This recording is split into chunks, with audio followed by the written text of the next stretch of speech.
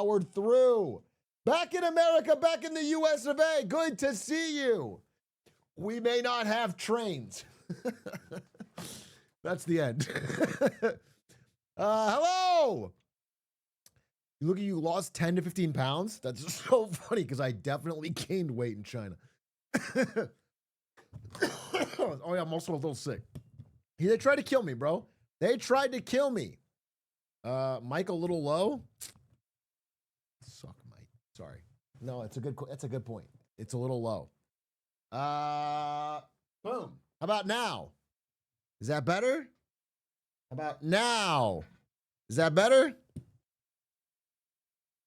What the fuck you want me to do, bro? COVID-20. It could be, dude, I'll tell you what. This is my honest truth.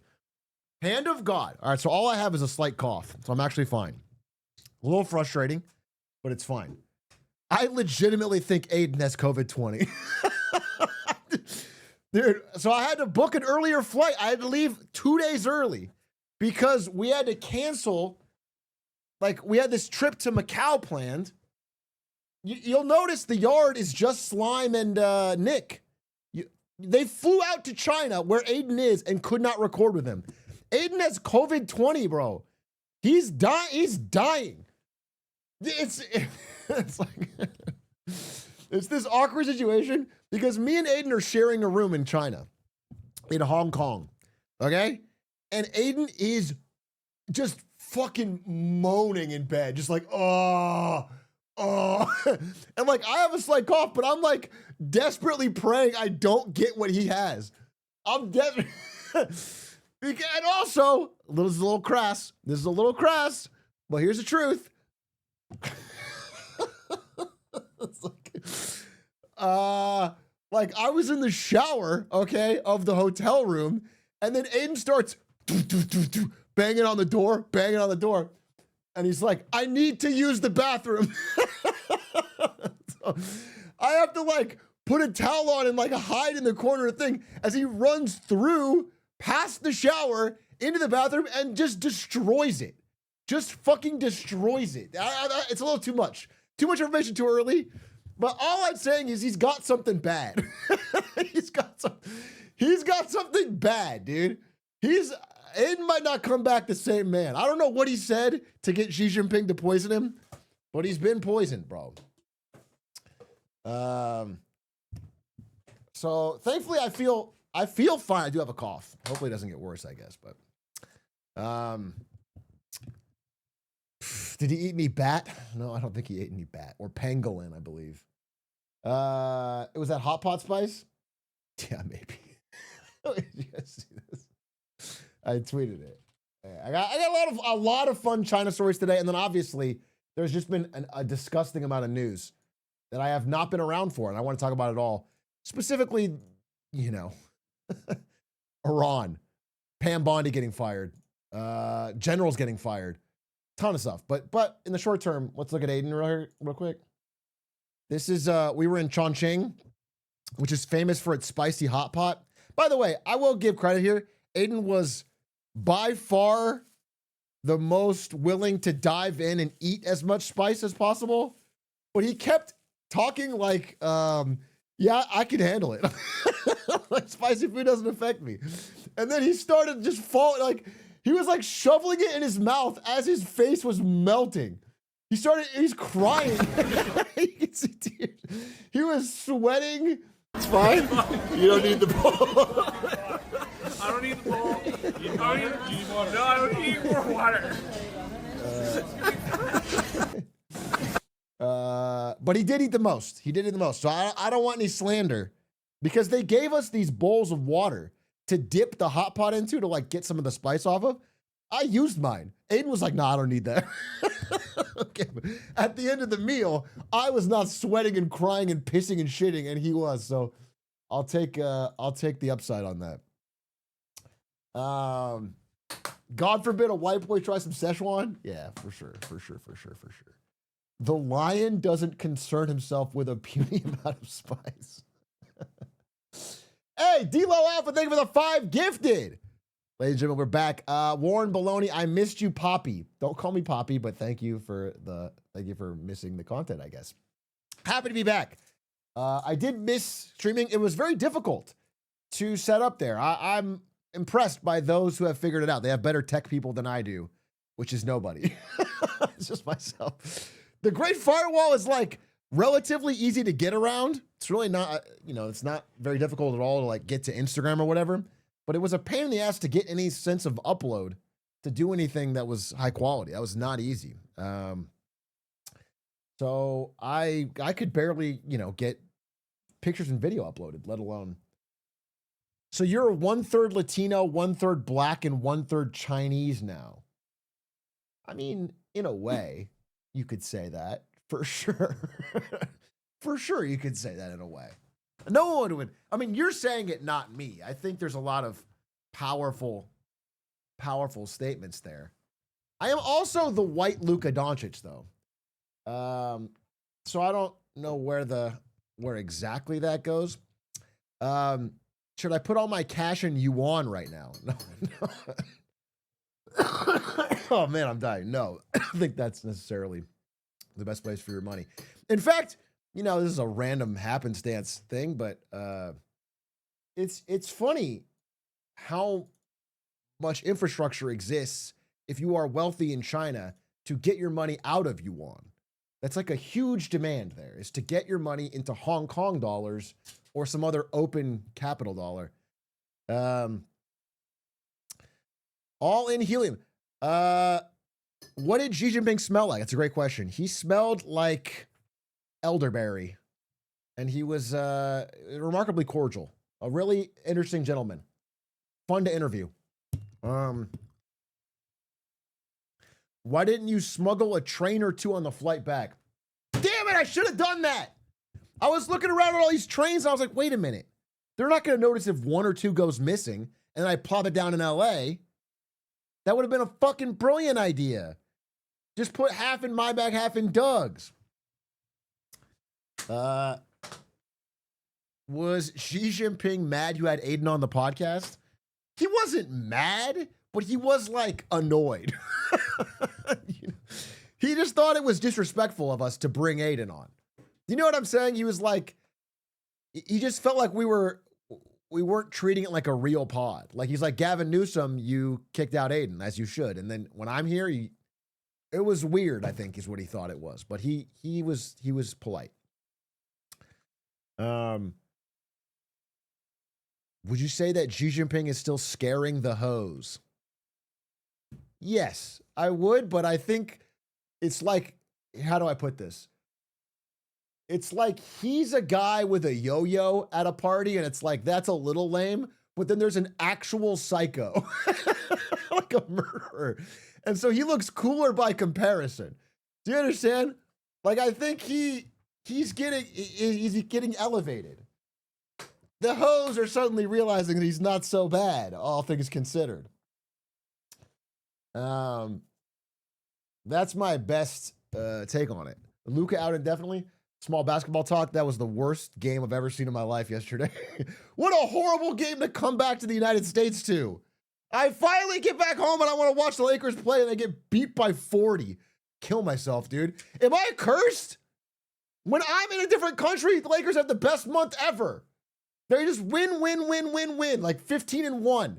And then I come back to America, the first game I watch, they get fucking belt to ass. And I don't know. I'll have to fly around the world to keep Luka in it.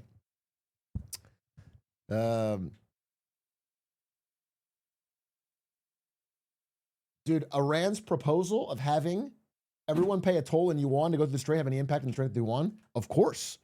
And it's not a proposal, it's a real thing. It's happening right now. People are paying yuan to go through the Strait of Hormuz.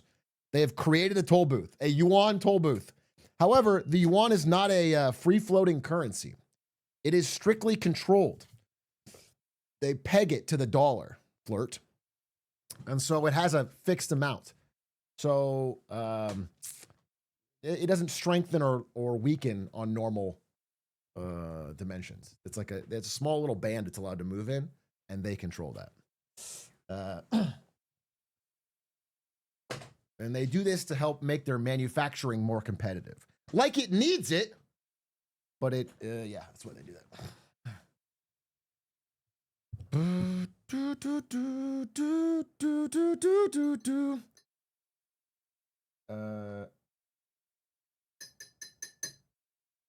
I'm very glad you didn't get stuck in China. I guess me too. But I had a great time. It was a truly interesting, eye-opening trip. I'll talk about it a ton. Obviously, I would recommend checking out the Lemonade Stand podcast if you get a chance, because we go into our thoughts.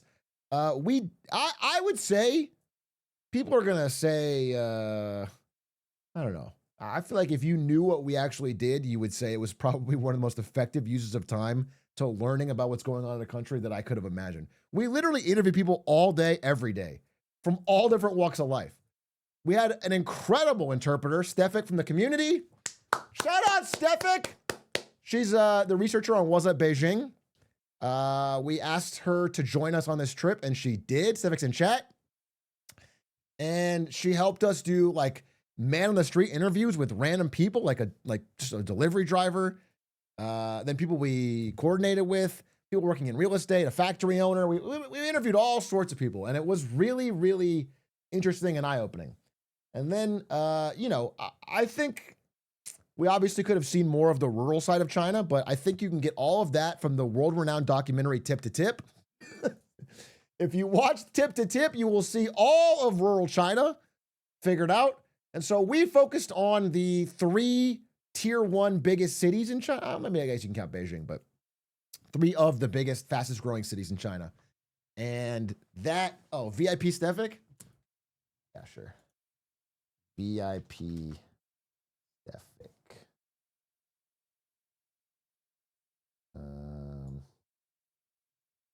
VIP Stefik.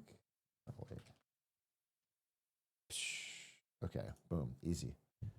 Dan, that's what you have to do VIP nowadays? Yes. If any one of you wants to tour me and my friends around a country while translating everything, I will give you VIP. And also, you have to help me find my passport when I lose it in a train station, which requires full speed running, by the way. Stefik had to run full speed across a gigantic train station. I can help with Kansas. Dude, I'm sick.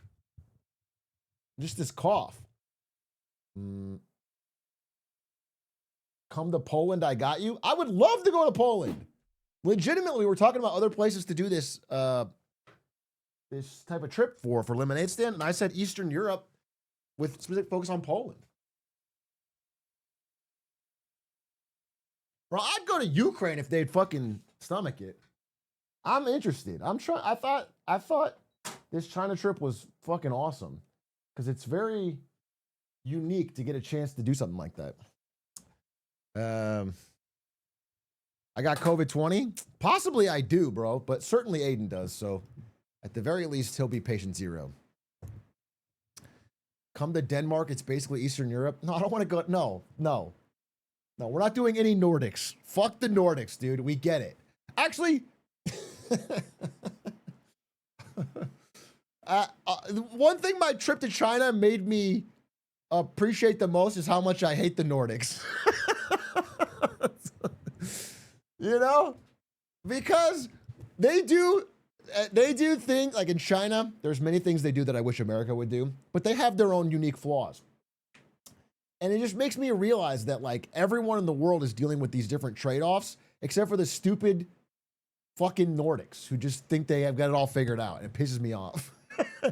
They've got these fucking, they're like, and you know what it is? You know what the trick is? They've got societies that are like 50 people, okay?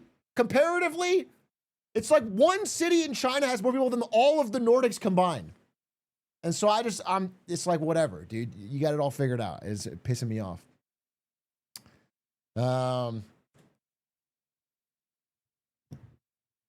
Luka out for the regular season? Wait, what? Sorry to pause. Wait, what?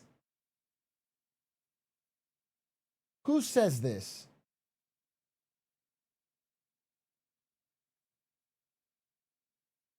He's actually out? Oh, America, the West has fallen. The West has fallen! Oh no, dude. That was our one hope.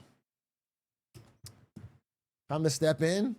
Oh, dude. So if you're not a Lemonade Stand viewer, I'll tell you, I played basketball with strangers in every city we visited in China. I just walked up to a court, I found strangers, and I played basketball with them. And in what was the in Shenzhen, it was like high schoolers who were just about to finish high school, and they kept calling me Luke Kennard. They didn't speak English, but they knew NBA players' names. I'm gonna show you this guy who you don't know what I'm talking about.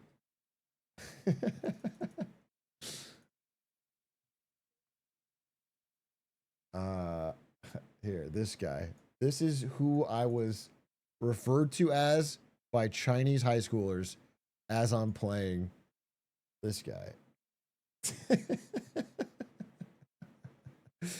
Dude, I just kept getting called Luke Kennard.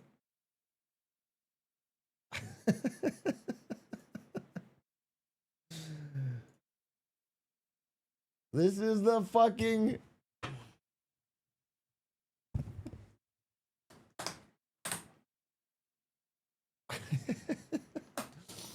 Same hairline? I don't know about all that. I don't know about all that. Do the pose. There's not a pose, not a famous Luke Kennard pose. Anyway, I got called Luke Kennard there, but I had a very, very fun time. It was probably, if I had to pick one thing, like I had many, many stories and things I liked the most, but I think just playing basketball with absolute strangers is really fun, and that was probably my single best highlight.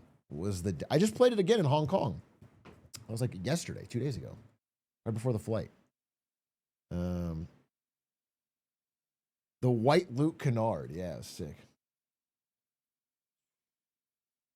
Any cool courts? What I will say is, bro, it's not like the courts are anything insane. It's just that they were, I don't know how to say this, but like, you know, I drive the local courts in LA all the time. You know, at night it's a little sketchy. It's just not. It wasn't sketchy in Shenzhen, bro. It's like everything's like super well lit and running. So I don't know. Why you say the white Luke Kennard like there's a black one? I'm just saying I'm the white Luke Kennard. That's all I'm saying. Did you go to Chongqing? Yes, I did. Oh, you asked about Chongqing though. Let me counteract some fucking. Okay, I don't know how to say this, but you know, I've played Hitman, so I know the back of the Chongqing map like the back of my hand. There's a, I would say that people, when they see this city online, it's like Cyberpunk 2077. That was not my experience, is all I would say. It's probably the coolest city I went to, but it's not Cyberpunk. it's honestly, you know, there's lights that light up at night, but it wasn't like some futuristic cyber city. It was actually a pretty normal city, bro. So I don't know. That was my experience. And also, dude, they constantly on social media only show this one clip of like a train going through a skyscraper. Train, skyscraper, Chongqing. This one. Okay. They always show this, but this is just one spot. It's like they imply like this is all over, but this is just one spot in the whole city. It's not like everywhere is. This is one particular spot, and that's all we see. So it's like, I think this, yeah, I don't know. It was a cool city, but it was cool for much different reasons than social media would show you. I think the social media was way off.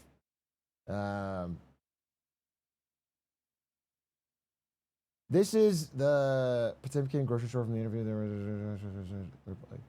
Oh yeah, you think they planted the high schoolers? Well, the high schoolers were pretty critical of the education system, so I don't think they were planted. But they were good at basketball, I'll tell you that. Did you beat them? No. Well, okay, here's what it was. Yeah, actually, I'll tell you. So I I think I have a photo, actually. I think I have a photo. I think I have a couple photos that are pretty good. Where's my phone? Here, I'll go to the slop trough. Slop trough is what I call my Discord to myself. Slop trough, Discord to myself, and I literally renamed it to the slop trough. Okay.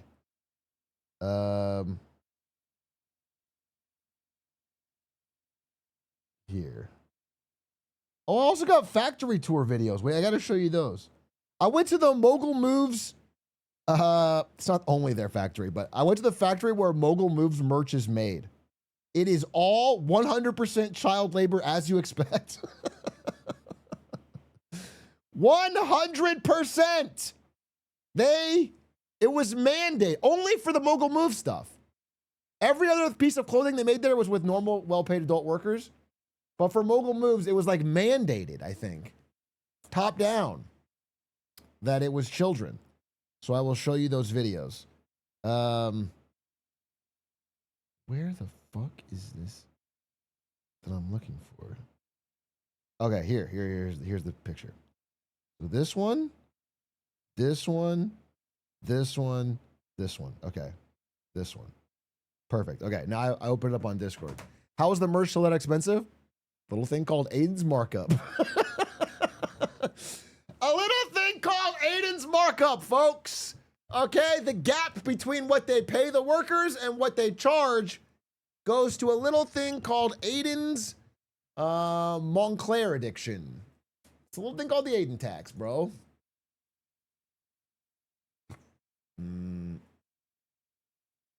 Sweden flights are not cheap.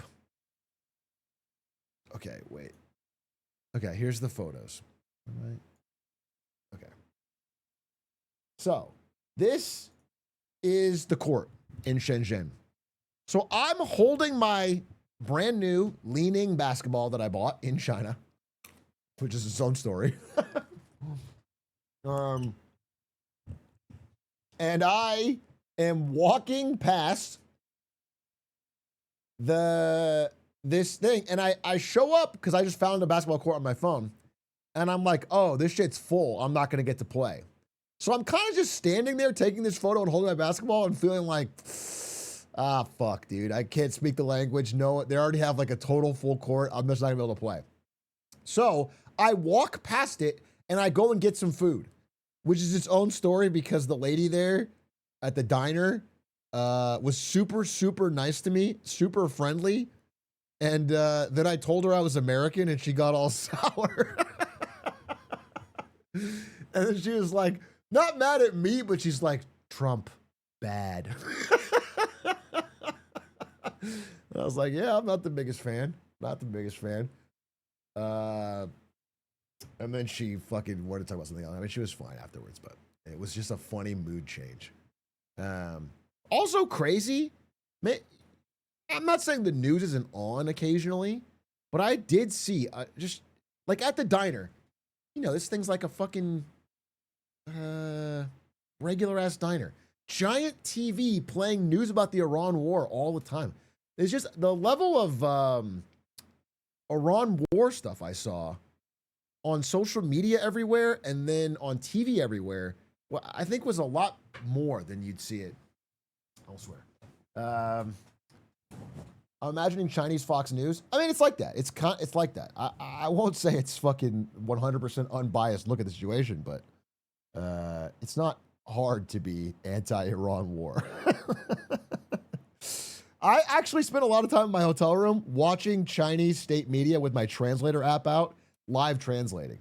And I'll tell you, the two key subjects of discussion are, number one, the Iran war is a gigantic clusterfuck that America is screwing everything up with, which is number one. Seems pretty strong to me. And then number two is Japan is a hellhole. No tourists should ever travel there. All tourists should travel to South Korea now. Those were the two things I saw over and over on social media, on Chinese state media, bro. Japan will collapse in 30 days type shit. Anyway, I'm scared. So I go and I get the diner, eat my food, and then I'm walking back. And while I'm walking back to my hotel, I'm like, you know what? I'll stop by the court, see if anyone's there. It's still as full as it was before. And I'm about to walk by, and then one of these guys, maybe this guy, it was one of the older guys. One of the older guys spoke some English. He's like, hey, you want to play? And then I was like, oh shit, I got an invite, which is so Giga Chad. I really appreciate that guy. He called me out. He didn't speak a ton of English, but he spoke enough to like. And then I walked up and I sat down and I tried to use a translator app. I talked for a bit. I waited for my turn. And then eventually, so it's a mixed group of people. Not everybody here is a high schooler, but there was a team with 5 high schoolers and one of them had to leave. So there was 4 left and they're like, we need one more. And I was like, I'll play. So I ended up being on the high schoolers team. We were playing against some grown men, but it was me and 4 high schoolers. And I'll be honest with you, no thanks to me, but we actually fucking cooked. We actually cooked, dude. I got carried by high schoolers. Okay? And our entire communication was just yelling different NBA players to each other. Every time someone made a 3, I would say Steph Curry, or they would say Steph Curry. Every time I made a shot, they would say Luke Kennard. Anytime they passed, I don't know why. This is not like a thing he's known for, but they would pass and someone would go towards the basket, they would say KD. KD's not really known for, I don't know why they say that, but they said KD a lot. KD was like a catch-all. There's a lot of KD. And then, yeah, they just shouted NBA players. So, anyways, that was a blast. That was a very fun part of the experience. Yo, using my one time for some happy news. Bought my first house at 28 years old. Been saving for 5 years. Now I'm broke. 50K down payments are crazy even with a great paying job. No, okay, this doesn't sound like insanely happy news. You sound really depressed about it. You said, now I'm broke. Now watch the markets crash more in my city next week. How's that fucking happy? I mean, I'm happy for you. Listen, bro, don't get too caught up in the noise, okay? If you're gonna live there, then don't worry so much about the market up and down. If you truly have a place you want to live and put down roots, you're in the house, I'm excited for you.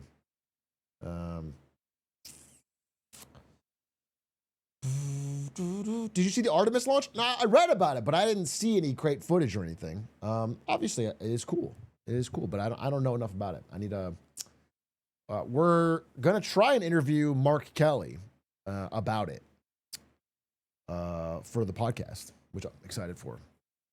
But I do think it's cool. I do think it's fucking cool.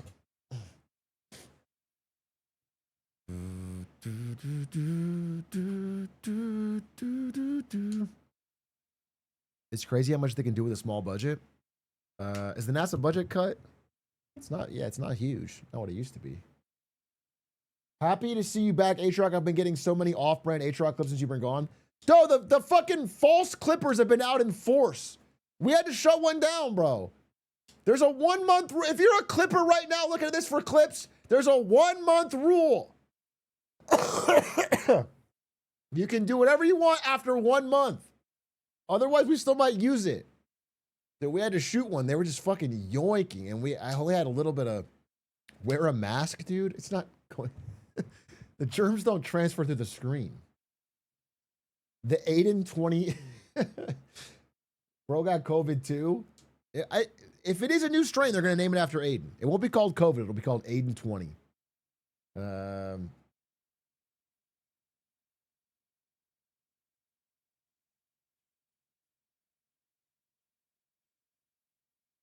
Did you see Project Hail Mary? We saw it in Hong Kong. I thought it'd be a fun experience, and we had some time at night. So we went and saw Project Hail Mary in Hong Kong with Chinese subtitles. It was English, but we saw it with Chinese subtitles. I thought it was very good. Although I will say, okay, how do I put this? During the movie, like right after we finished watching, I told Aiden that I knew this movie would be, I'm sorry to say it, overrated. Not because it's a bad movie. It was actually pretty good. but because it is so Reddit coded, it's crazy. it's so Reddit coded. It's like so Quirk Chungus Redditor solves every problem. And I'm like, oh, this is gonna be like IMDb top 50. And I think it is. We like looked it up afterwards. And it's like not again, by the way, visuals in the movie were stunning. The practical effects were sick. I thought Ryan Gosling was very charming, did a good job. Like I enjoyed the movie. It's just not like a top 100 movie of all time. And so I just thought I'm a little frustrated. We saw somebody that was like, I think Aiden sent me this review because he agreed. He sent me this review that was like, this is going viral on Reddit, and it was Project Hail Mary review. And this is like an example of our conversation. If I could give Project Hail Mary 1,000 stars, I would. It is truly a masterpiece. Just this type of shit kind of pissed me off, but the movie is good. I don't know how to balance that line other than I think you should see it. I thought it was really enjoyable. Okay, I got a better story about it. Wait. Here's what I think is interesting.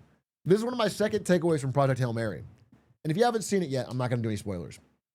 But one of my second takeaways was it reminded me of the new Game of Thrones. In that, I think there is a cultural movement towards feel-good movies with a true hero, a not complex hero.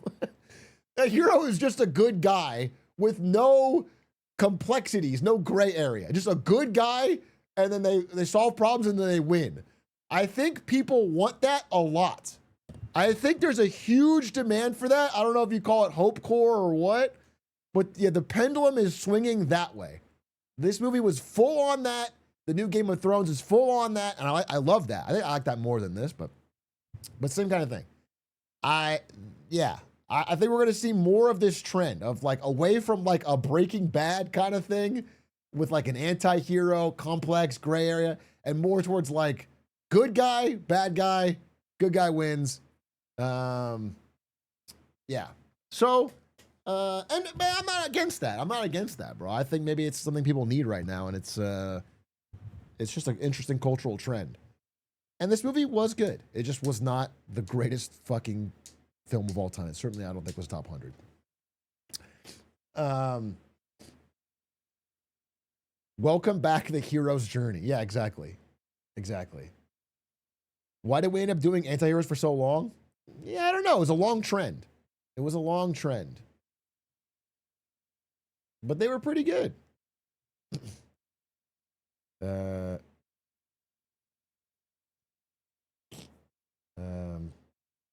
Times were good. Yeah, maybe. Maybe it's just the opposite of what's going on in real life. Escapism slop. Yeah, here's what I'll say. Is like, for me, this movie was a bit of escapism slop. But it's still way better than, like, for me, like a standard Marvel movie. Do you know what I'm saying? Like, this was a much better movie than that. So there's nothing wrong with it. There's nothing wrong with having a little bit of like a feel-good, hope-core, fun movie with a, like, what's wrong with that? What's wrong with that existing? I thought it was good. Yeah. So anyway, if you're like a diehard hater of the movie, I'm not on your side. But if you're a diehard, this movie was the GOAT of all time, and this movie's a life changer, then I feel like you spend too much time on Reddit. That's my takeaway, bro. I just feel like you're too Reddit pilled. You have a lot of karma. What's the GOAT movie for you? My GOAT movie is Training Day. I think that's my favorite movie of all time, pound for pound. But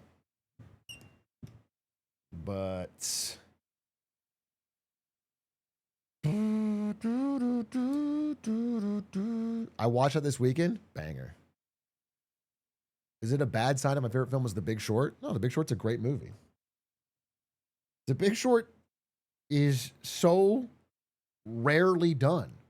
where they took an actual piece of interesting financial news and turned it into a compelling movie. It's great. It's incredible. I think you should go watch Margin Call or whatever next. You should go deeper. What if my favorite film is Revenge of the Sith? I should do a Letterboxd review, dude. I'm such a Letterboxd hater. I gotta be honest with you. Letterboxd, the amount of Zoomers writing Letterboxd reviews to nobody is baffling to me. I don't know why so many people spend so many time fucking writing Letterboxd reviews to nobody, but it is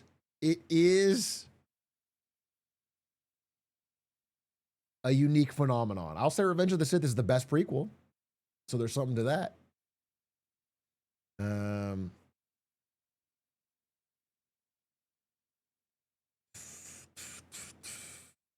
In 50 years, we will be comparing presidential candidates' letterboxes that tell you more about them than their fucking policy positions. You'll hear more about the man from that.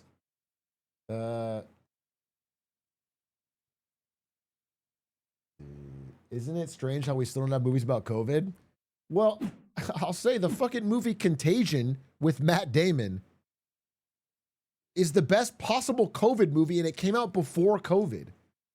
It literally predicted everything. It's crazy.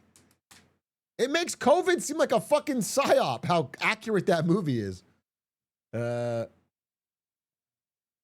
Also, there are COVID movies. Yeah, Knives Out 2 opens with them playing Among Us. If anything, it's too COVID pilled. Knives Out 2 opening with Benoit Blanc in the bathtub playing Among Us is like, it's too time limited. Oh, Zootopia. Dude, I can't overstate how big Zootopia was in China. Ari loves Zootopia, so she wanted me to get her some merch. Let me show you what I got Zootopia merch for Ari. Wait 1 second. Furries, get in to China.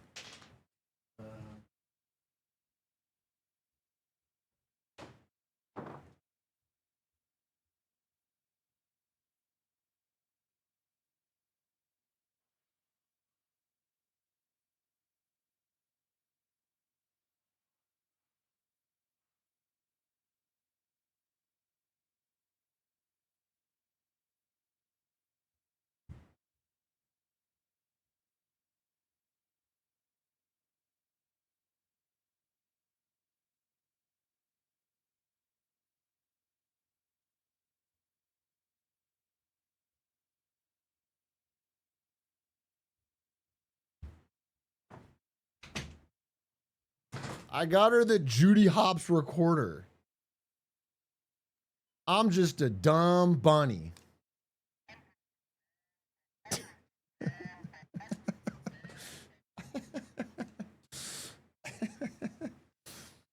And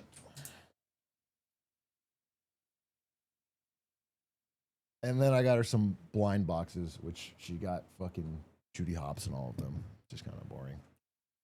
What'd you get for Squeaks? I got Squeaks a bootleg CSGO knife from the underground Chinese skin economy. Hey,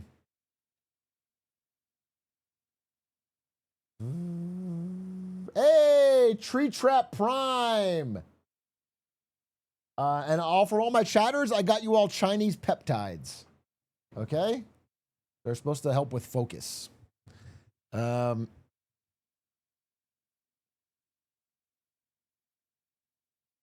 you watch Tip to Tip? I only got to see a little bit of Tip to Tip because I was actually not able to watch when I was in China too much. I watched a little bit of some. It seemed very funny and good, and I will happily watch more.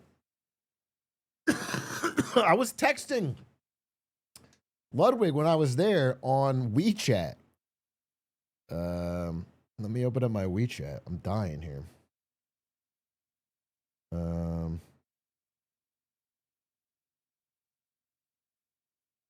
This is Ludwig. Ludwig was texting me on March 24th I'm shitting smells I've never smelled before.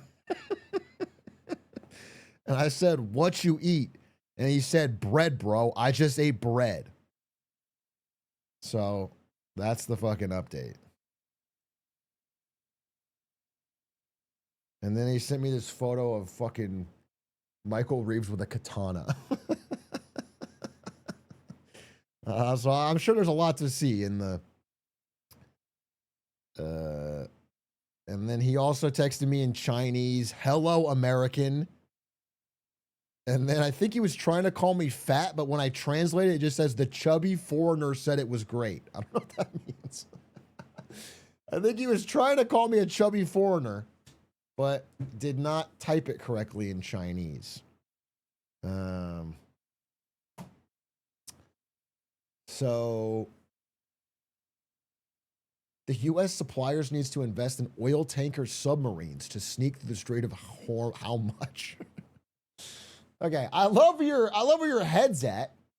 Thank you for your first time chat message explaining how we should get through the Strait of Hormuz, which you spelled how much, and you think it should be with submarines.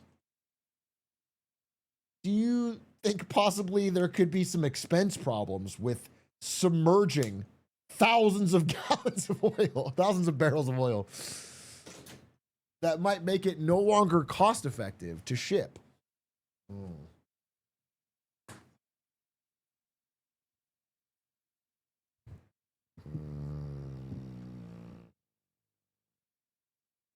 I don't see it. It's actually a really cool idea.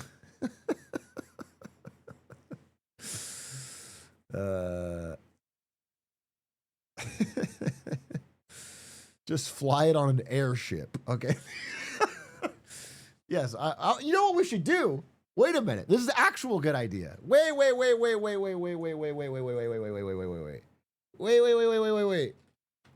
Hold up. I might have just solved it. You guys are all saying things that are not cost effective, so it won't be good. Here's an actual good idea. Okay? See how thin this part is right here? Gigantic sea trebuchet that puts the barrel of oil in it, boing, shoots it across, it lands in the water, you pick it up, you go. As long as the barrel is like, you could put a big net out here in the water.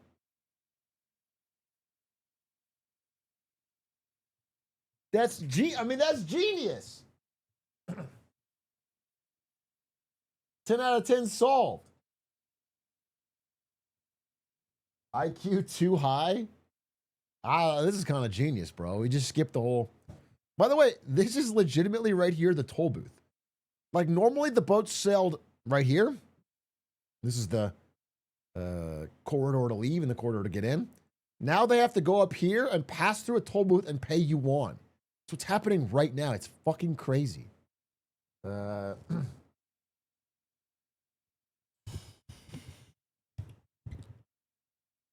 Just fill it in with concrete. If we can't have it, nobody can. Okay. I like where your head's at, but that doesn't solve the problem. Do you understand? The price of the barrel of oil is the problem. If we fill it in with concrete, then no oil gets out, and we still have global shortages. It doesn't... It's not meant to solve the problem. It's meant to farm aura. Okay. I'd counterpoint that, and we've spent a little too much time on aura farming and not enough time on solving the problem. I think aura farming is not our biggest concern. Trump's in chat soft launching his ideas right now. Trump just putting out feelers in the Atrioc chat.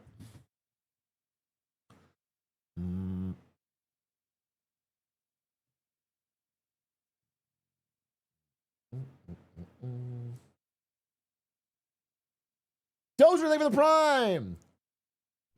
Call it the Strait of Hormuz, the way Iran be milking it for Chinese yuan oil profits. Thank you for the 11 months. That's incredible. Plus fucking 12. Plus 2, plus 14 yuan. What's the conversion rate? Like 7 times? Plus 14 RMB, bro.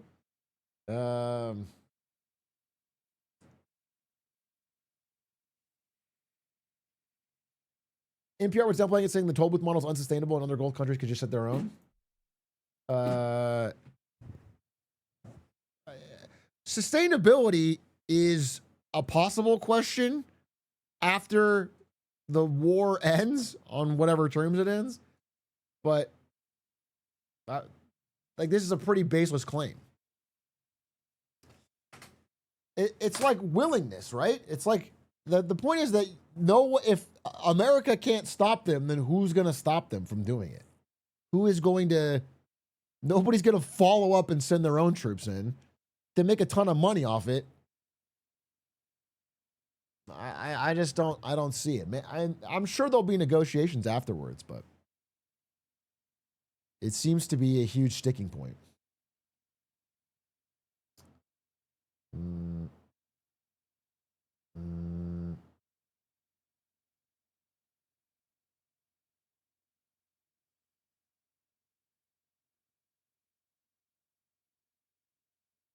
Hey, look, thank you for the prime. Anyway, guys, how was the past 2 weeks? What the hell was going on with you? I mean, listen, I'm working on a better presentation on my thoughts. Dude, I'm dying. I'm dying. I took a bunch of notes. I spent my time on my flight back really compiling my thoughts. I'm working on a press about the stuff I learned from my trip to China and what I want people to know. And so I'm going to do that this week, but it's not for today. I mean, I can tell you some stories, but my China presentation is going to come, I don't know, tomorrow or the day after. So I do a presentation on Pam Bondi that I want to go into today. Talk about her getting fired, but I don't know if there's anything else.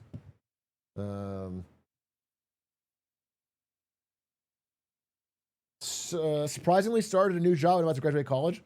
The double whammy? You got a job before you graduated? Congrats, bro. Big dub. There's a jobs report. Yes, of course, there's a jobs report. Literally, I've done this 100 times now. If you've watched my content at all, I have covered the jobs report. It's the same story every time, the exact same one. They fucking downgraded the previous month's jobs number. They announced this one's good, though. Then it's like, you look at the numbers and it's all healthcare jobs, everything else declining. It's the exact same story. I saw the jobs. It was different last month. No, they just revised it down. It's the same. I mean, it's the same. It's the same, bro.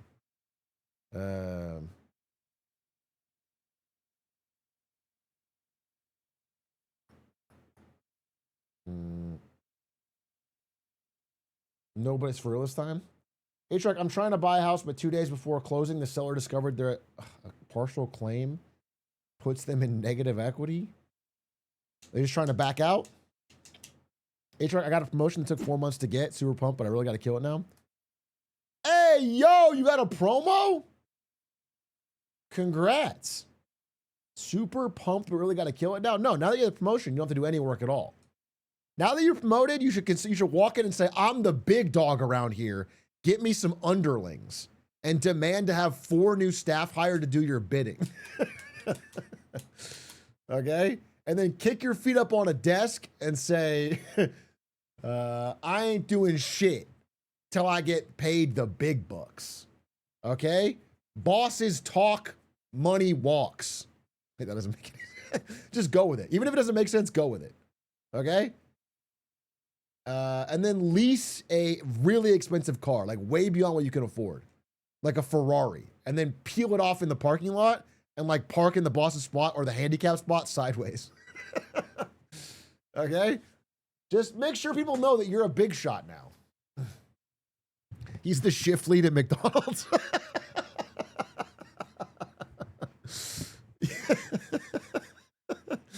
That's okay. It's aura, man.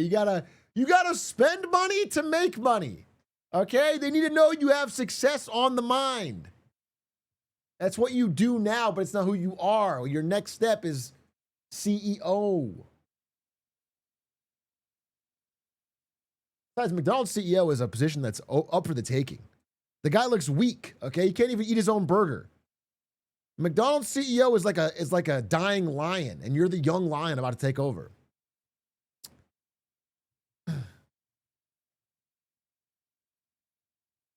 Nah, man, wealth whispers. Yo, I hear that. I hear people say that, but it feels like wealth whispers at like $100 million. But when they get to the really wealthy, it's fucking screaming again. You know, Jeff Bezos' fucking 1,000-foot mega yacht is not whispering. Hey, D-Lo Alpha, thank you for the 10 gifted. God damn, appreciate it. You have a message?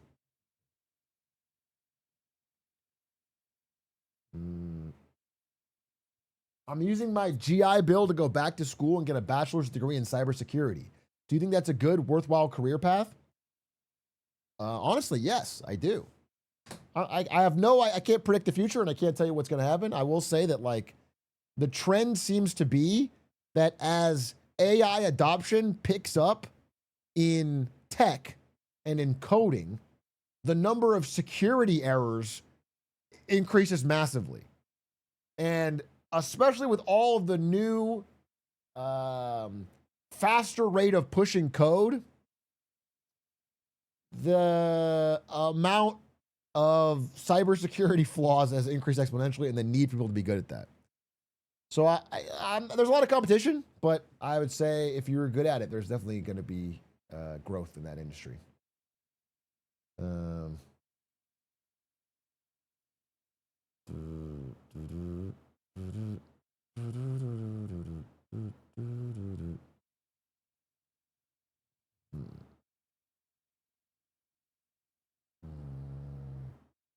Connor, thank you for the 31 months. Much appreciated. Zoe Trophy, thank you for the 5 gifted. Cyber's tough for new grads. Just to be clear, it's all tough for new grads. And you know what you can do? You can flee America to China, where you see on social media that everything's great, and then the new grads there will tell you it's tough for them. Okay. Everywhere, all over the fucking world, it's tough for new grads. It's a terrible time. People are not enjoying it. Youth employment is high all over. AI is causing a lot of companies to be risk off when it comes to hiring new people. It's fucking tough. It's not easy. It sucks.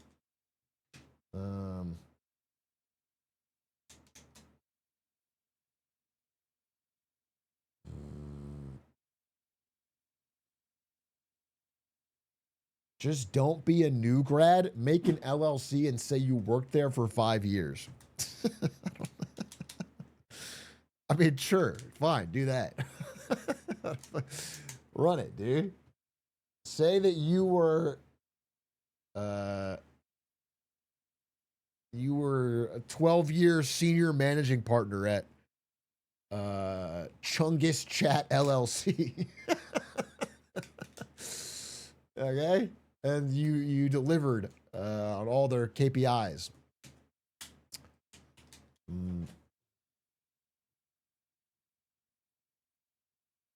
Finally, some real advice? Yeah, it could be. Could be.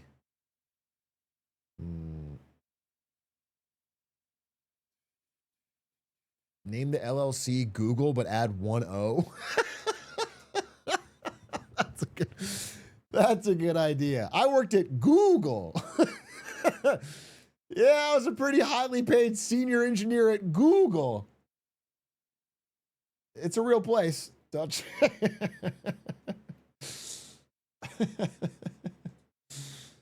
That's not a bad idea. That's honestly not a bad idea. Google with a 0, a capital I instead of an L. Listen, you got to get creative in this economy, bro. You got to figure shit out.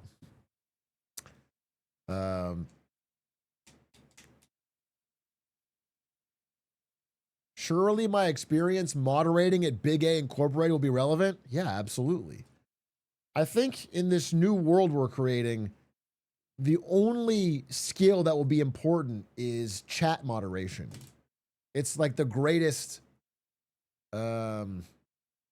trial by fire there is. It's gonna be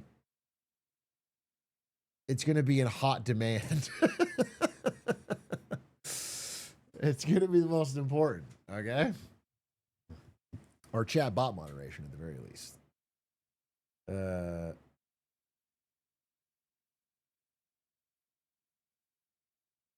Wait, I'm sorry, what? Hey, Shark, I'm graduating in 1 month with an econ degree, stats minor, but I don't see anything that isn't programming or finance bro stuff. It seems to split into only those two worlds. But I just want some sort of game theory, economist, strategist shit. But I have no idea what job that is. Oh, yes, the new grad game theory, economist, strategist shit. Yeah, that's the one you're looking for.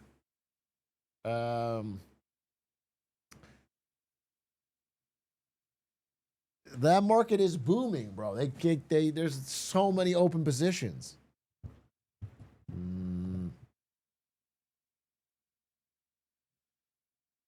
Get ready to do research? Yeah, I mean, I guess you could go into higher ed or research, but there's not like a lot of companies hiring because they don't.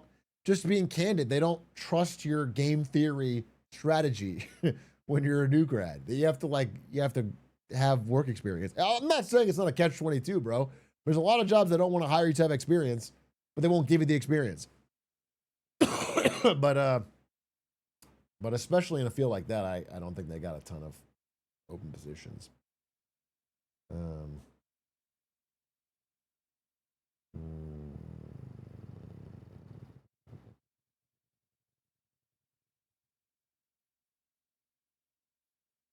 You have some good news you want to share? What's your good news share? You got promoted to programming director. You told me to go for it last month. You weren't the reason I applied, but you made the right call. You still owe me money.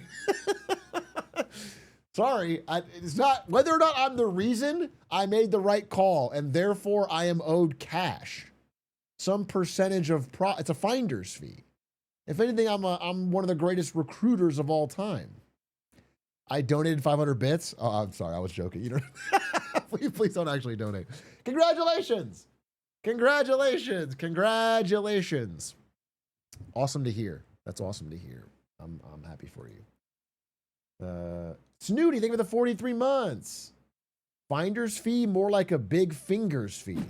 You're timed out. You are timed out. Let's make it for 700 days.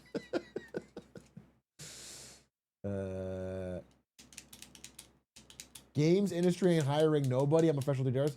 Bro, games industry is just absolutely going through a reckoning in Canada and California. Just all the fucking studios are moving their jobs to Eastern Europe and China. It's crazy. If you're in Poland, you could get a job. If you're in China, you can get a job. But if you're in fucking Canada and California, which are the two big areas, they're just fucking plummeting. It's crazy.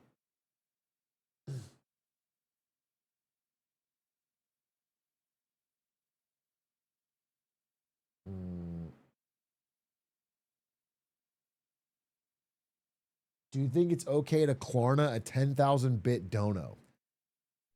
Well, considering I constantly rail against buy now, pay later, you might think that I think it's not okay, but I think it's a good, I think it's a great idea.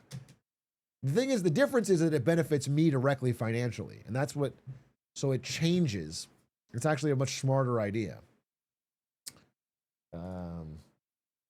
If it's going to a good cause, it's like, yeah, of course you should buy now, pay later. In fact, you should probably take out a large mortgage on your parents' home and put that into the Dovra, thank you for the gifties. Sorry if I missed any gifties. Wait. Jeffy P, Nightless, the Omen XVI, Jetward, Snooty, Futohel, Real Siled. Thank you for the gifties. Thank you for the subs. I wanted to get a loan for a manufactured home in a park, but they're insisting that I let them put a huge down payment. What? Dude, you're typersing. Wait.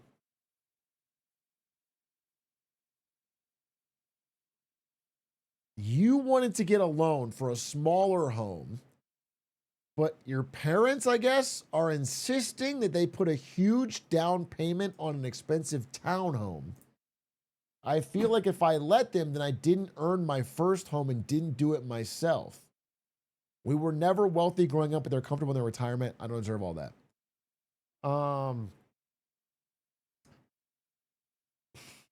To be honest, bro, I would take it. I just take the help. I get what you're saying, and I think it's a noble thought, but yeah, I mean, your parents are just trying to help. Boomers are, you know, the ones that are well off are kind of like unfairly well off on a fucking glorious up into the right trend line. If you don't take it, it's just going to go to fucking elder care when they're old. It'll go all to the fucking nursing homes, bro. You might as well. And, you know, the odds are unfairly stacked against younger people buying their first home. You know, the average age of the first-time home buyer is like 38, 39, 40. So if you can get a nicer place earlier, I don't know. I guess I would say I wouldn't worry so much about that type of shit. If you gotta, you know, I think it's good that you're aware of it, that you have a unfair leg up or whatever, but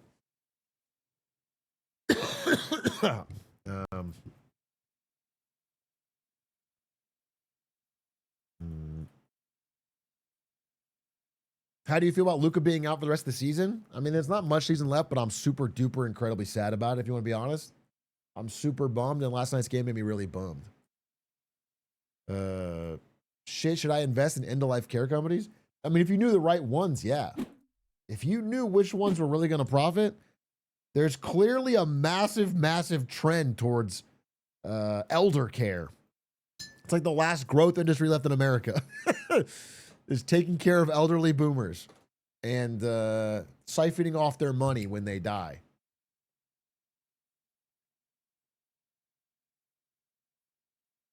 That shit is booming. It's elder care. If you could find a way to merge elder care, AI, and debt, you'd hit all the big trends in the American economy. You'd have a real success story. And gambling, sports gambling. If you created like a sports book / nursing home where old people could gamble their days away,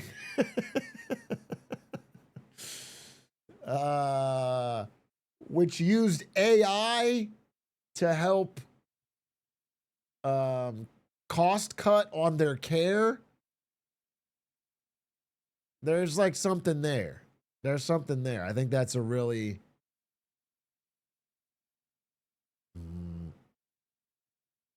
And instead of giving them medicine, you give them GLP-1s, so they're all thin.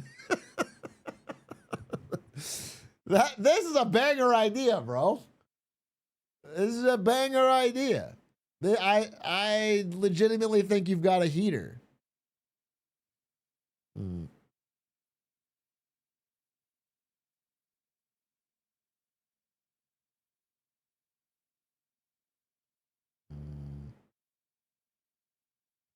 Why was all this GLP-1 such a big hype? Didn't Adderall do the same thing? Adderall and GLP-1s are entirely different. Entirely different.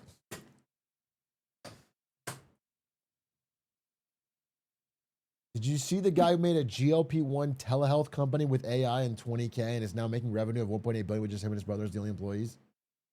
I saw a headline about this, but I thought there was more to the story. I have to look more into it. I'm not 100% sure this is... I don't want to celebrate this till I know more.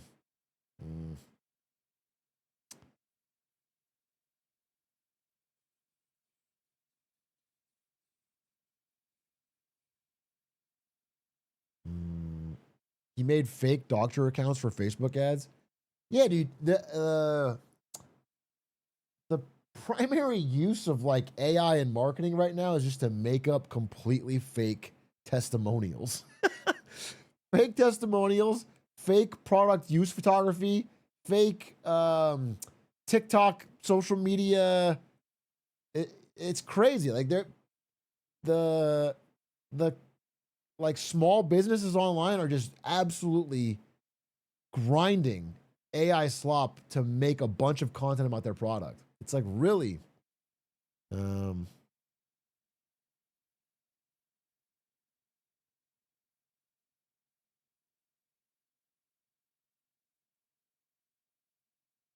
what keyboard do I use? I use a Corsair.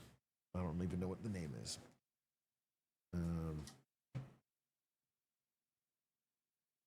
Did you see this? What's this?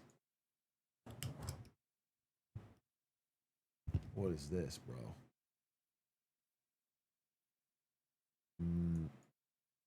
As the original Atrioc and not a clone, do you have any idea?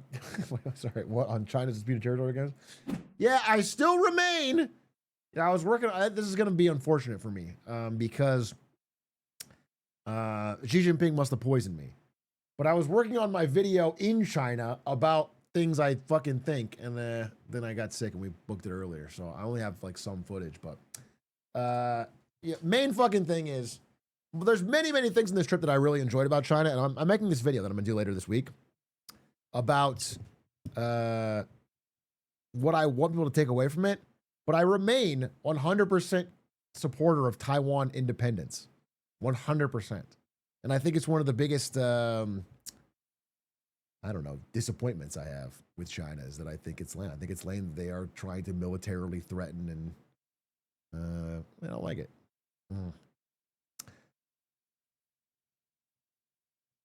But you know, it's like that. That is, it's just not the world's biggest priority right now. I gotta be honest with you. It's like tough to be like, that's the thing I really got to care about when there's a war currently active from the country I live in the Middle East. You know what I'm saying? Like, people are too ideological on this stuff, and you got to be fucking real. You got to be real about what is the priority right now.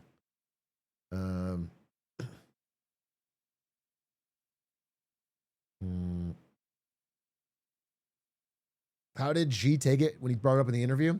He was all right. He was chill. He was chill. The thing about Xi Jinping is that he's like more of a viber than you think. Like he's really like, he's not trying to like harsh the mood. So whatever the vibe of the conversation is, he sort of like rolls with it. And I respected that. I respected that about him.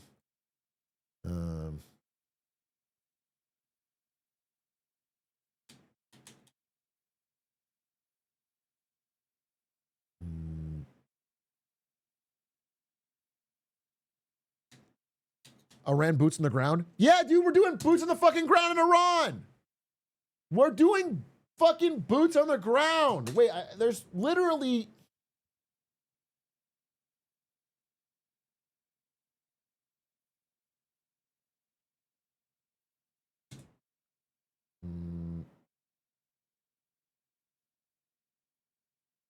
Three hours ago?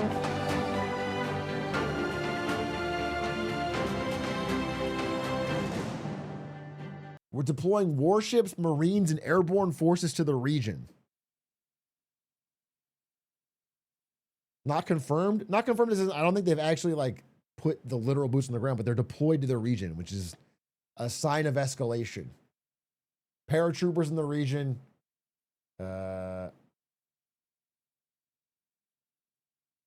Like people are getting deployed.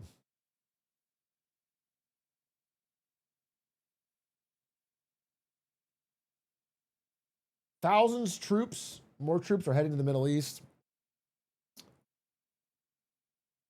The USS George H.W. Bush deployed Tuesday carrying 6,000 sailors, 1,500 paratroopers. Yeah.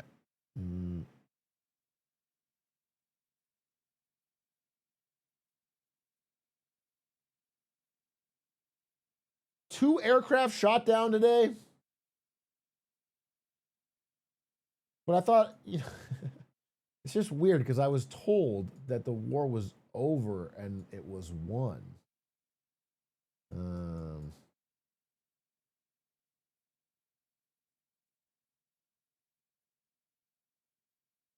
So it's just kind of confusing me.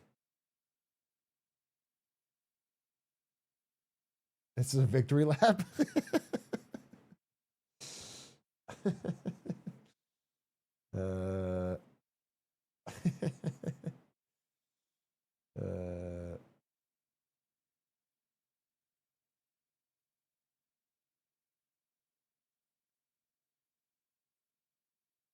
Did you see the leaked plans about trying to get uranium from the blown up lab? Yeah, I saw that, dude. I think, not that I would put an insane amount of weight on a French general, but it was funny seeing the French response calling that a plan that was made between lines of cocaine. It was like to build a fucking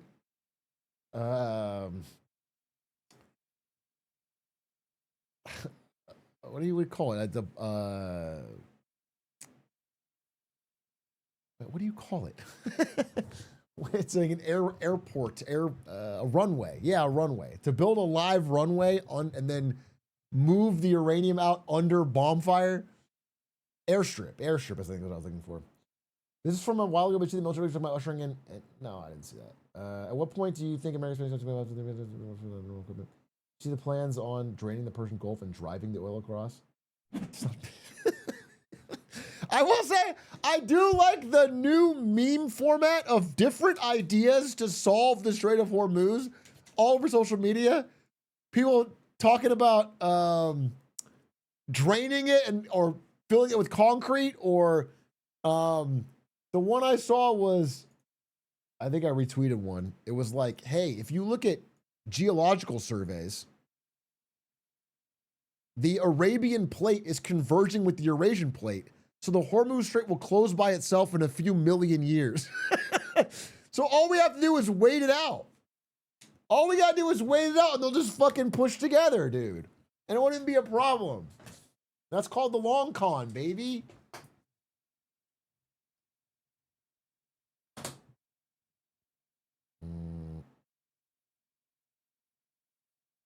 We're finally cooking. When wisdom speaks, the world listens. Yes, dude. Wait, what is this? Oh, I got tagged in this. The Colorado Rockies have unveiled a 2-foot-long hot dog called the Glizzilla. This massive menu item is available starting today at Rockies home games. And I got tagged in this 7 times. They said, see you in Colorado, Big A. That's what I got here from Braxton Clark.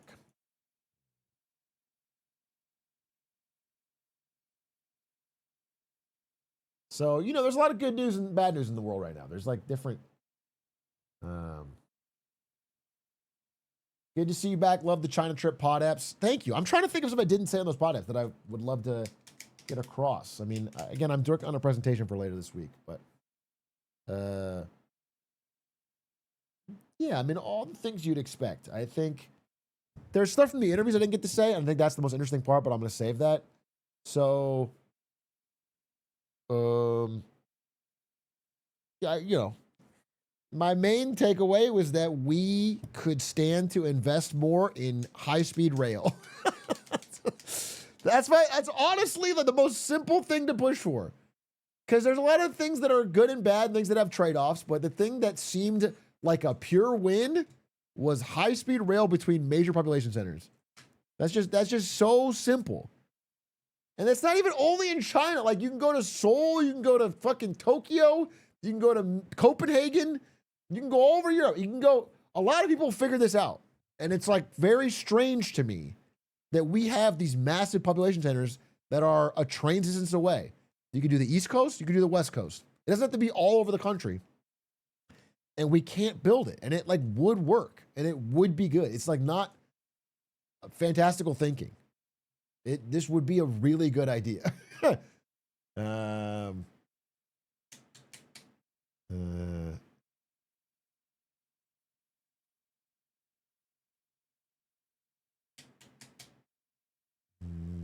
how will I flex my wealth about the ride with the poors?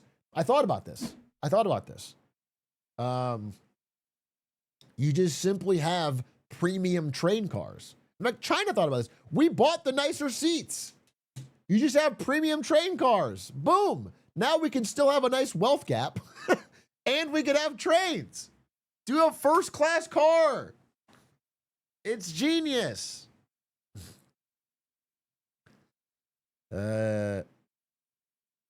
Just like Snowpiercer. Okay, we don't have to make Snowpiercer trains, but we can build trains.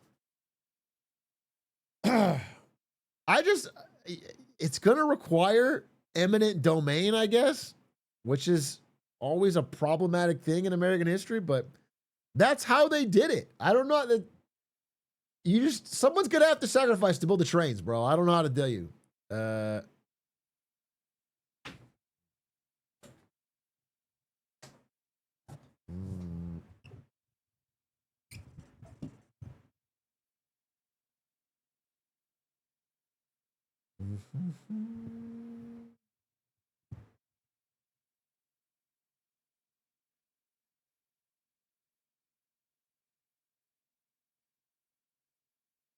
Would you give up your house for eminent domain?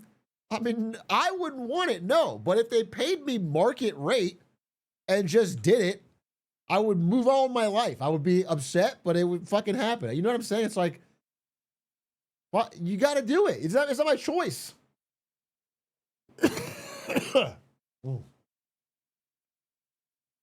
It's like if, the real crime would be if they tried to undercut me or force me to. But if they just pay what the fucking market rate is.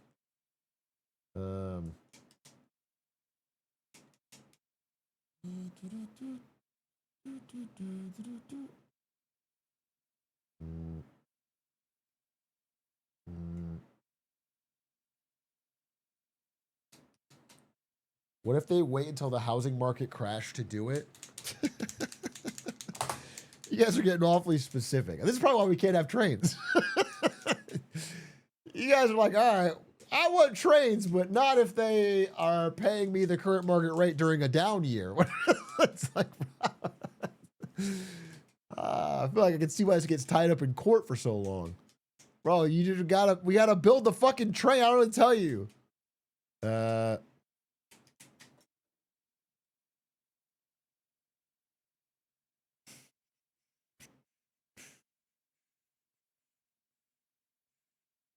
Why wouldn't boomers love it? Getting rid of houses makes value go up, right? I mean, it's not like it's not like the goal of the train is to get rid of as many houses as possible, okay? It's mostly that it would go through some land that some people have.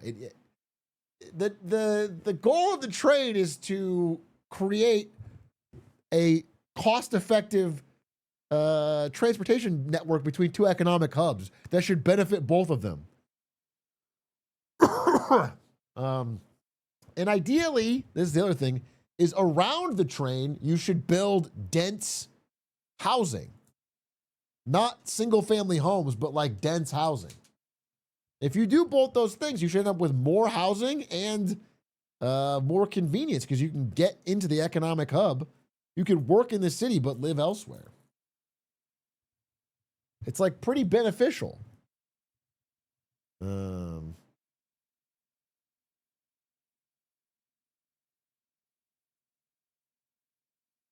But trains are woke. I thought about that. So what if on every train you have to play a game where the protagonist has triple D breasts? Okay, so that it's not woke. What if that is a requirement? Okay? It's like old Tomb Raider or something.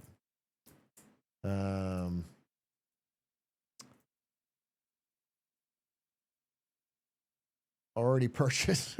Perhaps a MAGA hat can serve as a train ticket. Just tipping your MAGA hat. Dude, I don't care. He wants to call them Trump trains as long as he builds them, bro.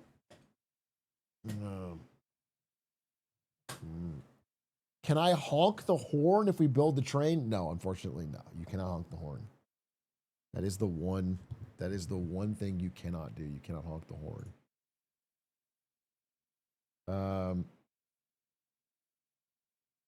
Boris Johnson did Boris Bikes when he was the mayor of London. What was Boris Bikes? Boris Bikes?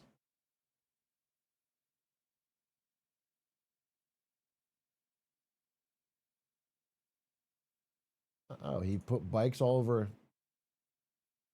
I mean, that seems fine, I guess. This doesn't seem so bad. Listen, I'm not the biggest Boris Johnson fan, but this seems fine. There's bikes. This existed in China too. I used one. I used my Alipay app, and I scanned a QR code, and I unlocked the bike, and I rode it around Shanghai.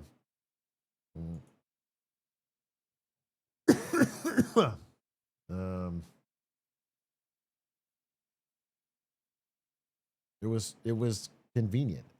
Yeah, China had Boris bikes. Yeah. Anytime there's a bike for rent, it is because of Boris Johnson, and China had those. China, and there was a huge photo of him next to the bikes. It was in honor. They said, "Thank you, Boris."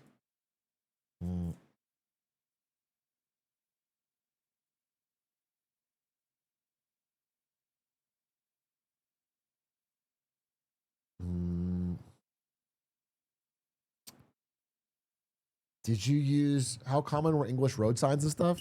Not that common. I mean, there was English under signs in like Shanghai and some of the major cities, yeah.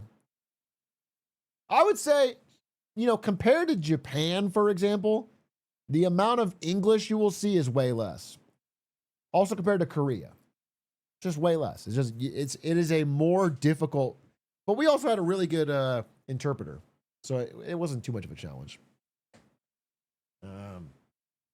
Well, I didn't want to say any moment else.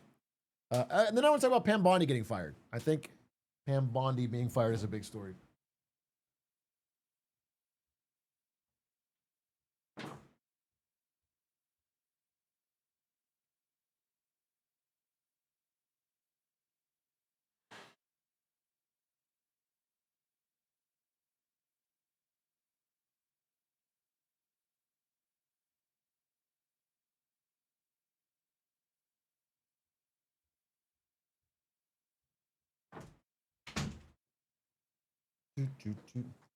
Why is he wearing jeans wholly performative? What is performative about wearing jeans? Performing, having pants on?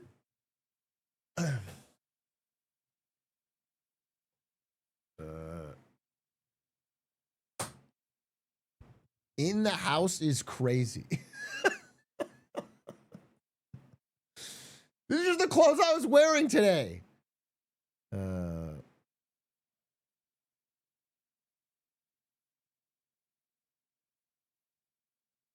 Clothes are for normies.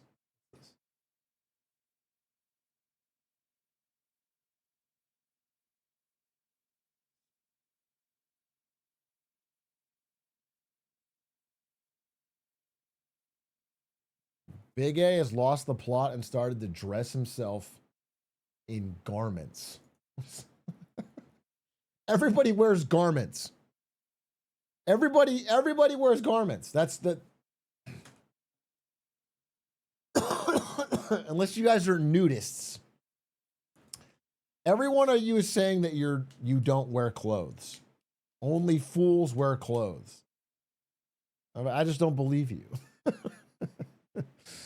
I don't think that's true. Can I ask you a question? Yeah, what's up? You just ask. God made us without clothes for a reason. Are we all religious fundamentalists now? Is it you guys got really into Christ when I was gone?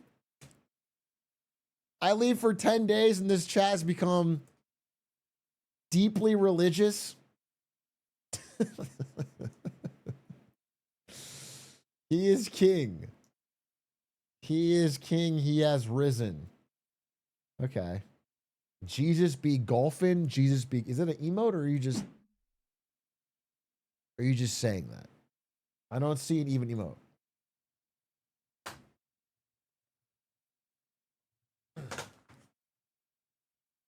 He will rise again. I bet. Oh, he's. Okay. Oh, I see. He's balling and golfing. Wow. Holy shit. Wait, I'm getting religious here.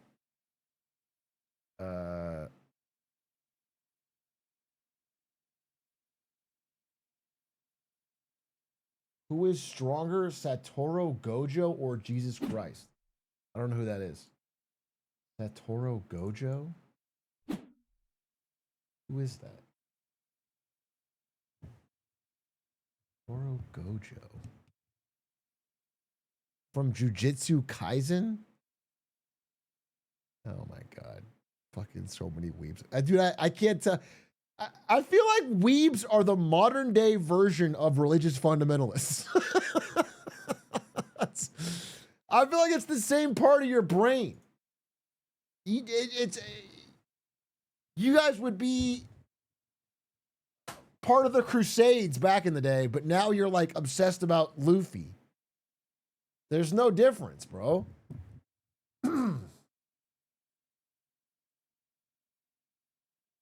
Okay, man, and you watched anime with Ari? What is this?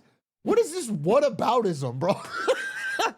You've seen anime one time, therefore I am allowed to be completely obsessed with it?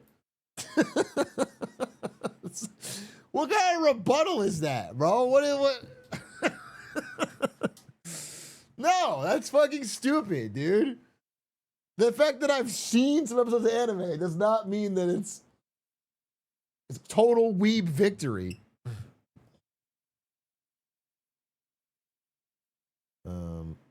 What's up, Spec?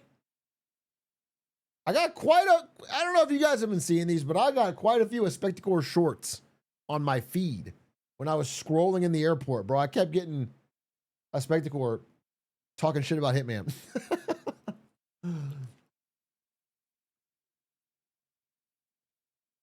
I've seen them. They're popping off, bro.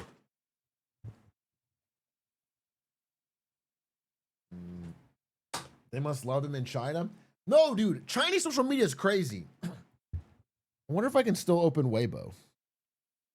I don't see why not. I've been scrolling Weibo on the reg.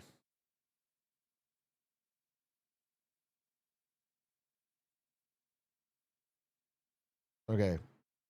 I'm gonna tally it.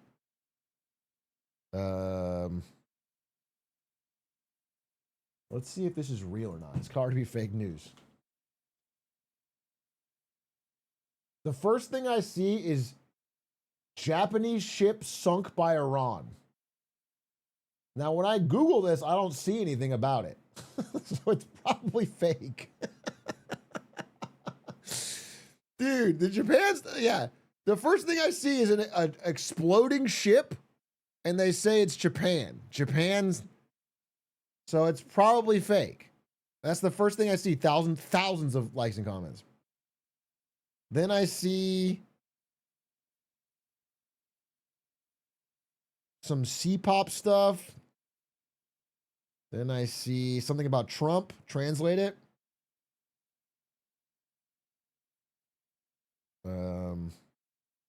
This is just Trump talking about Ukraine. Then I see, what's this? Some chopper over Iran. It's insane the amount of stuff, dude. Then there's AI slop video of a guy made of needles being unable to get eaten by a lion. I'm not kidding. If I had to put math on it when I'm scrolling Chinese social media, 1/4 of the posts are about the Iran war. 1/4 are AI slop videos. And then there's like everything else normally you'd see.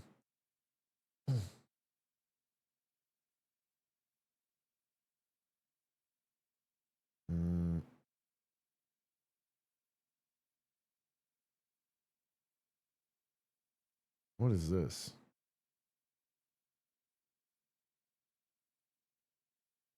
Translate. Fuck, dude. Sometimes when you hit translate, it like, here's an AI video of a cat walking through Parliament. I don't know. We have more in common than we think. That's what I'll say.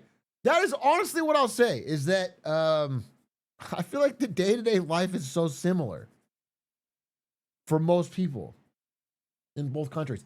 Many just think of the 10 gifted.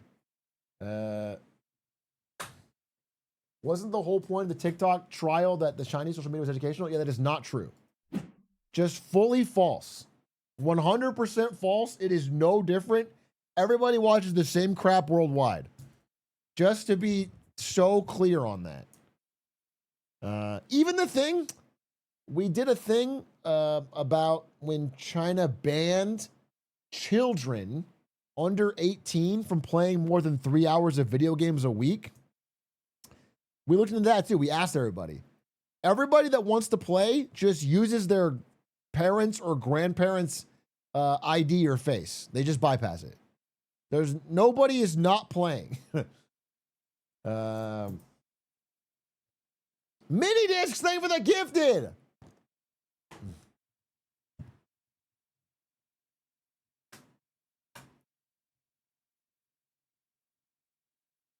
Was your Chinese basketball made in China or America? It was made in China.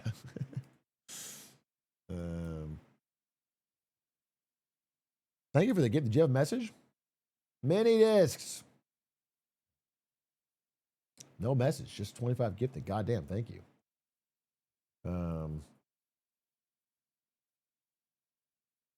The guy who wrote the AI bear thesis sent a guy to the Hormuz and says ships are flowing again.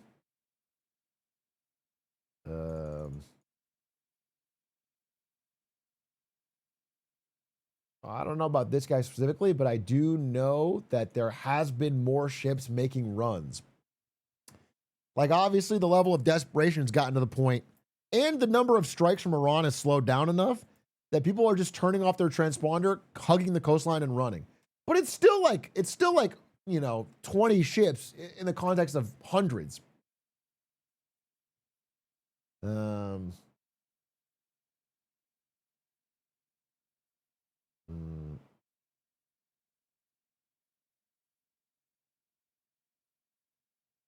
What is this?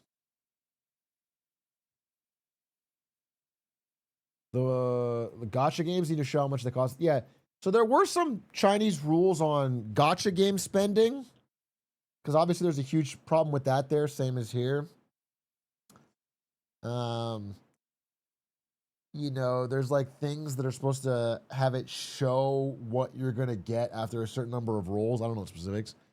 And then I know that they put a limit, but again, people got around this too, but they put a limit on how much you can donate to like live streamers. Or like, because, especially there's a large cohort of lonely guys there, because there's like 20 million more men than women as a consequence of one child. And so there's like guys who will watch live streamers and donate just a goddamn absurd amount of money, and they had to cap it. Which I think is a horrifying precedent. We shouldn't put any limits on what streamers can be donated. The streamers already have it hard enough.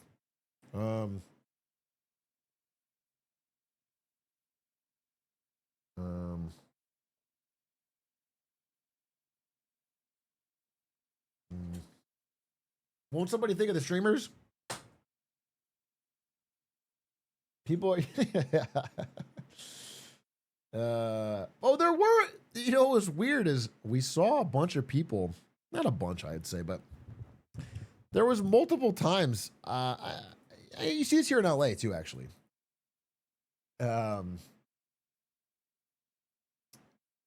We saw people who were like live streaming to nobody. Like a lot of people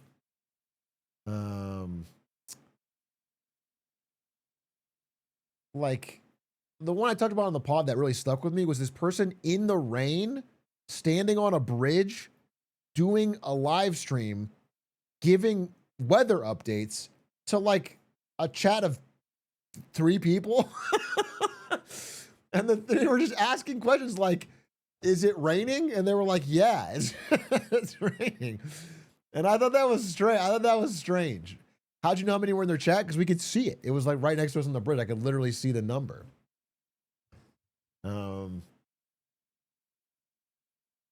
It's like the same thing you'll see when you're scrolling TikTok live or whatever. You'll see, but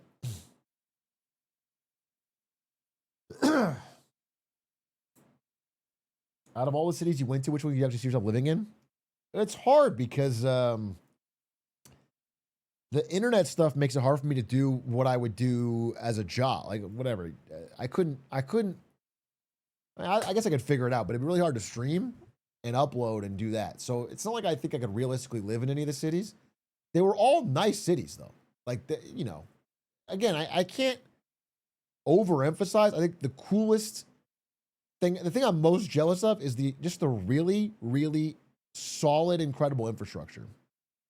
That is the thing that is so well done there. And they have more people. You know, like I've said, Shanghai has a population in the metro area that's bigger than France, bigger than Germany.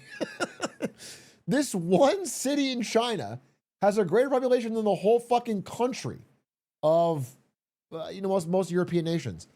And they just have an incredible ability to move all of these people around on public transportation.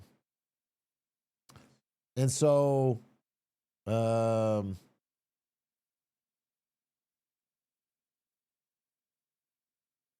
what we didn't get? It was at Beijing in Beijing. I just didn't go to Beijing. I heard that Beijing was the most boring of the big cities. It's more touristy. It's more tightly controlled. It doesn't have as much of the new stuff. So we skipped it. I had to pick, we had to pick and choose. So I wanted the cities that are like more cutting edge. Again, I mean, the coolest thing in the 3 major cities we went to is that it's like 50% plus of the cars are EVs. And you can tell because all the EVs have a green license plate. And it's like EVs are just everywhere. And you see like, 15 different brands competing. They're all different brands. So like that, the infrastructure was the best. Infrastructure in the EVs. Is it true different cities have different levels of censorship?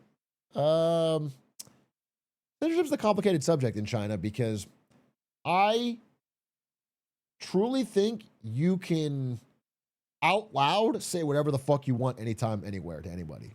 I truly think that. The thing is online, if you get any traction, they just delete it. The idea that someone is black bagging you is not true. But the idea that you could start a movement is also not true. It's mostly just like your stuff gets deleted instantly. That's what's funny is people told us because the censors, there's like some AI censorship, but it's actual people for most of it. So they're like, hey, if you just get on TikTok, or they call it Douyin over there, at midnight, there's no censorship because everyone's asleep. So they just post the shit at night. And then in the morning it gets deleted. And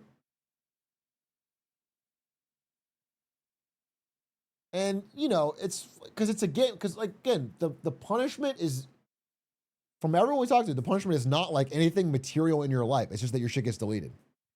And so because there's no threat to trying other than you could get your post deleted, it's a constant cat and mouse game of finding different words to say what you want to say.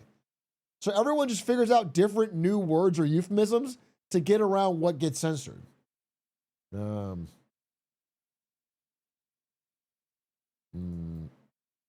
Isn't the one time zone thing weird?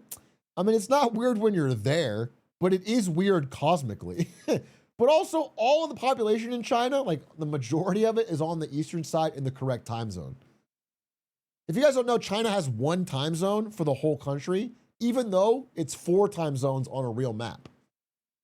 So like people have weird hours on the far west.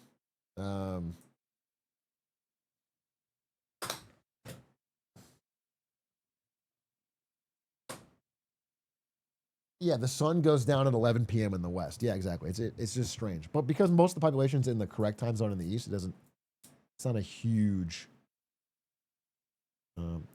Is the social credit thing a thing, or is that BS? 100% BS.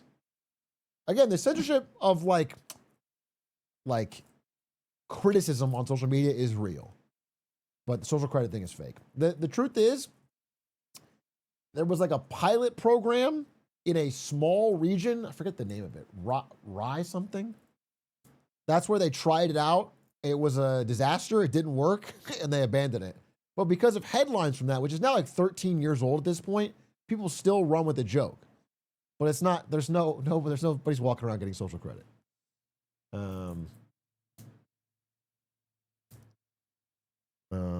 It's not like the community app.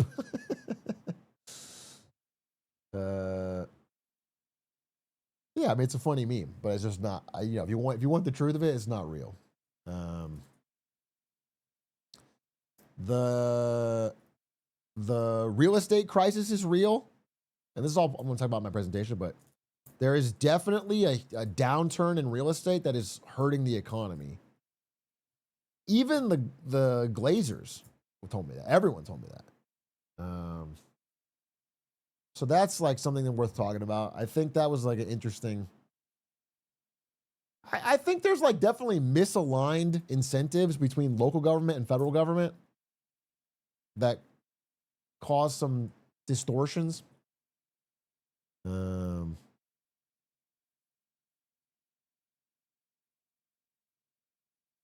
But yeah, social credit's fake.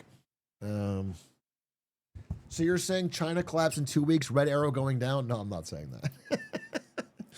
I think if I were to like summarize what I'm trying to say or like what I'm thinking, it's that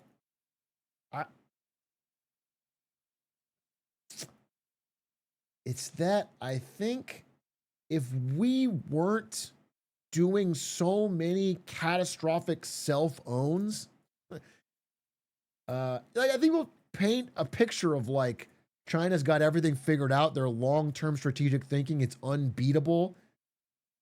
And it's like, what I saw was pretty much a regular country with, good parts, bad parts, some strengths, some weaknesses, and also some things that I think they are making missteps on. And if America wasn't shooting itself in the foot 10 times, you know what I'm saying? It's like, I would feel,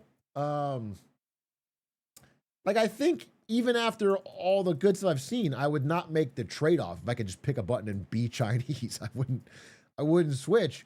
But I think it would be so much easier if we weren't doing so much overly stupid stuff. But it's just like, I don't know. I think when you talk to regular people, you realize that people are the same everywhere. They complain about their politicians. They, there's wealth inequality. It's all the regular shit.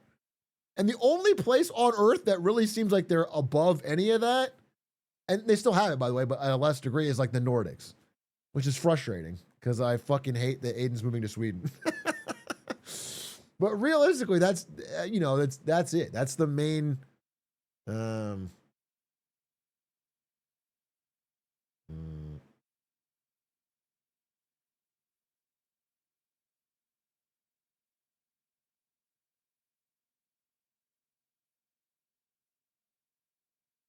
Is that like to screw it up? Yeah, I mean, I think the Nordics are slowly screwing it up. Just to be real, they are slowly, but slowly is still a good thing. Slowly is still better. In Denmark, we absolutely have our own problems. Yeah, I know. If you talk to anyone from any country, they'll say they have their own problems. In fact, when people online only talk about the good parts of their country and not the bad parts, it's like a sure sign to ignore them. Because that's how you know they're ideological. They're trying to push a narrative. They're very nationalist. truthfully, the only people I can stomach talking to are people that are willing to admit the flaws of places there are and what they want to improve. But I will say, like, just realistically, you know, I was looking deeply at the recent happiness study that came out. Me and Aiden had to talk about it. I wonder if we recorded this. I forget if we recorded this. But Aiden and I were having this conversation while we were walking in the park about the recent happiness study, where Finland got #1 again for like the fucking 8th year running. And Peter Fox, good to see you. Wait.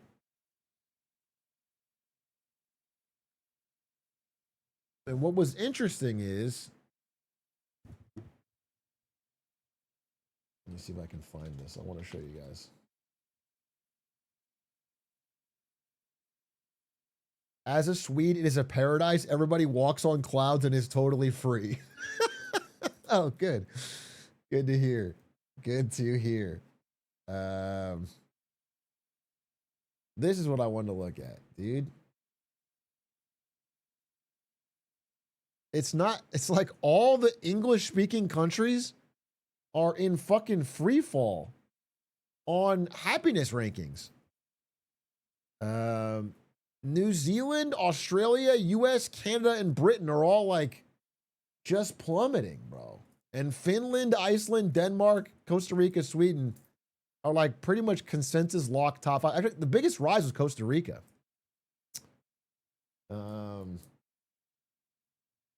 And, you know, I think the #1 common uniting thing of these countries is that their housing has gotten disgustingly expensive. If I'm being dead honest.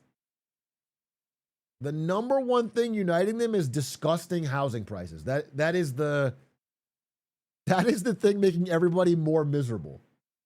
That's going to happen everywhere, though. That's the thing is, like,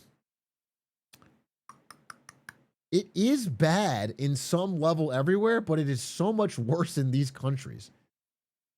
So I don't know. Where's China? I actually don't know where China is on this thing. But that's sort of what I'm saying is that, like, it wouldn't surprise me if China's around here. You know, China, again, the western part of China is relatively poor. The tier 1 cities are doing quite well and thriving, but they're hyper competitive. The work hours are hard. Like, you know, people have their own problems. The only people that have found a way to, like, maintain a work-life balance plus wealth plus a strong middle class are up here. Like, these are the ones. So,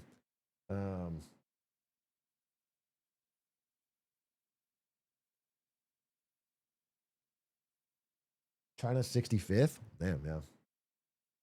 What's happening in Costa Rica? So I looked into it. Apparently, I mean, Costa Rica's meteoric rise here is pretty crazy. Apparently, the thing that made Costa Rica stand out is people in Costa Rica have an unusually high connection to their community, as in they spend a lot more time with other people in person. That was what I saw because I wanted to be interested. They just spend a lot more time with other human beings in person than other countries, and that is making them comparatively way more happy than the rest of us, who are all getting more isolated and stuck at home.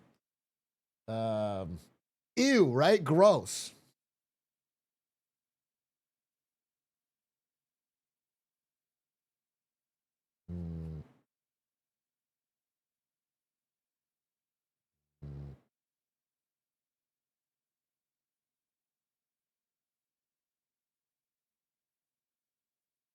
Never mind. I don't want to be happy then.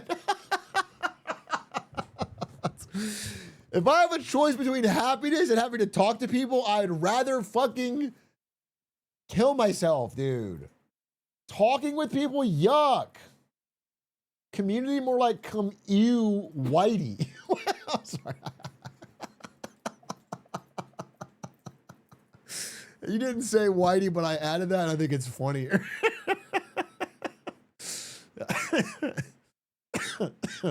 Dude, I'm dying. COVID-20, dude.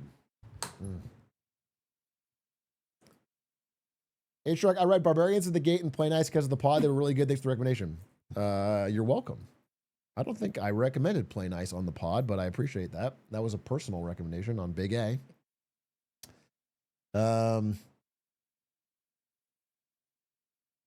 You brought it back to the US. You've killed us all.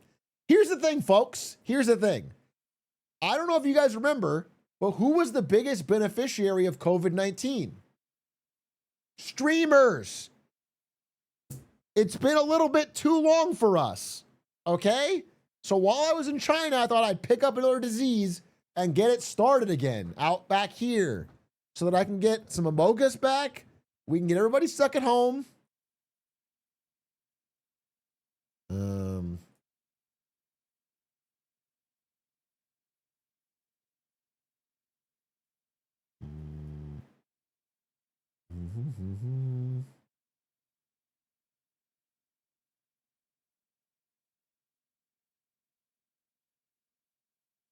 At least my student loan payments never started back up. That would have been bad. Phew. I'm so sorry to tell you this. I'm so sorry to break the news, bro. No, you're good. Don't worry about it. Keep running.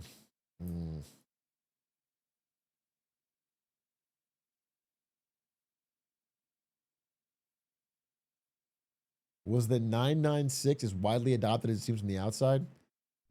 From the people we talked to, yeah, the work hours were pretty serious. I mean, we were at the this is not the, so for tech jobs, I think the standard is still 996, which is 9 a.m. to 9 p.m. 6 days a week.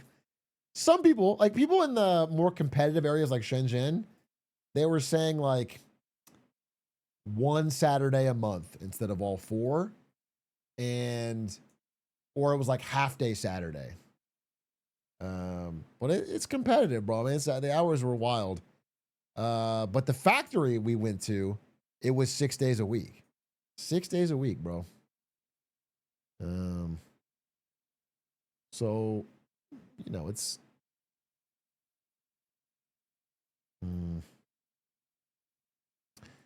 but like, you know, Ludwig's merch, you can't fuck around with it. You gotta make you know, they wanted to work 4 days, but Ludwig said, nah, I'm gonna need you to come in on Saturday.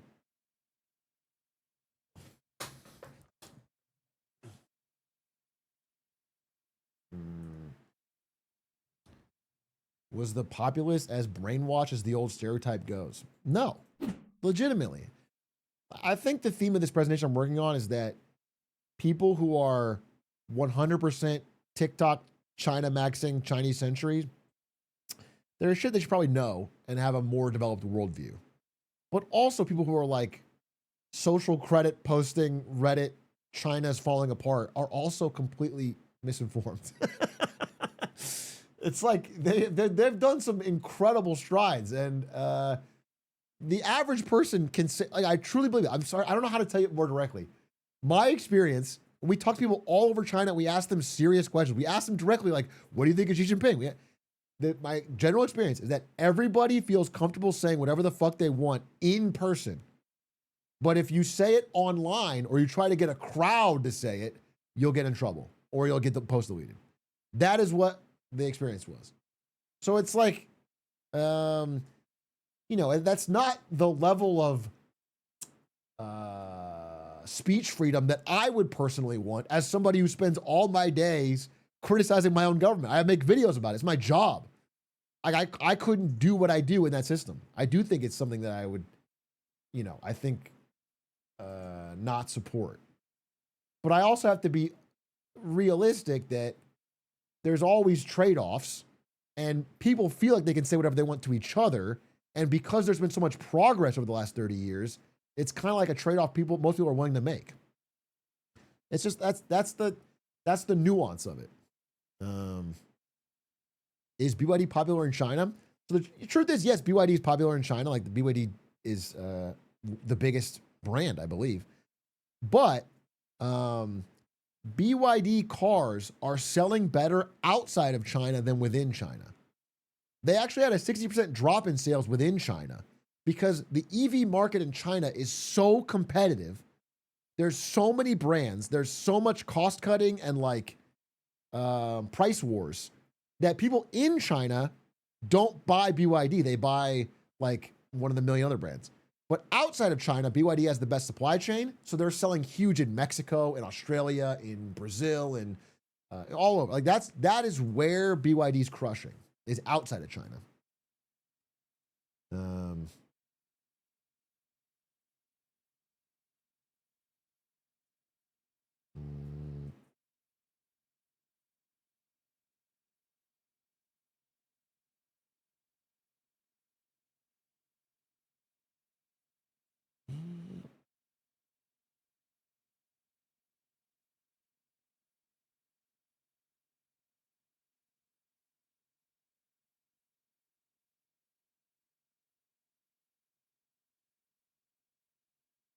Would you be willing to go live while one of the largest Chinese hating YouTube channels is doing their weekly stream and challenge them on social credit system?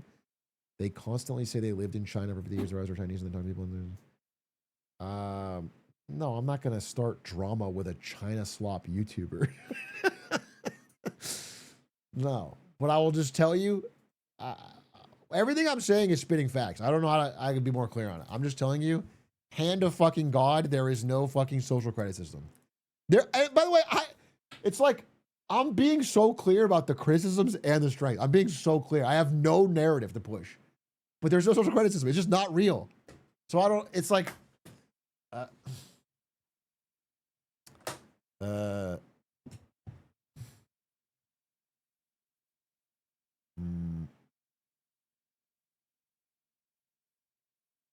What's one tech that's in China that isn't in the US you release was readily available? Tech that's in China that's, you know, I think the sense that everything is 100% in the future is also a fake narrative. It's like most cities were, I think like, because our infrastructure is actually pretty bad in some American cities. But like if you go to like, I don't know, Tokyo or Seoul or Copenhagen or a lot of European cities or like nothing you see in China is gonna be like, holy shit, from the future. From those cities. I think it's that we are so behind on like basic infrastructure stuff, like trains and electric cars. There's more electric cars than you'd expect for a city that big. That's the big thing. And then the biggest like tech change is that everything runs through 2 super apps. That's the biggest difference, I would say, from China to other parts of the world, is that everything you do runs through 2 super apps. You can do train station stuff. You can do Uber. Their version is Didi, renting a car. You can do payments at every restaurant, scanning for menus. You can do, I mean, they're everything apps. They're truly everything apps.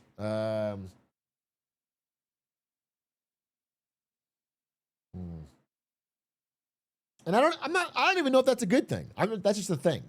It is convenient. I don't know. I don't ever feel super bad about not having everything in one app. Like that, I don't think that's just a unique difference, but it's not something I care about deeply.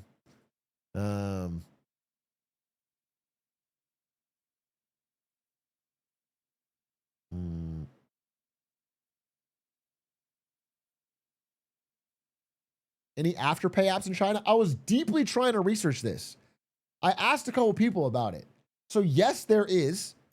I found it because an older Chinese guy who had kids told me about one of his worries about China was young people getting hooked on, these debt apps. And he was describing them to me, and they were like, I was like, it's buy now, pay later. And I was trying to explain to him that, like, I'm working on a video about buy now, pay later here in America. And I'm like, this is one of our biggest problems right now. It's just funny because I think a lot of the stuff we're dealing with young people and tech and jobs and disillusionment, it's all the same. It's all the same. It's universal. But it's not Klarna. They don't have the same app, so everything's different. As a person who's never used TikTok or anything, is it worse in China? We're doing the same shit. They're the same. They're the same. TikTok and Douyin, which is the Chinese version, are the same. It's mostly brain rot. I would say, from my understanding, it's even more popular there, specifically the TikTok app, than it is here, even though TikTok's huge here. So the people use it for everything, including news and everything. It's very, very popular.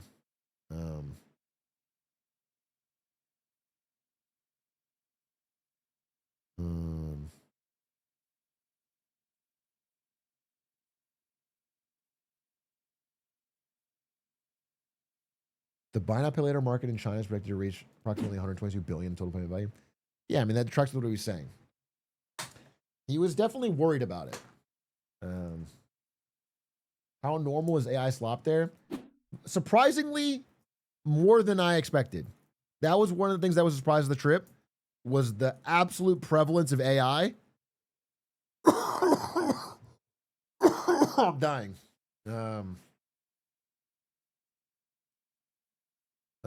Lots of AI. Like AI posters everywhere, and AI on the TV, and AI on social media. A lot of AI. A lot of generative AI.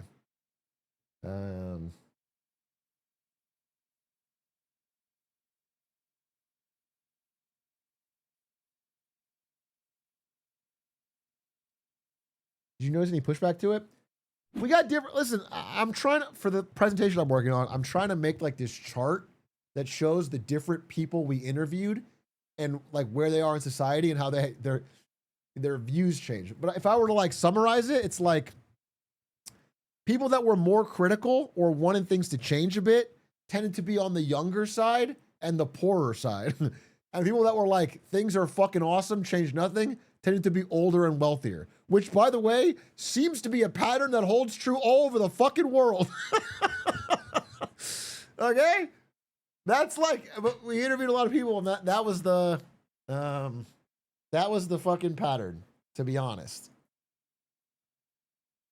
So I don't know. I wish people would just, I think they either like fetishize it, like they put it on this crazy pedestal, or they like need it to be a hellscape to make them feel better. People have too many emotional needs about what China represents to them. And I want my goal to break both of those fucking, but as always, worth saying that everyone we met was really friendly, and I overall had a great trip. I want that to be like super clear.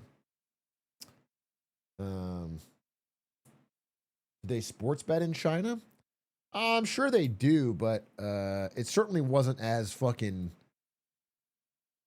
in your face. You don't see sports betting everywhere. Actually, one thing I thought was really nice was that the amount of advertising in public spaces was significantly lower. There is still billboards, but the amount of them, it wasn't like every square inch, bro. It was way less. I thought that was pretty nice.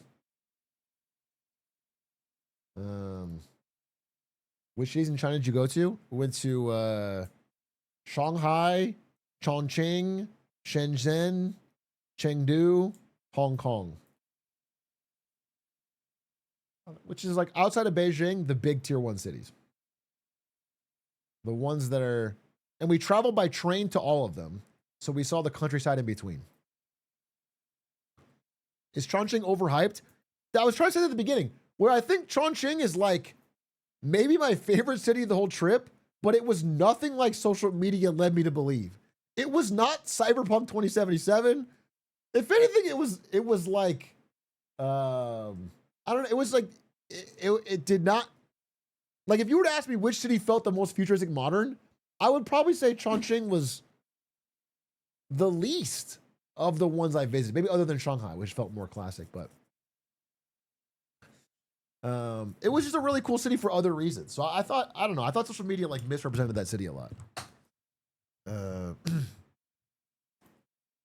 I feel like only staying near the big cities gives a distorted view of the actual China. So I've heard that. I think if my goal was to, I think it's actually really well timed. This came out at the same time as Tip to Tip. So you can see, if you want to, a look at the poorer and more rural parts of China.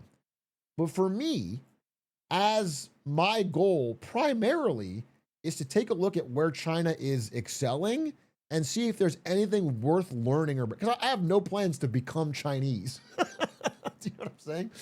My goal is not to convert to learn Mandarin and become a citizen. My goal is to see like what were the biggest changes in China in the last 30 years? Where are they seemingly thriving? And what is worth learning from? And so I think we picked the right cities for that. I think it was more interesting to do it the way we did it. But I think they actually combo quite well. I think if you watched the lemonade stand and watched Tip the Tip, you probably get a more holistic picture. Because obviously there is massive wealth gap between the cities and the rural areas, which is true of most places, but I think especially true in China right now. Uh,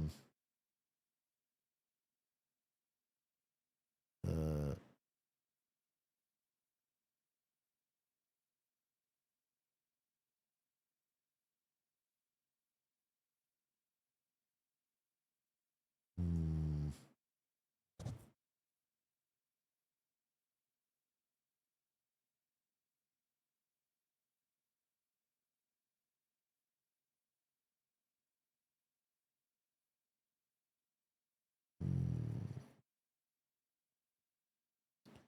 I think the wealth gap is worse in the U.S. than in China. I mean, the Gini coefficient is about the same.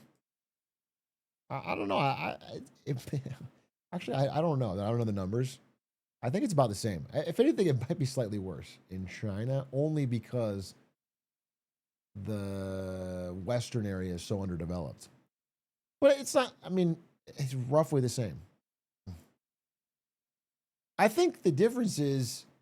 I mean, honestly, I think it sounds like a simple thing to keep going back to, but if there's an area I would like us to steal from what China does, is that spending tax dollars on infrastructure is just a better choice than spending it in Iran. You know what I'm saying? Like, I think legitimately, I think that's just a better. Like, I don't think they've solved inequality by any measure. There's clearly massive inequality, and I think, one area that I'm really skeptical of. I heard some arguments for and against, but they have this hukou system where you basically have papers for the area of China you're born in, and you're not allowed to put down roots in an area you don't have the papers for. So you can't get a house or send your kids to school. It's like internal borders, basically. And what it leads to is a lot of people who are basically immigrant labor within their own country who have to go to they have to go to Shanghai, which is a city where all the opportunity is to work, but they can't actually live there. They can't get a house or get kids. And I find that, I know there's arguments for it, but I thought that was not a good system. I don't think that's a good system. I think that's worth exploring the criticisms of. But, I guess I just want to say is for people who are traveling between these areas, they're doing so on fucking modern high-speed rail paid for by tax dollars. And it's if you can't see the benefit of that, I think people act like I guess I was frustrated. People act like it's a trade-off. The only way you can have trains is if you also have a hukou system or something. And it's no, just take the good parts. Take the good parts. I think there's an inability to be damn, they really cooked on that one. Let's take that. Can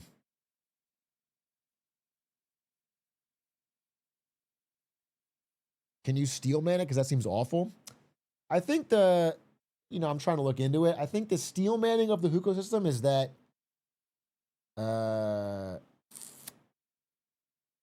China government would like to make sure to not have all people moving to a few areas. I think the idea is that they're trying to spread the population out. And I think it is also one of the reasons that they are able to have a very low homelessness problem, which is that if, this is my understanding from trying to read into it, if you are homeless or like on the verge of that, your hukou gets you sent back to where you're from. And from there, the local government will try to help you find a job or whatever is the idea. It's like a,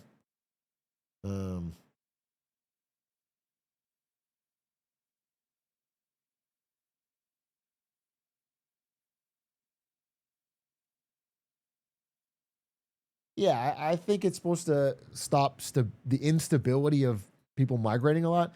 But I will say, like, it is in practice, it seems to be really difficult for the poorer people from bad hookahs. And by the way, I'm saying bad because that's what they said. People would say, like, if you have a good one, like a Shanghai hookah, it's like almost like a class signifier. Like, it's cool. If you have like the birth papers of like a tier 1 area, it's like great. But if you have a bad area, it's like hard. It's hard to change. Like, you need. I think if you want to get one of the tier 1 ones officially, you have to like have a good job or have made a certain amount of money or.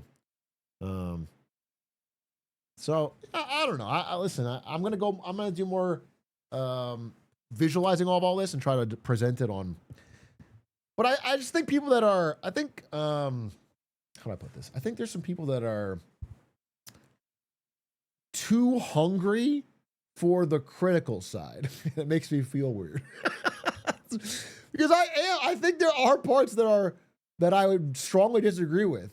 But I wish people understood that most of my goal is to find the parts that are like bright spots and be like, that's what I want to steal. I want to like yoink that. Because I don't plan on converting. I'm not trying to become Chinese. I just want to find out what so that's where I feel weird about it. I want to be honest, and then I also want to highlight areas that I want to yoink.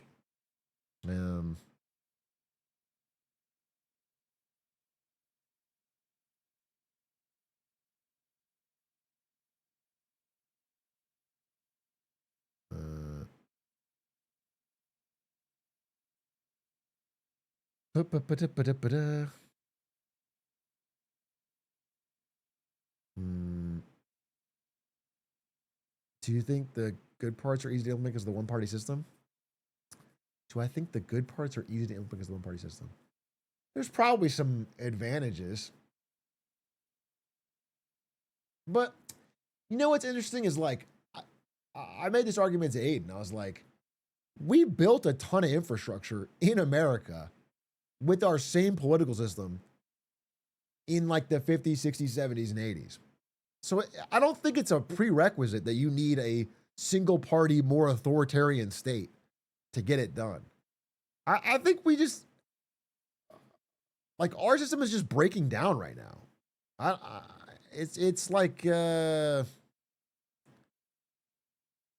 so polarized. We're so polarized and so unable to move on anything. Like, it worked in a different time period.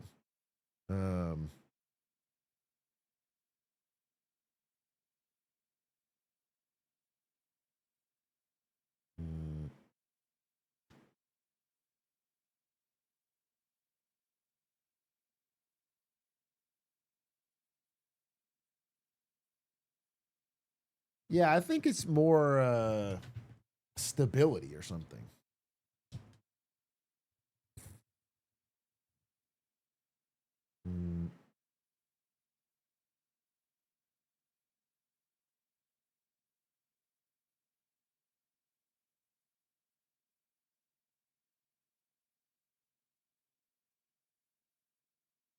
DAO going to get back to 50K? Everything will be all right? Possibly. Possibly the DAO will get 50K. You seem to take a lot of DD and China to use the city metros while the SR. Yeah, we barely use DD. We use the metros and the train for everything. Although, dude, Oh my God. This is there was the like one of our final days in China.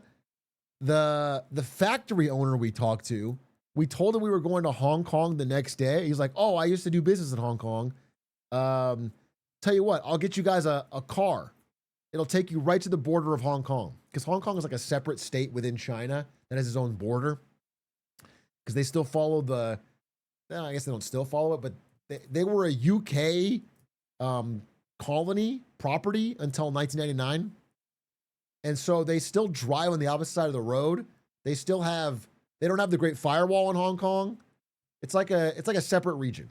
It's still part of China, but it's a separate system. And so he's like, "Oh, I'll get you a car. I'll take you right to the border of Hong Kong." And I was like, "Oh, that'd be fucking awesome." Because we have a ton of luggage. At this point, it's near the end of the trip. We've all shopped for stuff. We have all these baggages and suitcases. And he's like, "Yeah, I'll get you a car, pick you up." And then I find out later that Aiden canceled the car because he wanted to take a train. And he's like, "Yeah, the train will be more fun." And it's like, we've been taking trains the whole time. We've taken like a dozen trains at this point. So he canceled the car. And then we're in Shenzhen.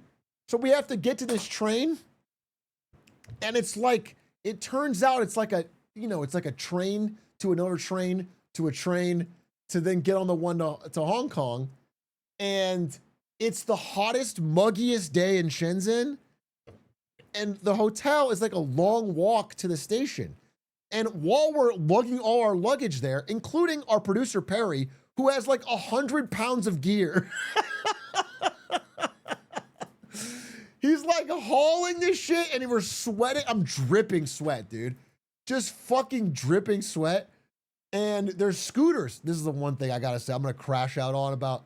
If I really had to crash out on one thing, bro, is that there's scooters everywhere in all the major cities in China. And they don't follow any rules, bro. They don't follow the law.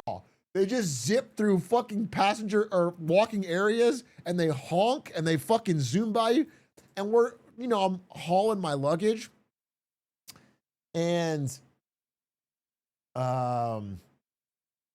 they are like almost hitting me. And anyway, I was so annoyed that Aiden turned away our free ride. I was so annoyed. It's fine. We ended up getting there. It wasn't a big, I'm not like pressed about it. But in the moment, when I was like hauling that shit, dude, our producer had he has this giant luggage with all our cameras in it. He's carrying it. And then he's trying to go through the fucking train station turnstile. And it like lets him through, but slams on his luggage and locks his luggage out. And he got mad. Dude, Perry got mad. And I was like, kind of wish we were in the car. No passive aggressive comments. No. And the reason why I'll be totally honest, is that I was feeling some type of way because I was just so sweaty, bro. I was also, my dumbass wore a sweater because we had just been recording and it was cold on the indoors. So I'm just so sweaty. I'm like literally like dripping down my back, down my ass. I'm so sweaty. And I was like just not talking. And obviously I look moody because I'm annoyed by it, but I didn't say anything. And then when we got there, Aiden like apologized. He unprompted. He's like, "Hey guys, I'm sorry that, I instantly felt bad for even being mad." Aiden's such a nice guy, bro. It was a W. And I was like, I didn't, he's just a good human being. And I honestly, I really enjoyed traveling with him and Doug, but I was rooming with Aiden, so I spent more time with him. And like, he's just a great guy. I'm very, very, very happy to travel with him. He's like also very curious about the world. It's fun to like explore the world and ask him questions. And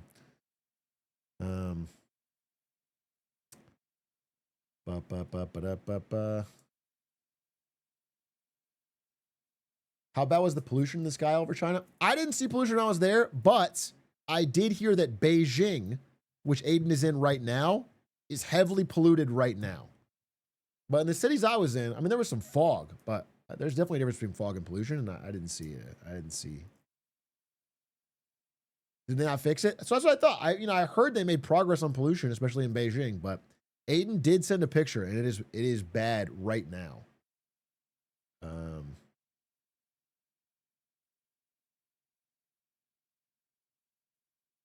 But you know, in like Chongqing, in like Shanghai, there was no pollution.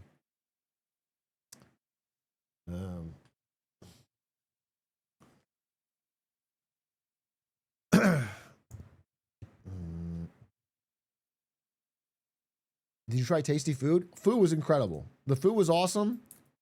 If you didn't hear me on the pod, I'll just tell you the delivery war has created the most incredible prices for delivery you can imagine. It literally was for 3 full meals delivered, $12 total. Total. All in. Tax and tip. And there's no tip, but everything. All in. $12. It was insane. It was insane. There is like a true competitive price war between multiple privately owned food delivery companies. No tip. There's no tip. There's no tip for anything in China. There's no tip.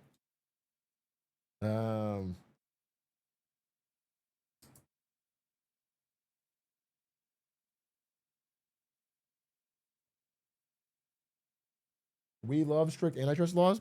Well, that's the interesting thing, bro. That's the honestly interesting thing. This is why I want to talk. That's why I think it's complicated. I think that nobody gives a honest take. Is that what's interesting is there's this concept. We don't even have a word for it in English, but they call it involution. Have you guys heard this? I wish, Sevik, do you know the Chinese word for it that you talked about? It's like they're actually trying to stop the competition. They're like, Najuan, that's exactly what it is. This is what it is. This is what it is. It's this concept. The translation is involution. But the idea is like, the way I heard it described best is it's like if two people are running really, really hard, getting exhausted to end up the same distance from each other. And the idea is that these companies are fighting such a brutal price war that the government is concerned that nobody will be able to make any money. It's like it's so hyper competitive. You know, but I asked a lot of questions about this because it goes against sort of like the economic theory that I pre-subscribe to, which is like, this is benefiting consumers and drivers and everybody. It's only hurting corporate profits. But they are concerned about it, and they are asking the companies to compete less. So I don't know. I have to research it more. I gotta be honest with you. But we talked to multiple people about it. It's also hurting the employees. To my understanding, it's not. Here's how because I talked to somebody who worked at one of these companies, not just as a driver, but somebody actually in the corporate office. And my understanding is there's these two major companies. One of them is Alibaba, which is Taobao, and one of them is Meituan. These are the two big food delivery companies. And you'll see them out driving around scooters because they wear brightly colored uniforms. There's a red uniform and a blue uniform and a yellow uniform. And there's these two companies that were competing. And then a new company entered called JD, and they wore the red uniform. And JD, their biggest way of competing was to offer better deals for the drivers. They basically gave a better split to the drivers and more money to the drivers. And because of that, the price war started up again, and everybody had to start offering better deals to the drivers and offering more at cheaper prices. And that is what led to the current price war, where you can get absolutely disgusting deals. But that is what they're trying to like crack down on a bit. So I don't know. I'm confused because it doesn't seem like anyone is being hurt by it outside of the corporate profits of JD and Alibaba and Meituan.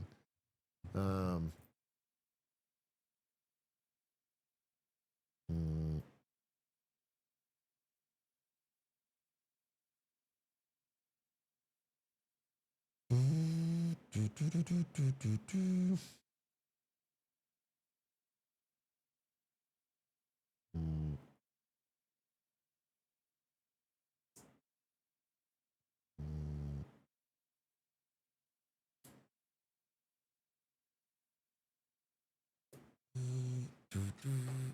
you learn anything about their chip manufacturing developments? So, surprise, surprise, they did not allow the American former NVIDIA employee fresh off the plane into the chip development factories where they showed. They did not let me in and give me any detailed information on their NVIDIA competitors. That was not. It was a little bit racist, I think, honestly. They were this anti-Latino racism, honestly.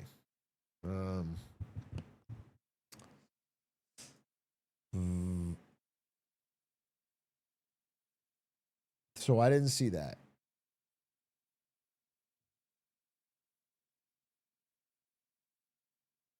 Are they going to have a similar problem as in the U.S. where delivery is what most people end up doing for jobs and the other people being so bad? They have that. They have the same problem. I talk about this a lot where gig work is masking unemployment.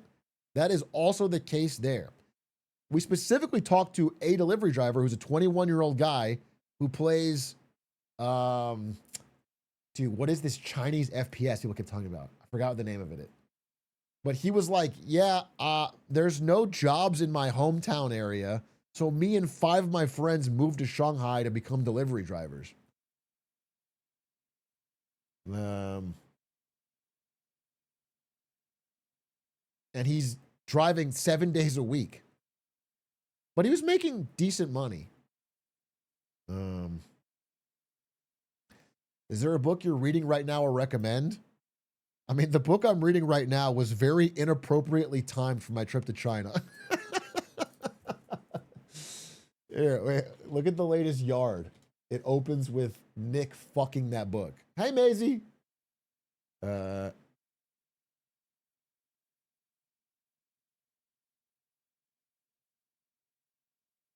is it? Aiden got extremely sick.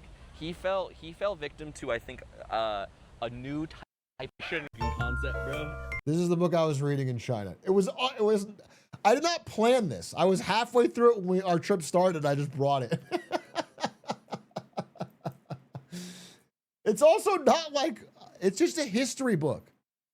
It literally is just a history book. It's not like a pro-capitalism or anti-capitalism book.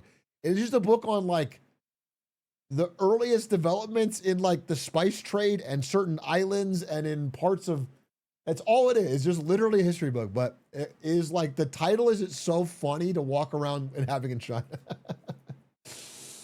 There's my basketball, by the way.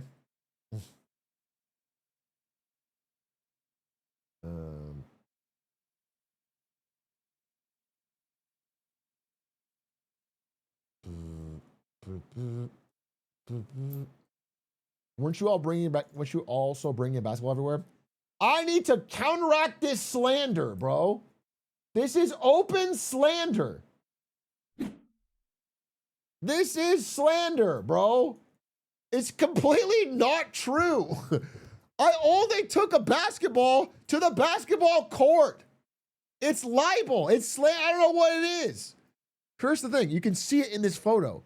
The basketball was in a net attached to my luggage in the hotel room for 95% of the trip.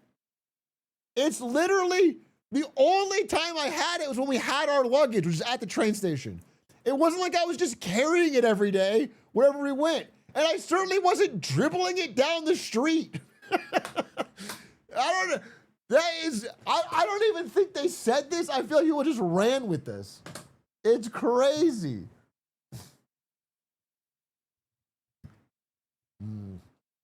Weren't you dribbling in a train station? I just want to be so clear on what happened at the train station, okay? We had our luggage, so we finally had the ball with me instead of just in the hotel room. And I went, this is the biggest train station you've ever seen in your entire life. I am 25 feet from any other human on a concrete ground near no one. And yeah, I dribbled it, okay? I dribbled it for a total of 4 seconds before a colonel walks up to me and pulls me away. We thought it was for the basketball, but it wasn't. so the idea that I was doing some insane basketball, you know what? Actually, this reminds me of a great story. This reminds me, I'm so glad you asked this. I'm so glad you brought this up. Because for this one fucking 4-second dribble, which I got so much shit for, we went out to dinner with this guy we met on the train, Mr. Fu. And he took us out to dinner and told us all about China. We asked him a ton of questions. Stefik did an incredible translation. We had, it was like multiple hours of conversation. And during the conversation, after a few drinks, Aiden's like, ask him about the basketball. And he tells Stefik to ask him about, hey, if we have one of our friends dribbling a basketball around in China, is that annoying or like, does that put you off? And I was like, don't ask him that. Don't ask him that. Don't put him as part of the bit. I said, don't ask him that. And Aiden's like, no, ask him. And so she does ask him. And Mr. Fu's like, he literally, by the way, this is like a, I don't know, a 45-year-old Buddhist. He's like, he's got parents. He's got 2 kids. He's very pro-China. He says, no, not only is that not crazy, he said, in every friend group, there is one person who's outstanding. And he points at me. And then Stefik is like trying to make sure, did you mean outstanding or like special or like weird? And then, no, he specifies, Stefik in chat, Stefik specifies he meant outstanding. She was so mad. So I'll tell you, yeah, 100 is 100% fact, bro. Dude, and I was so happy because I tried to make him not ask the question, but once he asked it, he gave me the most glazed answer of all time. So I'm not apologizing for shit, bro. In fact, like I said, the basketball was the key to like 3 of my best experiences in China. Because you can't really beat having an unscripted basketball game with a stranger. It's so fun to walk up to a court, not know someone's language, mime with the ball you want to play, then play games, and then you guys try to talk with a translator. It's fucking awesome. It's awesome.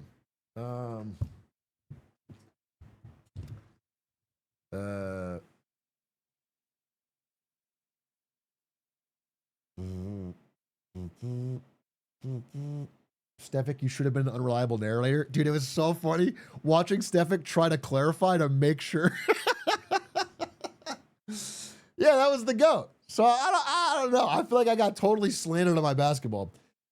But I will say, the combo, I think they wouldn't have ripped on the basketball so much if I hadn't lost my passport at the same train station. I think the basketball was a proxy for the frustration about the passport, is my honest, because I really don't think I was annoying anyone with the basketball. And I thought about it as I was like, dude, if there was a Chinese guy who went to Los Angeles and bought a basketball and was carrying it with him or dribbled it somewhere, I would not think, oh my God, what a fucking weirdo. Get out of my country, you freak. I would be like, that's cool. Like, it wouldn't bother me at all. So when I thought about it like that, I was like, yeah, I don't think it's a problem. No one cared. I truly, honest opinion is that no one cared. But losing my passport was stupid. That was dumb of me. Losing my passport was dumb. And I did, huge shout outs to Stefik. Stefik had to run. I mean, we were just sweating, bro. We had to run.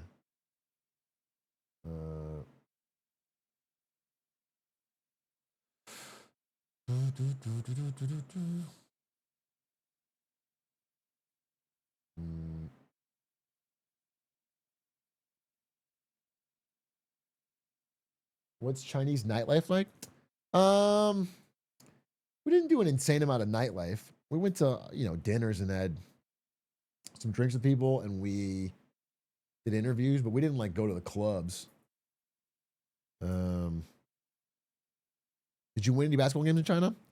I won quite a few, but I was mostly carried. I think they put me on the better teams because I couldn't speak the language and I'm not that good. And so the teams always won despite me. But I made some shots. And, you know, if you ever want to get glazed by your teammates, just be a fucking white guy that can't speak that makes a shot in China. Everyone was fucking dapping me up.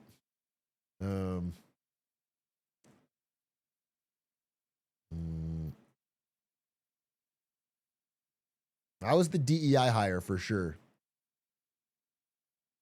I'm interested in going, but worried about the cost. Was it more or less expensive than you thought? No, it's very, I mean, it's similar to a trip to Tokyo, which everyone's doing right now. It's like the cost is the flights and the, you know, the lodging. But if you got that figured out, the day-to-day living, I probably saved money spending 10 days in China. If you don't count the flights, I definitely saved money. Like it's way, way, way cheaper. The cost of food in LA versus anywhere in China was like extraordinarily cheaper.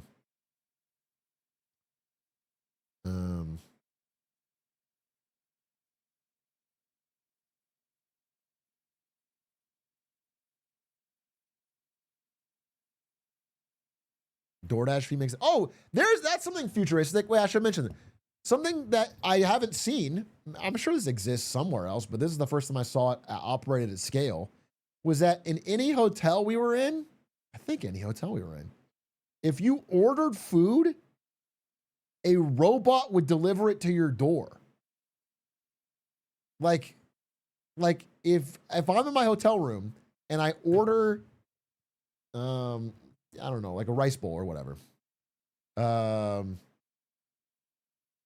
The delivery driver would bring it to the hotel front desk. The hotel front desk would put it in a robot, and a robot would take it up the elevator, go to your front door, and then knock or like ring the doorbell. It was weird because I was in my hotel room and then my phone rang and I answered it and there was nobody there, no line. And I was like, what the fuck? So I put it back down. Then the phone rang again and I picked it up and there was no line, nobody there. I was like, what's going on? I put it down. It rings again. I pick it up. There's no one there. And I'm like, okay, what the fuck's going on? Then I go and open my door. There's a robot there waiting. There was a robot waiting with my food.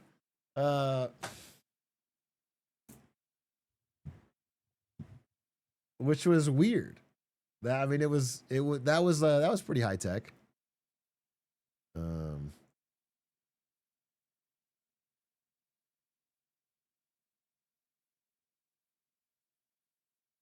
Where is it better to be homeless though?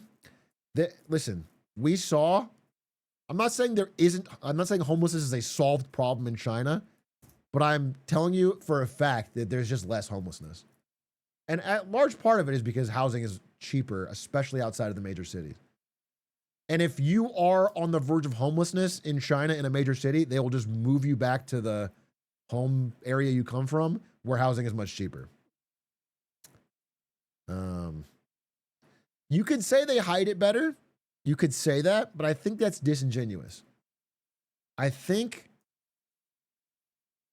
this could be a side effect of a slow moving real estate crisis where they've dramatically overbuilt. But the truth of the matter is that like outside of the major cities, housing is much more affordable. And so it's just very hard. It's just harder to have people go homeless.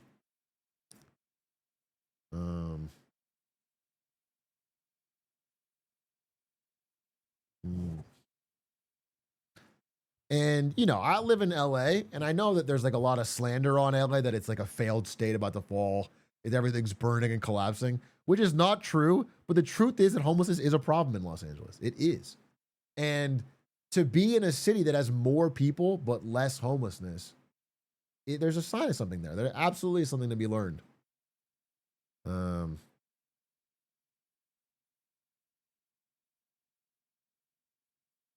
Biggest cultural difference, smokers?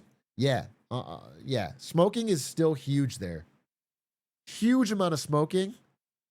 I think, like I mentioned, the scooters. The scooters is not only in China. Apparently, it's in a lot of Asian countries. But man, the scooters are a big culture shock in that there's just a swarm of them everywhere, zipping around at all times. You didn't answer where it's better to be homeless? I I don't think it's if you have to be homeless, it's not good either place. Okay? If you have to be homeless, you're kind of in a bad spot either place. But I'm saying they have less homelessness.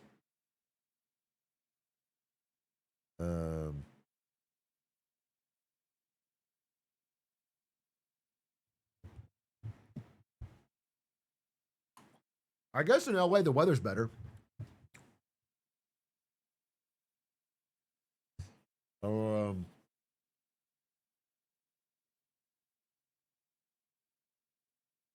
You can't say they have less. You say you do not see it. Zergo, I think that is a bit of a misleading way to look at it. Okay? I'm just telling you the facts is that because there is such an oversupply of housing, the cost of housing outside of the very tier 1 cities is dramatically cheaper. It's just cheaper. I'm not even saying it's great housing. I'm not even saying it's all high quality. I'm not, but it's just cheaper. And so it just stands to reason mathematically they'd have less. Do you understand?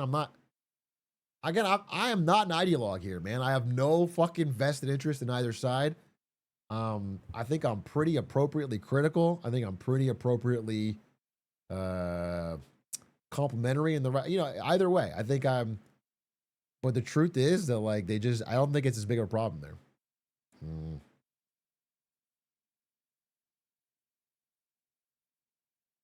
But the tier 1 cities have very bad housing prices too. But I just think if you can't afford there, they just kind of move you back to your hometown.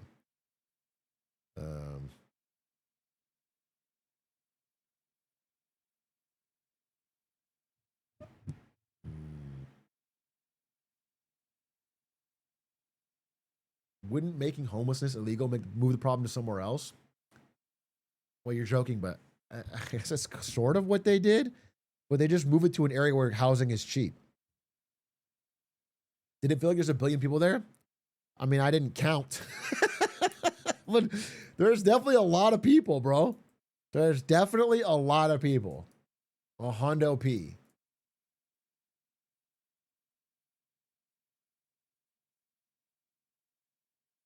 Avoiding Taiwan questions? I said in the beginning of the thing, I talked about Taiwan. You're a piece of shit. I literally think people that talk like this are pieces of shit. You're bad people, bro. I'm literally trying to answer everything. I'm being honest about everything. I'm being so honest about everything. I'm being honest about the critical things. I'm being honest about the positive things. I'm like trying in a world where everyone is so fucking mentally rat fucked on this. Your brains are Swiss cheese when it comes to China on both sides. And I'm trying to give people an honest look at a country where we could fucking it's worth knowing about. And everyone keeps trying to say either fucking I'm being too harsh or I'm being too fucking nice. Shut the fuck up.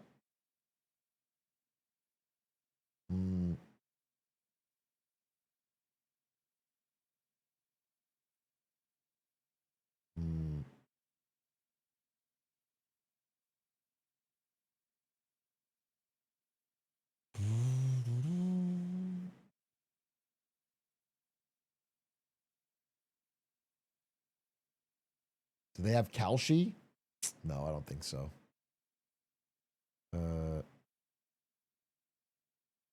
Did the lack of guns make you feel unsafe? Yeah, definitely. 100%. 100%. Honestly, I was like, what the fuck's going on? Goes without saying. That's obvious.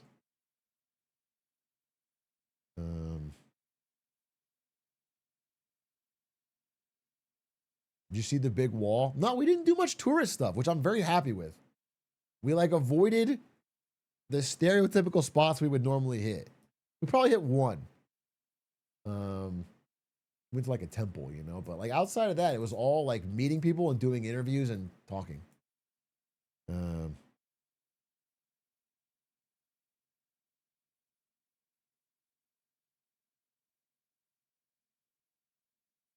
Healthcare in China.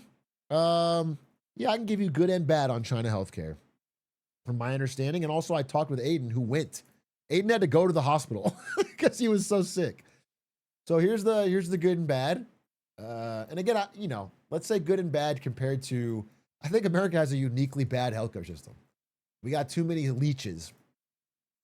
But if you compare it to like, I don't know, like even the NHS in the UK, here's what I would say is the public hospitals are really good, as in like they have the highest quality.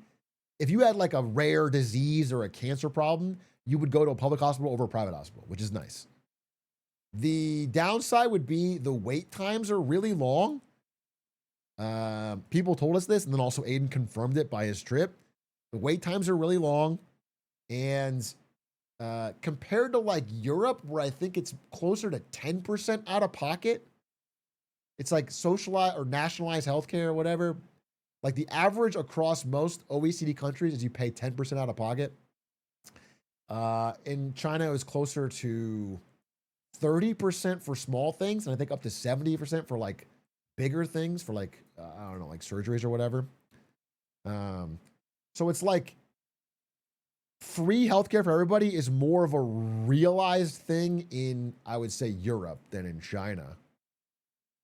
And I would say the quality difference between the tier 1 cities and the less is obviously pretty big. And obviously the wait times are really long. So good and bad. I would say, I think our healthcare system is so bad outside of the super rich that anywhere would be an upgrade. But I think the European model is doing it better. If I had to pick one to steal from.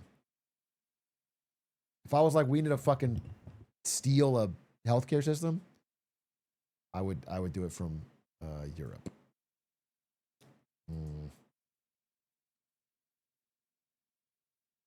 But the costs are lower. Yeah, the costs are lower in China for sure.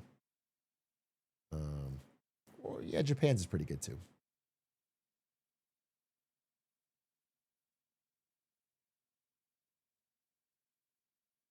Korea, I've experienced the Korean one. The Korean one's great. The Korean model is really good. I mean, I used Korean healthcare a couple times when I lived in Korea. You know, I think relatively good wait times, very cheap, good quality. Korea was pretty fucking good, honestly. Korea kind of cooks. The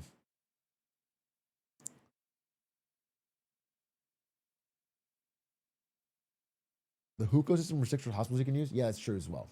Yeah, 100%. Again, I'm not a big fan of the hookah system based on what I know. I'm gonna read more about it. I want to be able to have a strong steel man, but I do think it's like a not so well disguised open class system. And the way people talked about it kind of reinforced what I was like.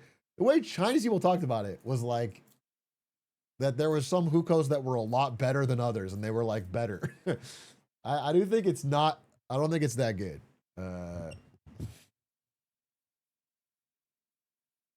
Did you play ball against the LeBron of China?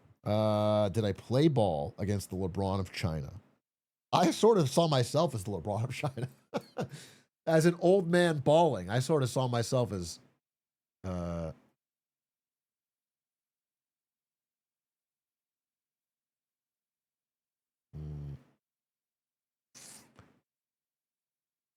Does all the stuff say made in here and not made in China? No, it does not. They call Chinese food food there. They just call it food. No, but I did have a very interesting discussion with the factory guy about transshipping, where it's like there is a huge rise in you know how like yeah, woke. There's this huge rise in, you know, like for a while in like the 90s to the 2010, maybe that range, China was mostly a low-cost manufacturer. They've moved up the value chain now. That's why they're making like solar panels and EVs and higher complexity stuff. But for like the early days of them entering the WTO, China was a low-cost manufacturer.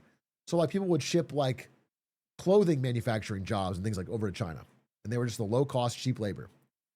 And now China is doing the same thing, but with like Bangladesh and Vietnam and Cambodia. Like China is just moving the cheaper stuff to these countries. And some part of that is due to tariffs, where if you make a shirt 90% of the way done, but you leave one sleeve unsewn, you can ship it to Vietnam. A factory in Vietnam adds the last sleeve, and now it's made in Vietnam and it has a Vietnam tariff, which is less than China. And that is, that's happening. That's just 100% happening.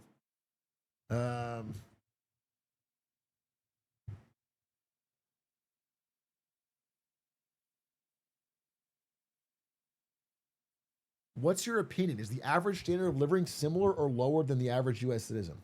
This is an interesting question. I'd love to answer that.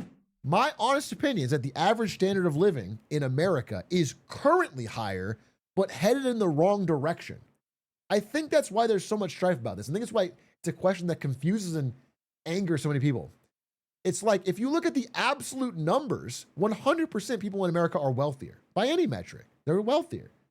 They have more money to spend. And in many cities, there's staggering difference in wealth.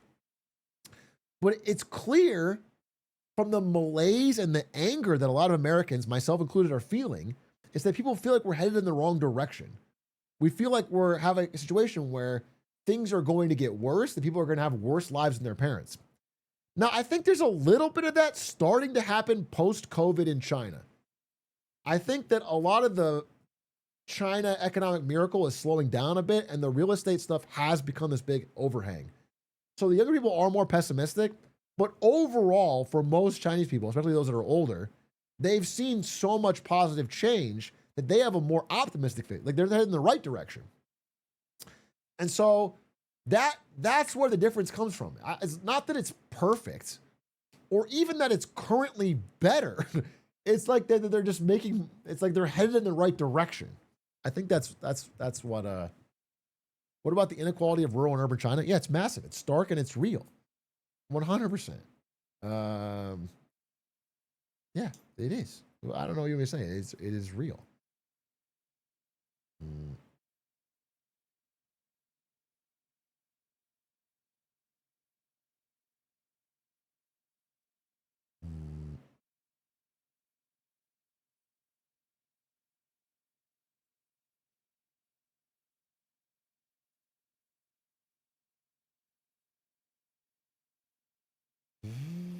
I started doing 14-hour shifts last year and initially thought it would break me, but quickly got used to it. It made me personally realize that we're capable of adapting to pretty insane circumstances if the vibes are good, but if the vibes are bad, relative historical luxury can feel like shit.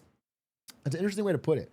You know, it's funny. It's I got to see two sides of that coin in a wealthier Chinese guy and his son, who were drastically different.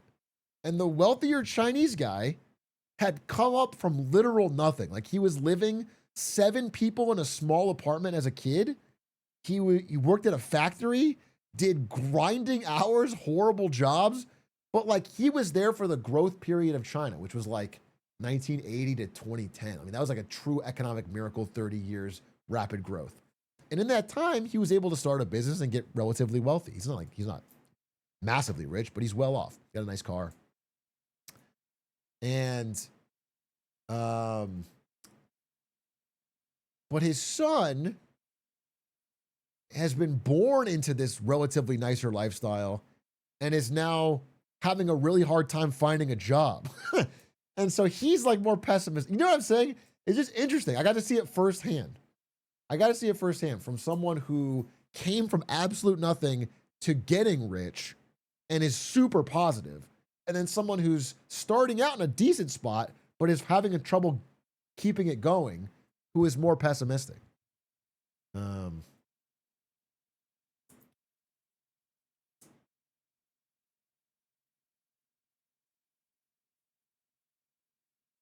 does China have novelty American style Chinese restaurants? No. They have novelty American style restaurants. They have like if you want like Western food, they have that. They have McDonald's, but they don't have Chinese food like a Panda Express.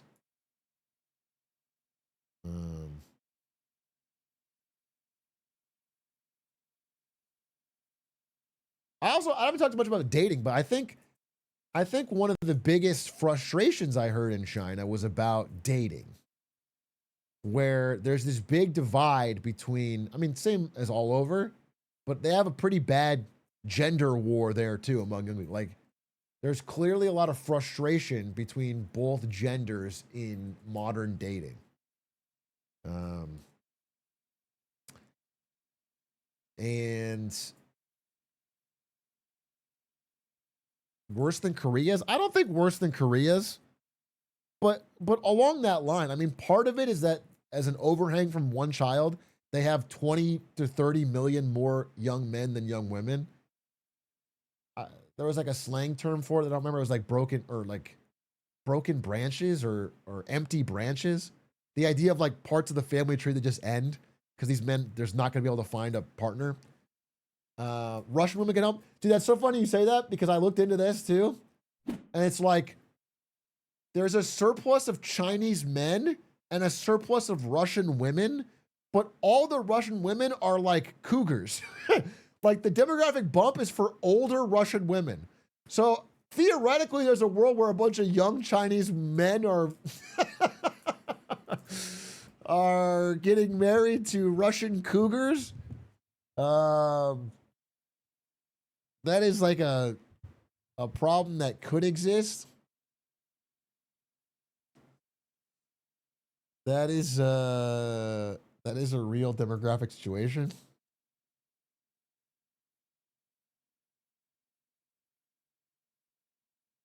And then a big problem is there's like a dowry. It's like a very common thing there.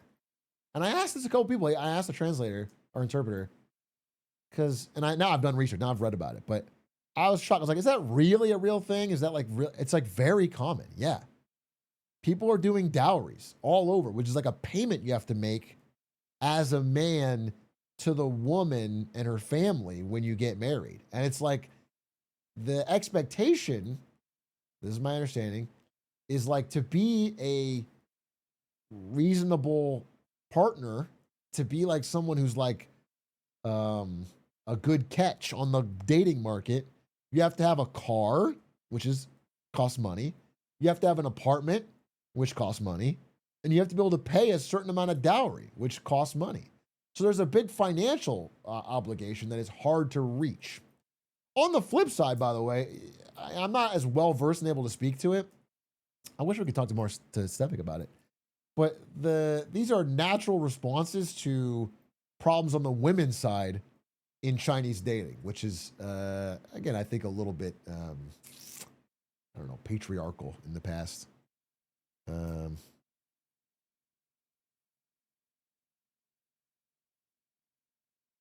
Dowries are paid by the woman's family? Not in China. In China, dowries are paid more by the man.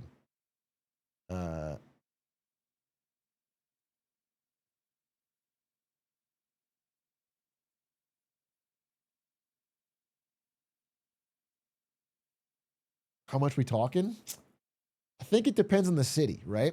So the tier 1 cities have more expensive. I don't think I have exact numbers on me, but I do know that like if you lived in Shanghai, for example, you would need to be doing pretty well to get the car, the apartment, and the dowry. That's just pricey.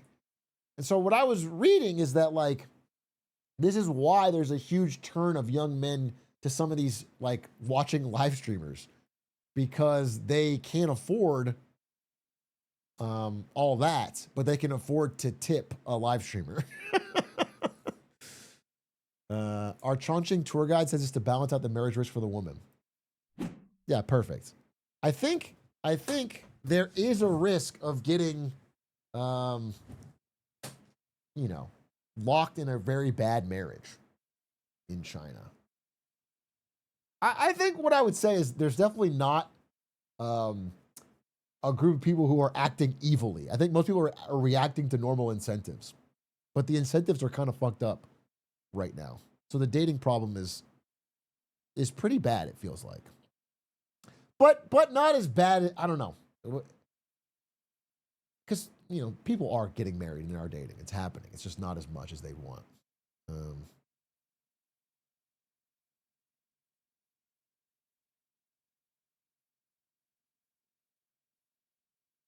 Hasn't there been a bit of revival of Chinese religion? Confucianism and Buddhism are accepted.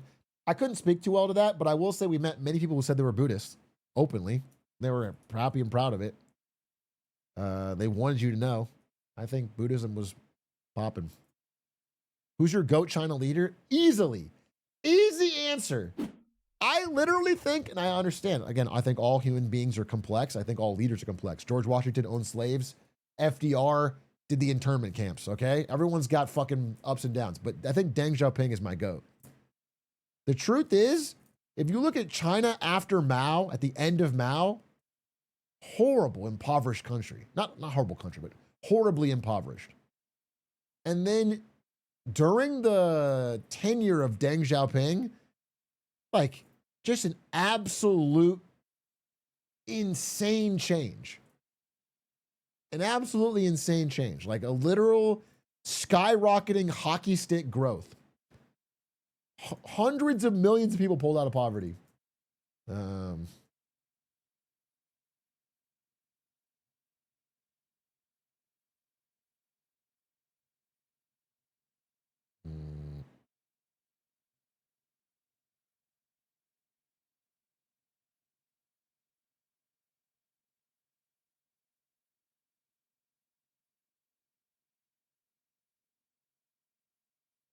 I get it, but the amount of respect.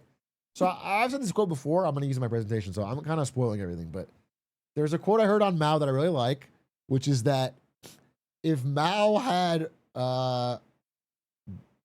if Mao died in 1954 or 57, he would be remembered as the greatest leader of all time. If he died in 67, he would be a good but flawed leader. But he died in 77, so it is what it is. I think that is a very funny quote, and I think it summarizes that, what he did has to be given credit, which is that he united China after a period of long, long civil strife and after the Century of Humiliation. And he got China all united under one party and moving in one direction. But I just got to say, I disagree particularly with his economic choices. To put it lightly, it didn't work. It just didn't work. And I think the Cultural Revolution is a fucking travesty. But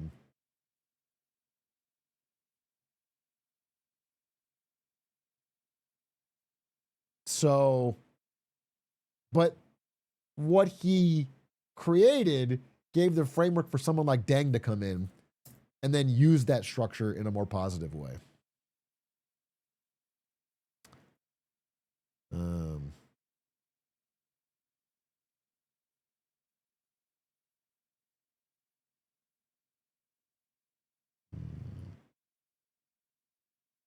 My grandpa is praising Mao, but he's also recognizing Deng's policies, truism, he can be rich. Yeah, I mean, so I was trying to, I got sent this video by a Chinese viewer who's helping me translate. And it's like all these Chinese memes on social media and explaining what they mean. And there's one of them where, there's a lot of actual Maoists in China. I don't know about a lot. I can't give you the exact stat number, but there's people who are actual Maoists who feel like China has lost its way and become too capitalist and too whatever. And there's too much inequality now. And they can't post it on social media without getting censored. But what they'll do is they'll post like, they'll quote tweet something. I don't know if it's, or they will respond to something that's like any kind of bad news. And they will put this Maoist song over it. They'll just play this song. And it's the idea is like, if you hear the song, it's like a signal to like, hey, things used to be better under Mao. Which I don't think is true, but I think that's like an idea they have. But then what's funny is people will respond and then post that song over images of like homelessness in California as like a sign like we could have this. It could be worse. So it's like, I think there's a little bit of using America's recent missteps to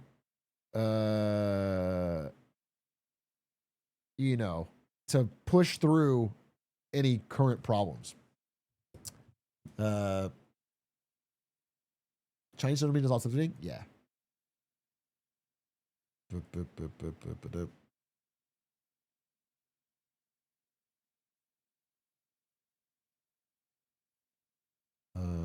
Deng was a good leader for China. Yeah, I think Deng Xiaoping was a good leader.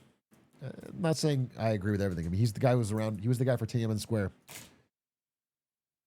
But like I said, FDR in internment camps, he's my favorite president. It's just like a fucking fact of reality. Truman dropped the bomb, bro.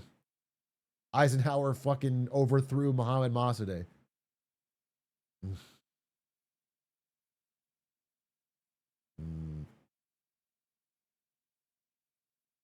What do you think of Hu Jintao? Again, I won't say I'm the fucking deepest expert. I did a lot of reading on this there because I wanted to understand it better. Honestly, I crash coursed on China, bro. Every day that I wasn't interviewing somebody, I was in my hotel room, either reading or watching something. I was trying to learn a lot. I literally was like a learning trip. And my understanding is that Deng Xiaoping is really the kind of the radical guy that introduced like private ownership and market competition to China while keeping their government the same. And that was the big growth. And then the next two guys, which are, I forget how to say his name right, Jiang Zemin or whatever, and then Hu Jintao, they kind of just kept it going. They kind of just fucking, they just sort of like keep it going. Yeah, I heard about, this guy. What's funny is apparently there's a meme of him looking like a frog. This is what Stefik was telling me. Like when they talk about this guy, they use the frog emoji. Here, I'll show you. You tell me what you think.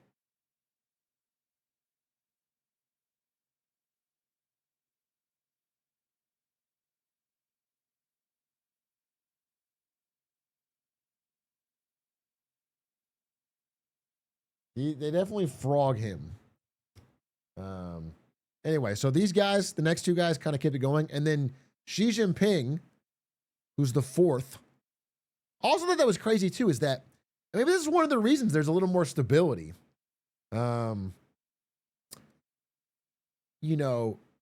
Mao died when Gerald Ford was president in the United States. And I was like, oh, that's not that long ago. Like Gerald Ford, like Chevy Chase did Gerald Ford impressions on SNL, and Chevy Chase is alive. Like it wasn't that long ago. It's like I was thinking how fucking. And what's interesting is, since Mao, there's been 4 leaders in China, and since Gerald Ford, there's been 10 in America, and they are often radically different. So it's like an interesting thing where it's like our system has produced a lot of ping ponging.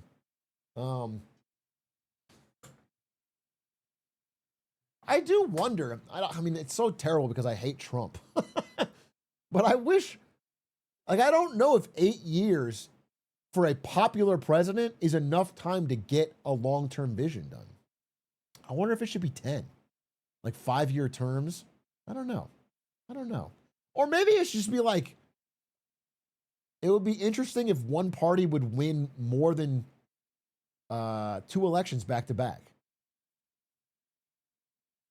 That's honestly, that's how I would like. I think that's maybe a bigger problem. Is like we have, we go from George Bush into Obama, and then Obama into Trump, and it's like we just have such a ping ponging.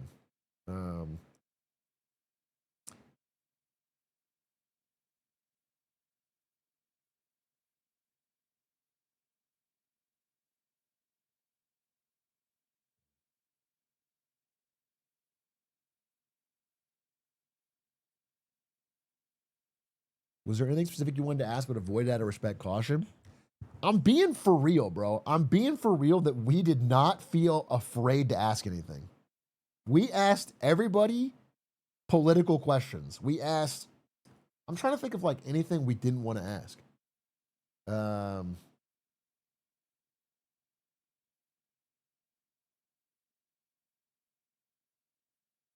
No, I don't know. I feel like I asked whatever the fuck I wanted to ask. We just went for it.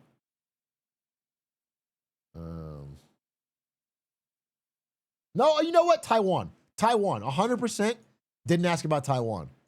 Taiwan is one thing I didn't ask about. I'll say that for real, 100%. And I'll tell you why. Is because I was less afraid about like a government crackdown and way more afraid about this getting translated, put on Chinese social media, and then us getting hounded by nationalist people on social media. That was my biggest concern. That I was not afraid of the government as much as I was afraid of like if I said the wrong thing about Taiwan, it could actually be like a social media moment, which is almost scarier. I think netizens are what was more scary, bro.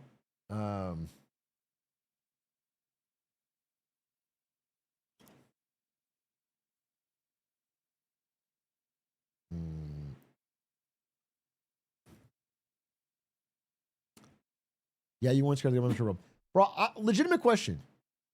What do you think I'm making up, bro? What do you think I'm trying not to tell you? I swear to God, it's so fucking annoying. I'm literally walking around with Aiden in front of security cameras talking about the Uyghurs. I'm interviewing people about, hey, what do you think are the downsides of Xi Jinping? I'm like doing whatever the fuck I want, the whole interview, on camera recorded. It's so frustrating. And then I come on stream and tell you what I think, and you go, oh, really? Yeah, you're scared. You're compromised. You're a fucking CCP agent. It's like, shut the fuck up, dude. You're so goddamn stupid. I'm saying everything real. And I'm just telling you as an honest truth, I did not feel scared from the government. That's the truth. That's the truth. I didn't feel any fucking pressure. That's my honest answer, bro. I don't know how to if I did, I would tell you. The only time I felt scared from the government is when I bounced that basketball in the train station. And it turns out the guy was just trying to help me.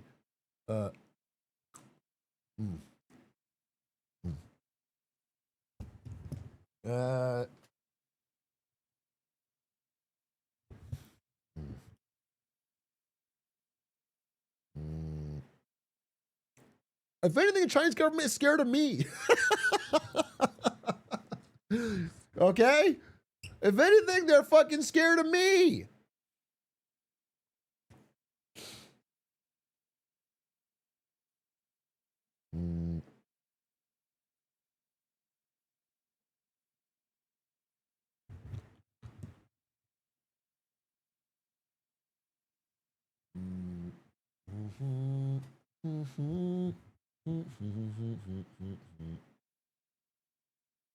Yeah, that's why you instantly see believe in Taiwan for. Yeah, I opened the stream by talking about my belief in the freedom of Taiwan. People call me a fucking CCP agent.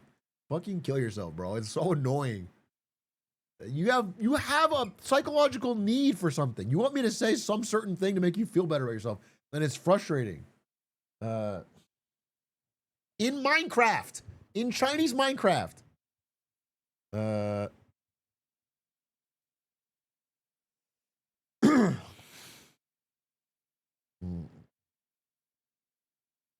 Their leader's title is secretary, which is a lot less cool than the president. Fucking owned. Get fucking owned, Xi Jinping. You're a secretary? Why don't you type up a fucking memo? Yikes, dude. Title mogged.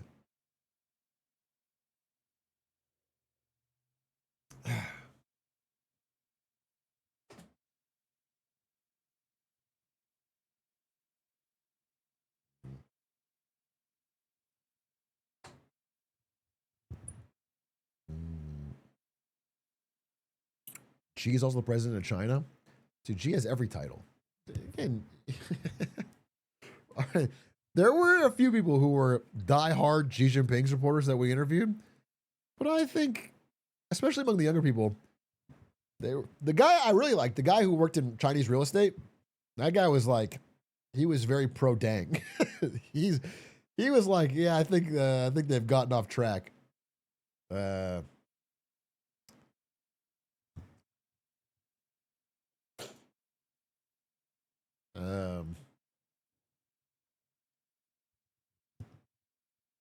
What are your thoughts on the surveillance state nature of China? Kind of makes you feel uncomfortable. I am a huge disagreeer. You know what's really funny is I don't even think they need. I think China has not yet realized that, like, you don't need to censor Tiananmen Square. People are just scrolling brain rot anyway. I don't think Chinese government has yet realized that the true best way to censor something is just to drown it in noise. You don't need to actually, like, it's almost like it makes them more attentive. I don't think they fully grasp that yet. But I do think that the Great Firewall, I think, is whack. I think it's overall whack. Constantly deleting posts, and I think it's whack. However, I'm more amenable to the security cameras in major cities. I'm just being honest with you. Because the truth is, they have done a marked reduction in violent crime. And I don't know. I really have to decide where I stand on this. But I think they've created a world where if you do a crime, you're almost certainly going to get a fine guaranteed. Do you understand? And that creates a, you know, there's a lot of evidence that shows if you don't, it's not about the strength of the punishment. It's about the certainty that you'll get punished. So like, if I were to tell you that if you are going to get the death penalty for doing something, but you almost never get enforced, or if you're going to get a $20 fine, but you're going to get it every time, it turns out that the fine is more effective as long as it's always applied. And I feel like there's just a sense in China that you just can't get away with it. So I don't know. I don't really trust the government to have this power. Yeah, it's something I have to think about. But I do think that, like, the cities felt very safe. And there's something to that. It's a conflicting idea for me. And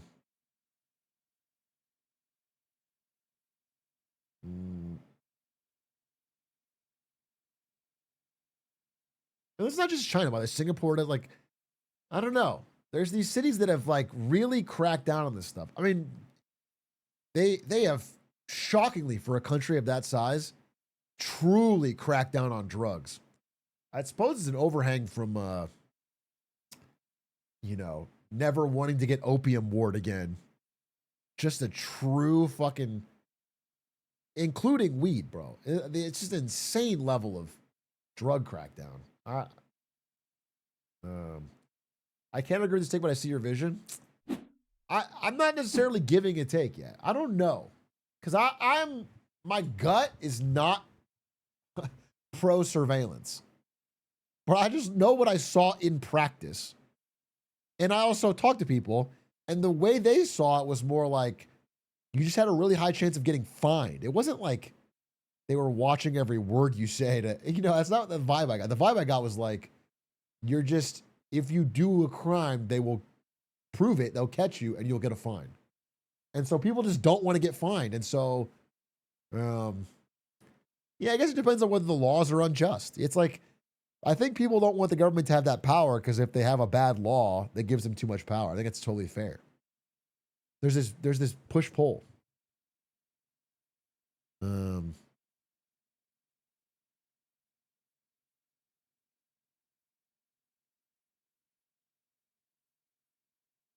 6-7.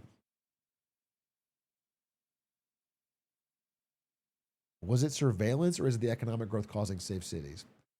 No, I think in terms of the crime, it is the surveillance. Because like people I talked to were like, it's not like there's no crime. It's not like they've solved crime, but the crime has moved from anything public or violent to like credit card scamming or whatever. It's moved to like off camera stuff. And it's like, that's a pretty good trade-off. No society has zero crime, but they've gotten like violent crime really down.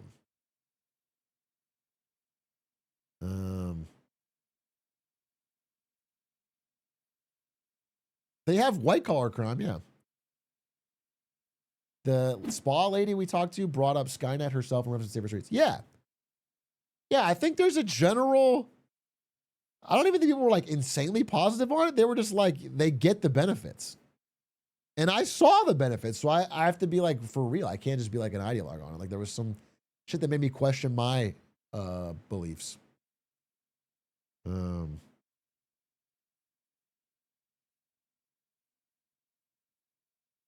Did people talk about dating, how that works?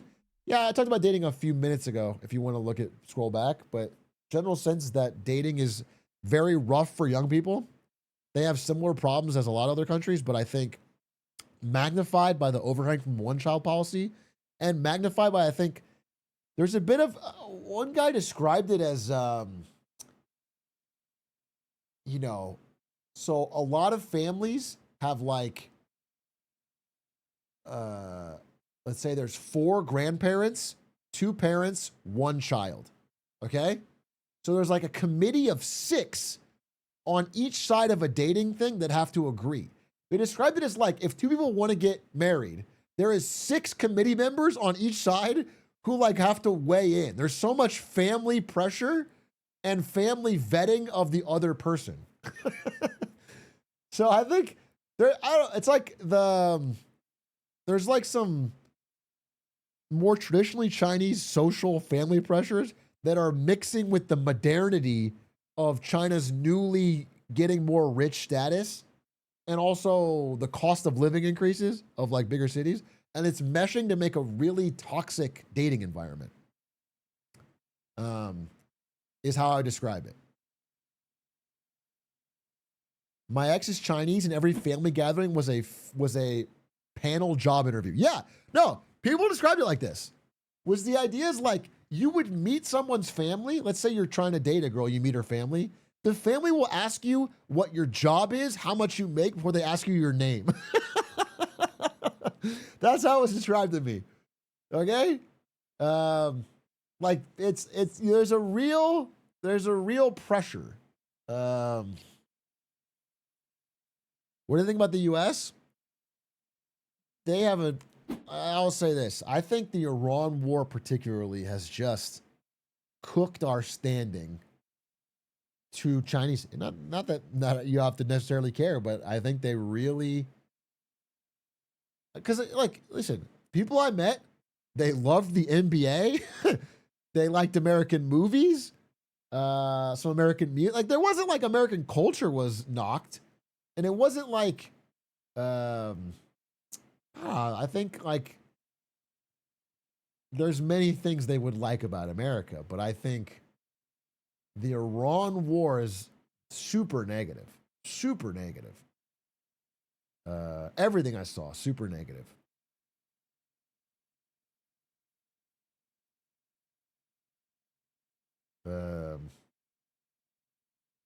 And you know, gas prices are up because of that. I think a lot of countries are feeling this, dude. Gas prices are up all over the world, and everyone knows why. Well, I was doing the math because it's yuan per liter, so I have to convert it. In Shanghai, at the beginning of the trip, it was $4, but in Hong Kong, at the end of the trip, it was like, dude, this is gonna sound crazy. I had it on my phone. In my mind, I think it was like $7. It was like $7.10. It was fucking crazy, dude. It was very, very expensive.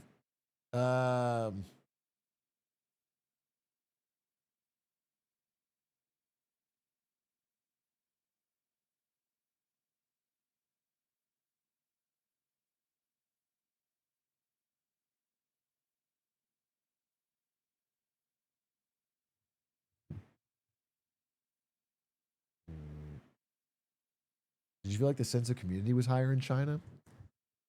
I don't know. I think the sense of nationalism is a bit higher.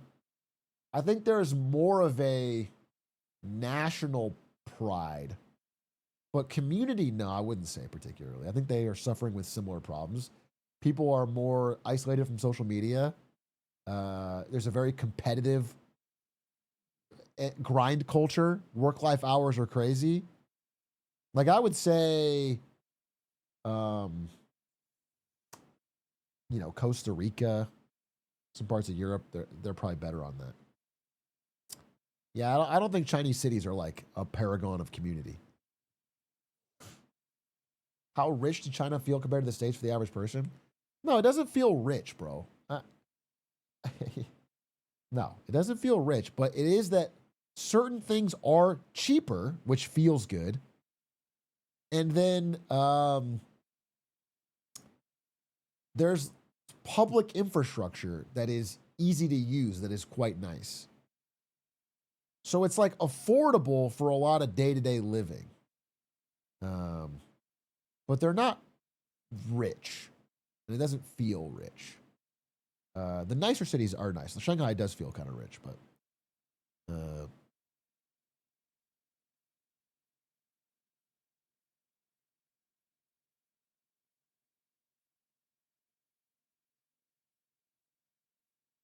how many Mercedes and European cars you see in China? Not many, bro. The thing I saw the most was Chinese-made EVs. Fucking a zillion different brands.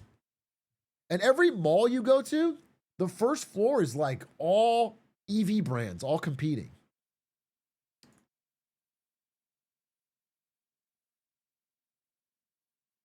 If you don't live in a major city, China's the major brand. Yeah, 100%. Dude, outside of the major cities, China is way more rural. And certainly their like per capita income is way lower outside of the major cities. 100%, dude. I've said that from the beginning. How was the air in the big cities? It wasn't bad in the ones I went to, but Aiden did send me a picture from Beijing where it's pretty bad today. If you were to move to China, which city would you choose? I don't think if I had to move to China, I would probably move to Shenzhen because I thought it was like, it felt very on the up. There was a ton of construction. It was the most high tech of the cities. But it's also kind of muggier and hotter. I don't know what I would.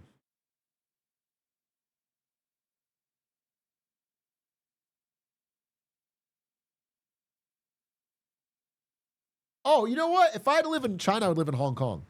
Because Hong Kong is like the parts I liked about China, but it didn't have the Great Firewall. And there was more English speakers. And there was more international. There was like people from all over the world. So Hong Kong's kind of a cop-out answer, but I could easily live there.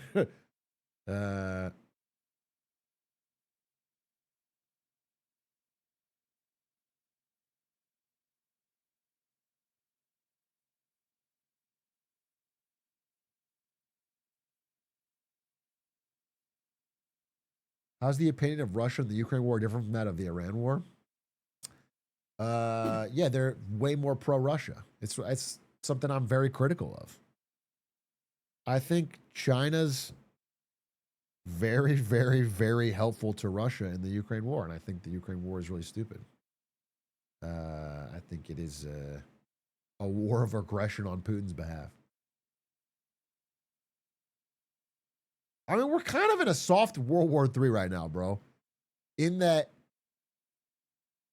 there's two open, active wars right now, and the fighting is being done between not major powers, but the major powers are all involved. We're like in two proxy wars between big powers.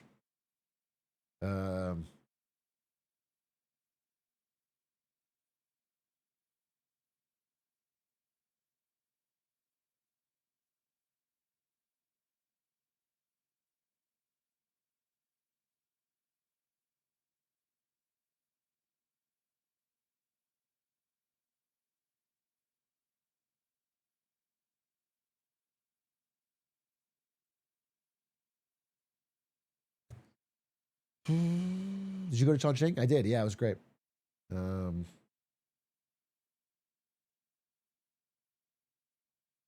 I filled your normal time slot with learning new skills and connected with my family. Good to see I can finally get back to my normal routine. Good. Thank God. Thank fucking God, bro. You were going to have to fucking do boring, lame shit like learning skills or talking to your family? Do not worry. Consider yourself saved.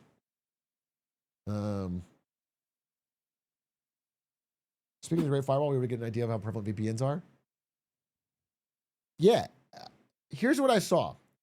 It is really easy, if you want to get around the Great Firewall and see Instagram or Reddit or Twitter or whatever the fuck you want. It's very easy to get around it.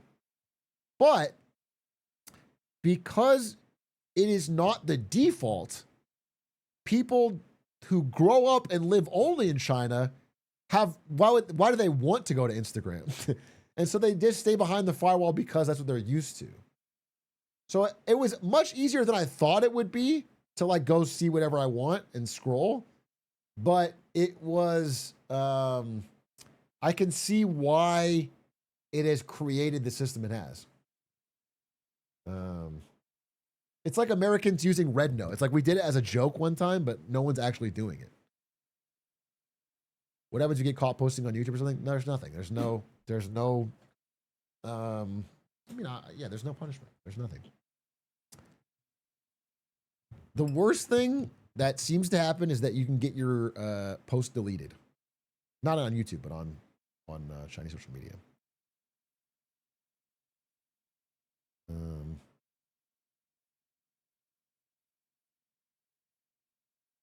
Do you think China's general friendliness towards Russians is more to do with them being on the same side than a mutual agreement with their actions? I mean, I don't know about Chinese people's general friendliness. I know that, the Chinese government is assisting Russia in their war in Ukraine, which I don't like.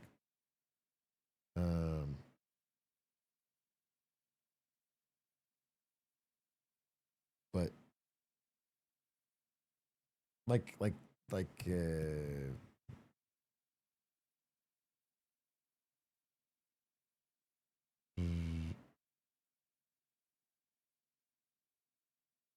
does China buy Russian oil? Yeah, that's fine. I mean, I understand the oil market. It's more of like specific military help and like technology and weapons and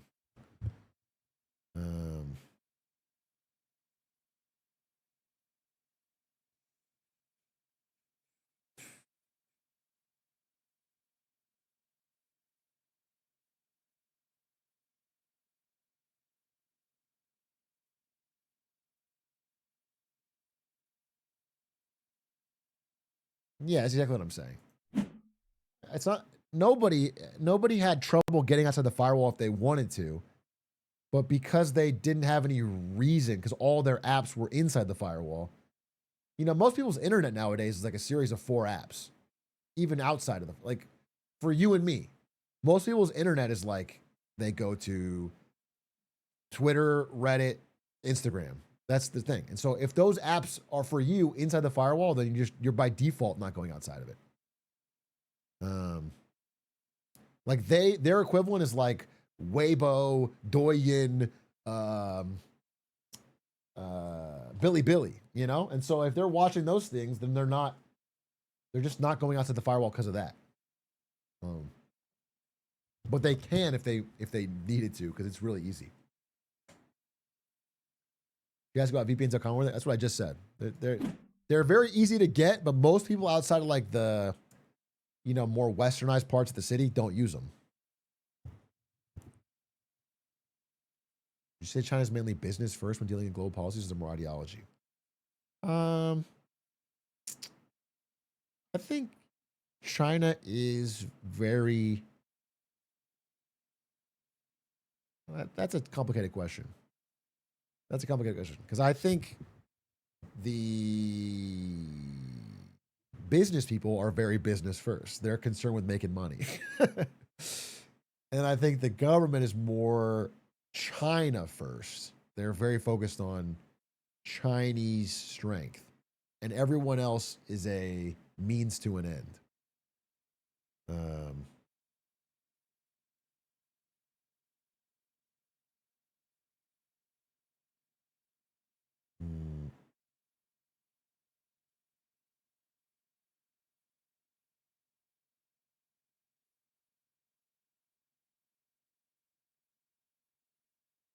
And the Western speed amplification style reaction to online censorship by the government to the content being censored, especially when it comes to political opinions. Is there a similar trend in China with radical views becoming more mainstream or censoring actually working? It's too tough for me to answer. I don't know. I have to get more deep in the weeds to Chinese social media to answer that question. I don't know. The people that I spoke to and what I read, it seemed to be that people are in a constant cat and mouse game of using different slang and euphemisms. They said the Chinese internet moves so fast in terms of creating new memes and new slang and new euphemisms to talk about whatever they want while getting around the censors. And whatever like political personality you can think of, whether it's like we need to go back to the old ways, traditional families, or we need to fucking be more like another country, or we need to, all those personalities that exist in this chat or online or in America exist in China, but with a Chinese version. There's a Chinese version of every type of person, and they all exist and they all debate similar things.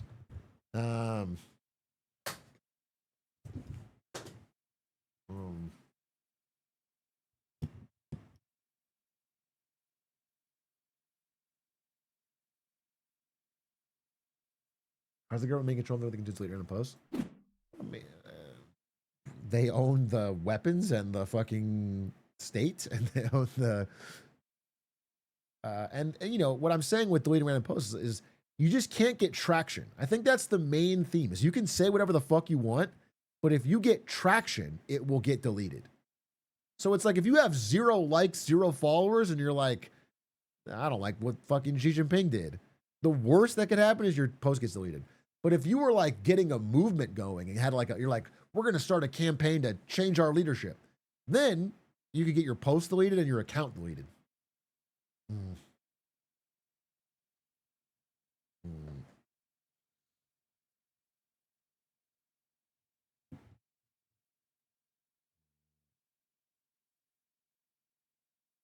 Our government maintains control by people's lives. So this is where I would agree but disagree. I don't know who said this. Where did this guy say it? I wanted to show it. Which is that I truly think the censorship is not needed.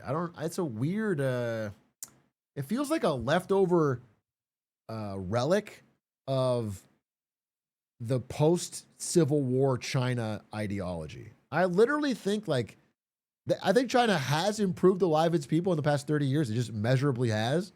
And they still crack down on any, I don't know. It's like they're doing it for almost the love of the game. What I honestly felt there is that they could just get rid of the Great Firewall, go open, and they'd be fine. I don't think it would be, it's like a weird, yeah, it feels like a relic.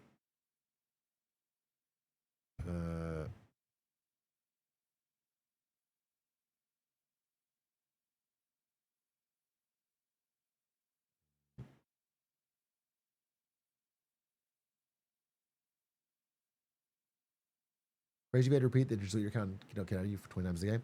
Yeah, I mean, what I would say is from my POV as a content creator, that is still bad. Like the way they were telling it to me was like,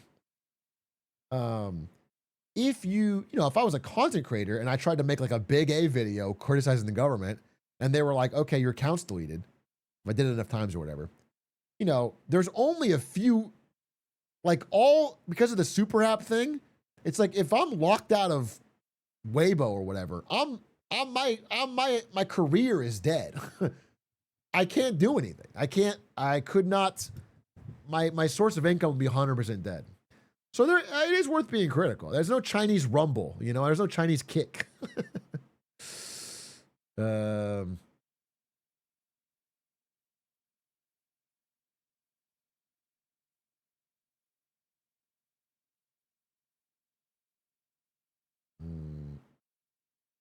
you think China could benefit from the Daily Scroll? I think every country on earth could benefit from my brilliant idea, the Daily Scroll. If you guys don't know what this is, I have proposed making social media scrolling only work on your phone for 1 hour a day for everybody, and it's the same hour between 6 to 7 p.m. Between 6 and 7 p.m., everybody at the whole country gets access to scroll. And then we all scroll for an hour at the same time. And everyone's fucking excited for it. Everyone is so stoked. And then we all talk about it, and there's like a new meme of the day, and everyone's like covering the news, and it's awesome. It's like right after work, everyone gets an hour of scrolling. And I think it would solve the fucking problem. It would make social media into a community event, and it would stop it from taking over our whole fucking lives. And I legitimately think the Daily Scroll would be the fire return to monoculture.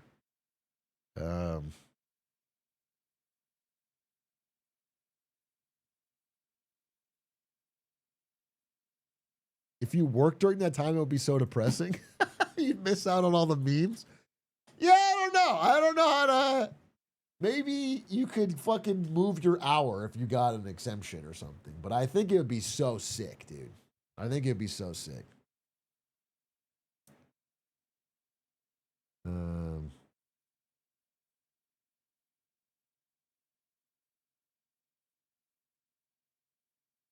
You're just talking about the featured section on fucking iFunny?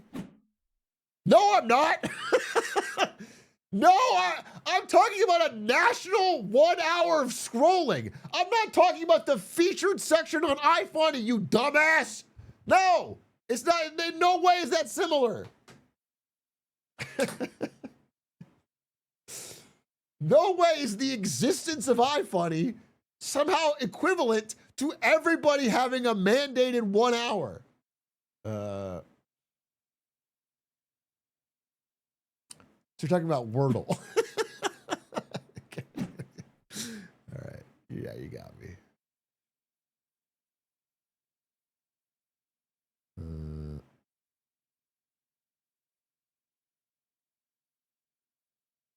You gotta have it like primetime TV. Twitter gets 6, 7 is Insta, 8 is Switch. No, that's stupid. If it's like primetime TV, then you'll just spend your entire day scrolling 8 different apps. They each have a different hour. No, I'm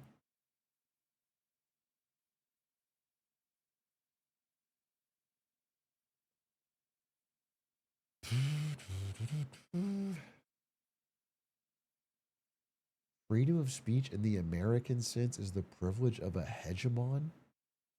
When the elites feel danger like they did in the 50s, 60s century, go as people in the mark other times. I mean, there's freedom of speech in the American sense in European countries and Nordic countries and countries without strong militaries. I think that's a little bit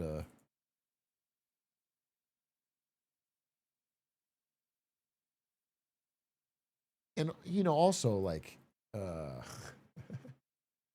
I don't know, like Singapore or Korea or any country that doesn't have a firewall with government controlled internet and mandate, you know what I'm saying? It's just, that's not true.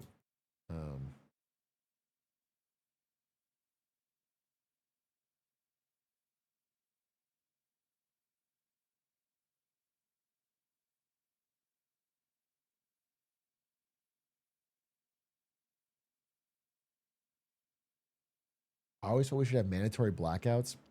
I think that for sure. Is Starlink banned? Maybe. I don't know. Actually, I didn't try to use it.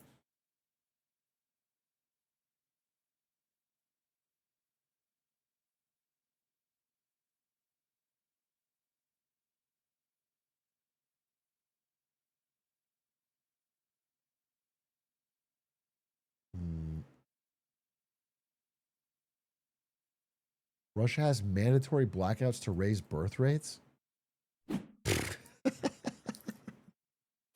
Well, you know what can raise birth rates is not sending off tens of thousands of soldiers to die. That would probably help birth rates more than mandatory blackouts.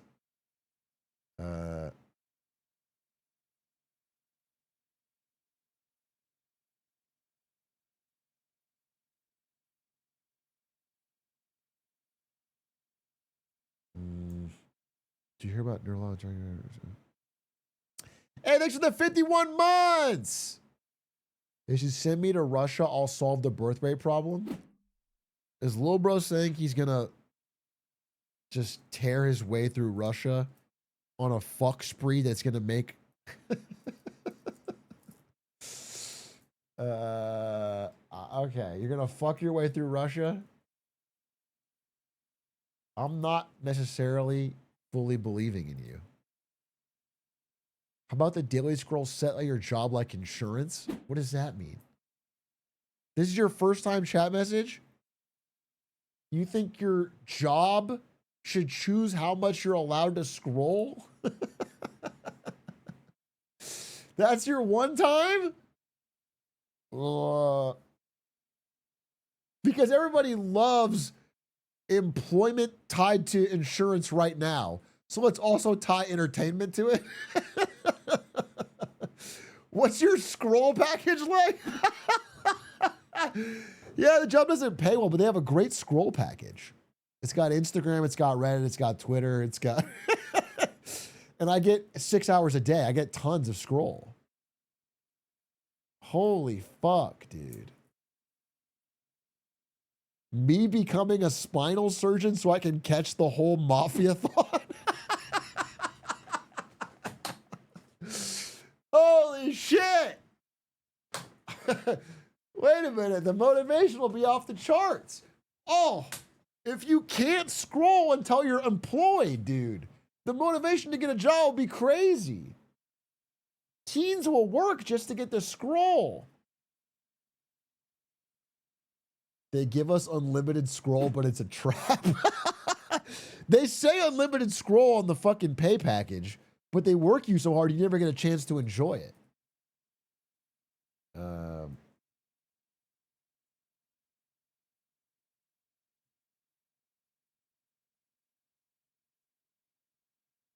I've seen a lot of Asian countries aren't fond of people of African descent, black people. Did you forget it? Yeah, they're racist for sure.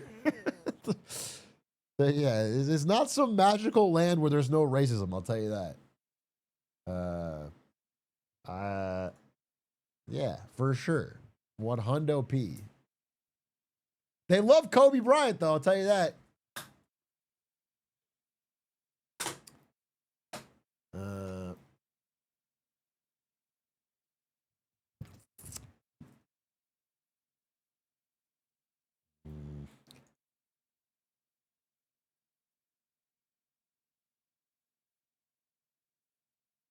Do they know he's dead though? They do know he's dead, but it is funny because I used one of the like Netflix apps or whatever to try and watch the NBA.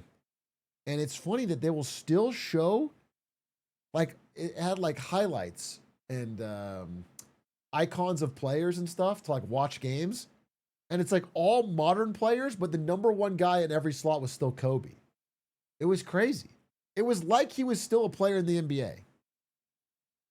It legitimately, as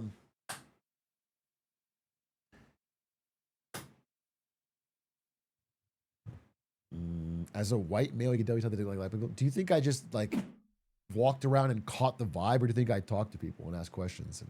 Do you think I just was like, yeah, probably sucks to be, yeah, of course it's like such a fucking stupid line of thought, bro.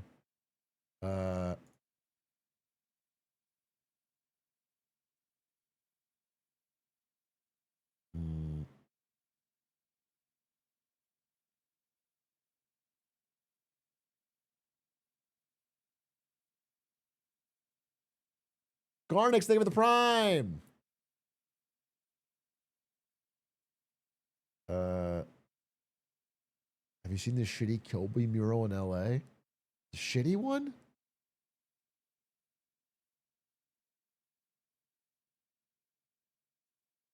Oh, yeah, it got vandalized. Dude, I used to live right next to this mural. Like, I could see it from my window back where I used to live. Adrian, TV thing with the prime. The Lemonade Stand Patreon episode where you and Aiden did blackface to see how they treat people of color was quite interesting. Okay, one thing I did not do this, just to be clear. One thing I did notice is like all the ads that there was fewer ads, which is kind of cool, but all the like billboards I did see, man, everyone's face is so bleached white. It's crazy. All the celebrities were like the whitest possible skin. There was that, you know, there's definitely like a thing there. They definitely have I don't know, colorism or whatever it is, like age, yeah, 100%. It's definitely a thing, definitely noticeable. Mm,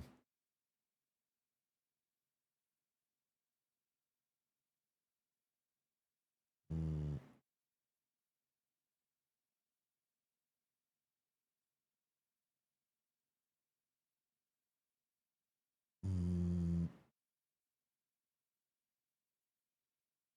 W, about time I got representation for my Irish ass skin.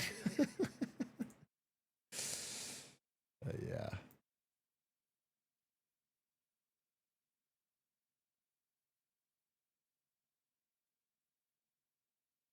Can you name a country that doesn't have colorism? No, I think most humans in all of history have had some form of this, and some countries try to figure it out.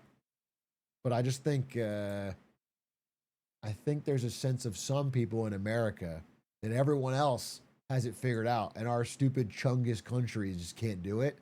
And I think that's a little silly. So I try to push back on them when they pedestalize everywhere else. I think that's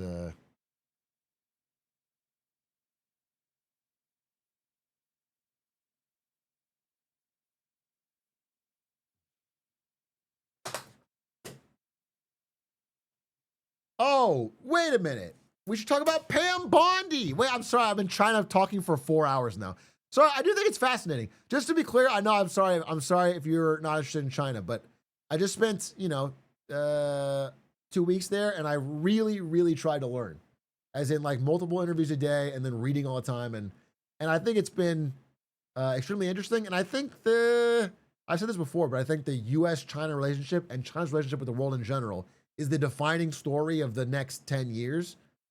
And certainly something worth knowing more about. Certainly something worth understanding better. So that's why I talked about it a lot. And I have a lot more to say. I'll do a presentation on it in the future. But, back at home, we got to talk because ding dong, Pam Bondi has been, Pam Bondi. Wait, let's talk about Pam Bondi. Ding dong, the witch is dead, I think. Pam Bondi, known primarily for being an incredible stock trader who could top tick the Dow 50K. She called it to the minute. She top ticked it. Pam Bondi, as of yesterday, was, well, according to Trump, transitioned to a much needed and important new job in the private sector, which is a very fancy way, if it's a government job, of saying, you're fired. You're fired. You're fired. You're fired. You're fired. You're fired. Fired. Fired. Fired. You're fired. Fired. Fired. You're fired. You're fired. That's such a funny, transitioning to a new job in the private sector. That's like your boss telling, yeah, you're to be announced later. Yeah, you're fired, bro. You're, it's a much needed job that will be announced in the future. Well, what a hilarious thing to say. Anyway, despite being a great American patriot and a loyal friend who's faithfully served as the Attorney General, Donald J. Trump apparently put her in his limo, the Beast, and said, it's time, and told her to hit the bricks. And she said, do you think I could stay until summer and have a longer transition process? And he said no. So she's fired. Bondi's stormy tenure ends in dismissal. Bondi fired as AG despite never saying no to Trump. So I think this is very interesting because, first of all, it follows another firing, Kristi Noem, relatively recently. and future firings that seem to be coming. Like Donald Trump's administration, while polling low and dealing with turmoil from Iran, is now in a period of like seemingly a lot of change, a lot of shakeups in his administration. People might be next, which I'll talk about in a second. But so what's interesting though is that Pam Bondi, who wanted a graceful exit, but Trump wanted her gone, basically operated 100% by the previous playbook that seemed to work for those in Trump land, which is like glaze him, talk about how great he is, and be loyal. Those are the three things that seem the only thing that mattered. Now that that system is starting to break down after 14 months on the job, it's seeming like cabinet officials are now worried for their jobs as he's kind of lashing out in panic. She had a feeling her days were numbered, but didn't expect Trump to drop the curtain quite so soon. So here's the thing. Pam Bondi's case is pretty unique because she was being sort of pressured from two sides here. On the one side is the side that we all generally dislike Pam Bondi for, which is, there's a couple reasons, but the main one is her absolute botching of the Epstein files. Okay? And there was bipartisan agreement from this. So this is Massey and Khanna, who are Republican and Democrat respectively. But a number of Republicans actually voted to subpoena her after her horrible Epstein files hearing. Again, she's the one that said the Epstein files are on my desk. She had those binders printed up. She said, we have a client list. And then she backtracked all of this. And then she said, we're not going any farther with it. The investigation's over. Then had to be forced to release more files by these two. Then after being forced to have it released in a 427-1, 427-1 bipartisan vote that demanded she release the files, she still didn't release it. Okay? So on one side, she's getting pretty much bipartisan and national anger for her absolute fuck up of the Epstein files. Okay? Who was the one? I'm not sure. You can look that up. Some guy must really love pedophiles. To be the one person, 427 hands up and your hand is down on the Epstein files release. So you understand that, like, this is the pressure on one side. But on the other side, this wouldn't matter. Her political strategy was, I'm going to ignore all of this, die hard defend the president, and die hard do my best to jump on the grenade that is the Epstein files. The only problem was she is also being pressured from the other side, from Donald Trump. And Donald Trump was extremely mad at her, not because of this stuff, but because she was not, in his opinion, doing enough to use the power of the Department of Justice to go after his political enemies. Okay? Oh, sorry, I'm cutting off Trump. Far be it for me to do that. Trump really, really wanted her to use the power of the DOJ to persecute his political enemies. He said so. In fact, this, I believe, this is from September of last year, but I think it's supposed to be a text. I think anyway, he said, Pam, it's the same old story as last time, all talk, no action. Nothing's being done. What about Comey, Adam Shifty Schiff, Letitia? They're all guilty as hell. So he names specific political opponents by name and then demands that the DOJ be weaponized against them. And again, what's funny is she actually did some of this. Not that they were winning the cases, but she did use the DOJ to go after some political opponents, some former Obama staffers, she's trying to do what Trump wants, but because the cases aren't winning and nobody's being sent to jail, Trump is getting frustrated because he really wanted her to be like his weapon in the DOJ. And so because he's upset about that, and because she's got no allies outside of Trump, her plan of like deferring to him completely failed. And he threw her under the bus. And so she got thrown out. But now that she's gone, what happens next? Because it feels like the purge may be just beginning. Again, The Independent had some sources within the Trump administration that said he was surprised at how positive the response was when he got rid of Kristi Noem which made him feel more comfortable getting rid of Pam Bondi. So I think that's not the best lesson to take away, but he is purging his administration, starting with all the women, by the way. Of like the 3 major women in the administration, 2 are now gone, and the 3rd is about to be gone. Okay? She got a 2-part last name. I'm blanking on it. Who's got her? Someone. Why am I blanking on her fucking last name?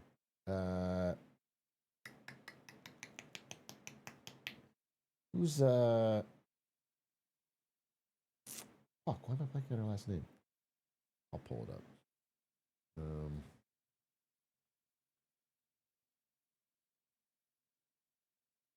Name a woman? Maybe she's Hillary Clinton. No, this is not Tulsi Gabbard, dude. Why am I blanking on her name? Oh, okay, so Labor Secretary Lori Chavez de Rimmer.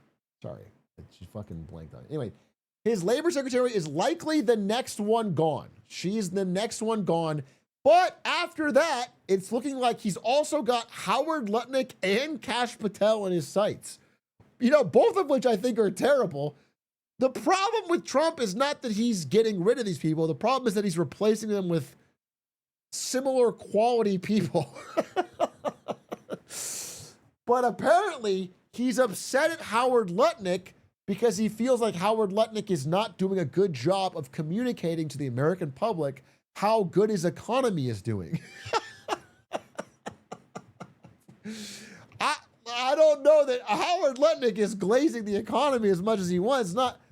That's not. And then he genuinely, and also this is the internal leaks, he's genuinely mad at Kash Patel for the Olympic hockey thing, which he thought made the administration look bad. Which, by the way, it did. So it's seeming like there's some purges afoot. He's trying to clean house and hopefully regain some momentum in the polls going into the midterms. The problem is, in this Pam Bondi situation, the people that he's replacing these people with are like the same. So as you can see from this tweet, he's replacing Pam Bondi with Todd Blanche. Now, if you don't know who Todd Blanche is, he looks like his name sounds. The unique thing about Todd Blanche is that every single photo you find of him, he's making this exact same face. Like head slightly tilted, double chin out, like grimace confused. Anyway, Todd Blanche is quite possibly worse than Pam Bondi because Todd Blanche his background is as Trump's personal criminal defense lawyer. He is the one that helped defend Trump, not only from like post January 6th stuff, but he also defended him in like New York bankruptcy court and stuff. He's like, Trump's personal lawyer. And so he's now gone from Trump's personal lawyer to the head of the Department of Justice. He's acting AG. And so he is much more likely to do what Trump wants, which is use the DOJ to criminally indict people who are his political opponents. That's like the seemingly next goal. The other unique quirk of Pam Bondi's firing that I think is really worth talking about is that after all the anger at Pam Bondi's hearing, where she said Dow 50K, there was a bipartisan vote. Now, not all Republicans voted for this, but at least 5 or 6 flipped, and enough voted to subpoena her under oath to talk about the Epstein files. Now, when do you think that's about to happen? It turns out it's happening in like 12 days. And so right before she has to go under oath on a private, on the record subpoena about the Epstein files, she's been fired. And they're claiming that she no longer has to do this because she's no longer the AG. Now, obviously, there's a lot of anger about this. The House Oversight Panel is, after their vote, they're saying, let's see, yeah, they're vowing to force her to testify despite being ousted. but it requires the Republican-controlled House to vote in their favor. So it's kind of a question mark. They got enough votes last time, but I don't know if they can do it again. It's a TBD. People are saying, like, you know, Attorney General Pam Bondi has been leading a White House cover-up of the Epstein files. She has weaponized the DOJ to protect Trump and put survivors in harm's way. She will not escape accountability and remains legally obligated to appear before the committee under oath. Now, what's interesting is that she was called to testify by name, not by position. So technically, she is still supposed to testify. But, you know, will it happen, or was she fired specifically to bury this? It's tough to say. Like, I don't know yet. I think there's a lot of pressure to get her to testify. People are pretty angry. But I think it comes down to a House vote, so it's tough to say. It should happen. I don't know what will happen. But all the people on the House committee are saying they will try to force her. So we will see. And if it does happen, what's interesting is if it does happen, I guess she has a lot more incentive to tell the truth now, you know, because her job no longer depends upon her constantly glazing Trump and defending him. She's been fired unceremoniously. So theoretically, if it does happen, some truth could come out. So interesting. But anyway, Todd Blanche is in, and Todd Blanche, again, I don't think is much better. I think he's actually just a more competent, more dangerous version who will not change anything regarding the Epstein files and will spend a lot more time persecuting political opponents. So I'm not totally happy about it, but I do think she was bad at her job, and so on some level, it's good to see her fired.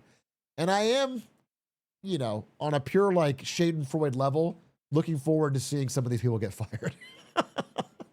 Because there is something cosmically beautiful about someone like Howard Lutnick, who literally treats glazing like a full-time job, who, like, opens every cabinet meeting by saying, Donald Trump, you've made the world the greatest place ever. We're in a true golden age. You are the God King Emperor. You are my light. You are my sun. And then he tells you you're fired. There's something, like, you've truly thrown away all credibility to just completely bend over and kiss ass, and then you get fired for it.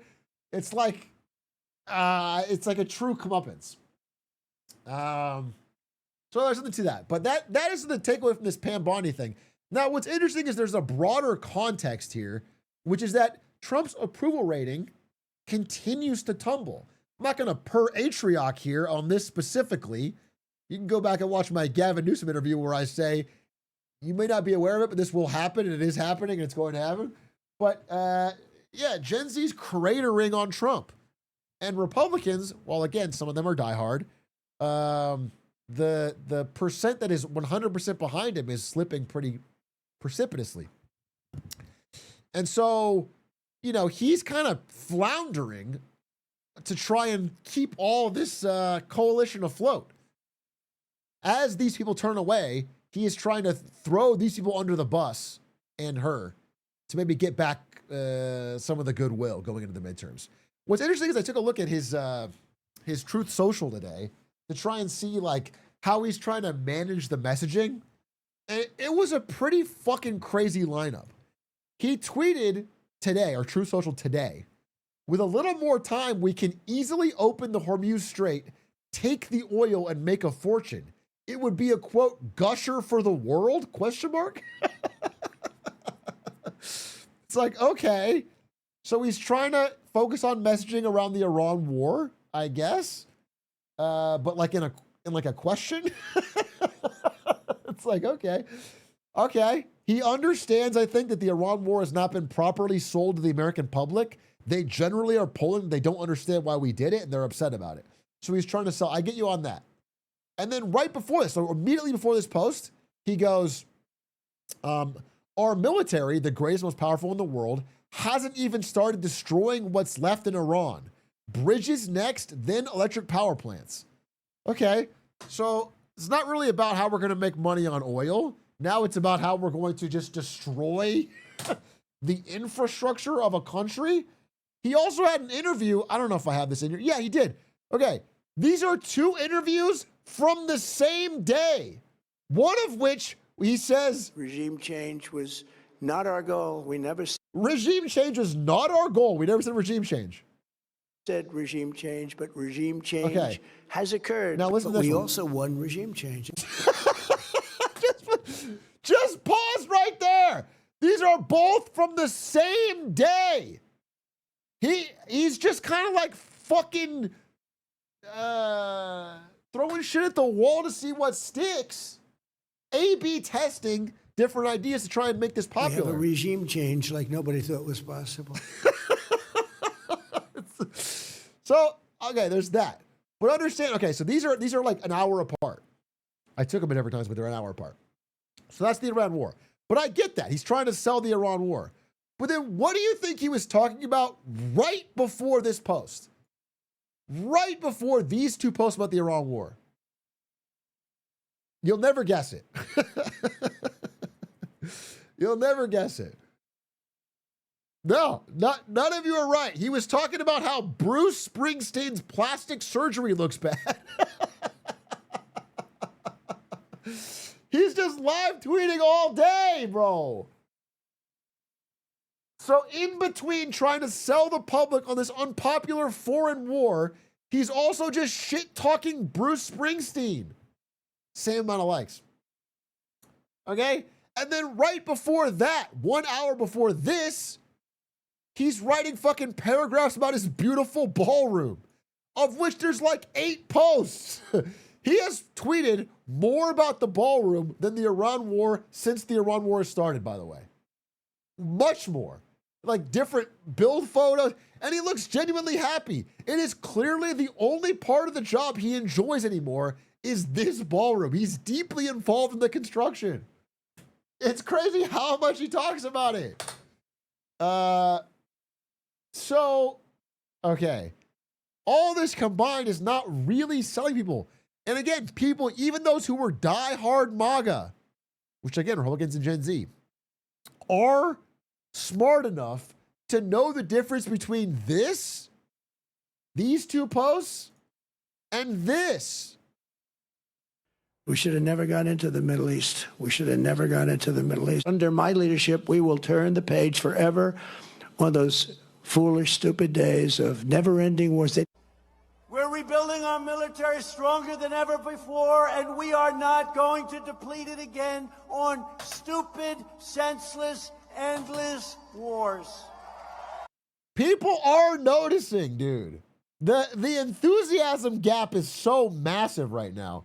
If you look at the difference between the CPAC conference, which Trump didn't even attend this year, and like the No Kings protest, it's just a massive enthusiasm gap right now. And people are primarily citing the Iran war as like a huge betrayal of what they thought they were voting for. Now, listen, I think you probably could have seen some of this coming, but okay. And so this is the context with which he's literally, we're living through the middle of a massive, massive tectonic plate shifting against him under his feet. We're seeing it happen right now. And he's like scrambling. I think these firings are part of that to try and regain some control of the narrative. What's interesting is that last quote, though. So right here at the end, Endless, stupid, depleted again on. We're not going to have our military, which was rebuilt, depleted again on senseless foreign wars. What's interesting is that is exactly what's happening. One of the biggest stories that's getting flagged right now is that we are just burning through all of our stockpiles, not only of critical weapons and missiles and minerals that we've built. Of weapons, but of minerals, because we only have certain amounts of stockpiles of rare earth minerals, which you need to build these things. And the rest of them, if you want to get more, all go through China. The truth is that the entire rare earth refining capability goes through China, and our stockpiles of rare earths are depleted pretty rapidly over all these fighting in the Middle East. And so this is going to become a problem sooner rather than later. I don't see a lot of discussion being done on what will happen when that hits, but there's a big question mark on that, especially in the interim period where we're trying to invest in rare earth minerals. At the same time, I want to talk about one final firing, which kind of ties this all together, which is that today or late yesterday, They also fired the chief of the army, okay? General Randy George, who is fired by Pete Hegseth, which is part of 24 different senior level firings in the U.S. military that he's been doing. And the person he replaced him with is Christopher Leneve, who was his senior military assistant. So the guy who carried Hegseth's briefcase is now the leader in charge of the army. And the obvious read of this is that this guy, who has background in Iraq and Afghanistan, disagreed with the strategy of putting boots on the ground. And so he has been summarily dismissed. And so it's seeming more and more like we're going to war with actual boots on the ground in the Middle East. And any general who has experience from previous U.S. attempts to do this, sorry, I'm being targeted. I'm dying. Anybody who has experience is being shut down, is being iced out, is being taken out of command.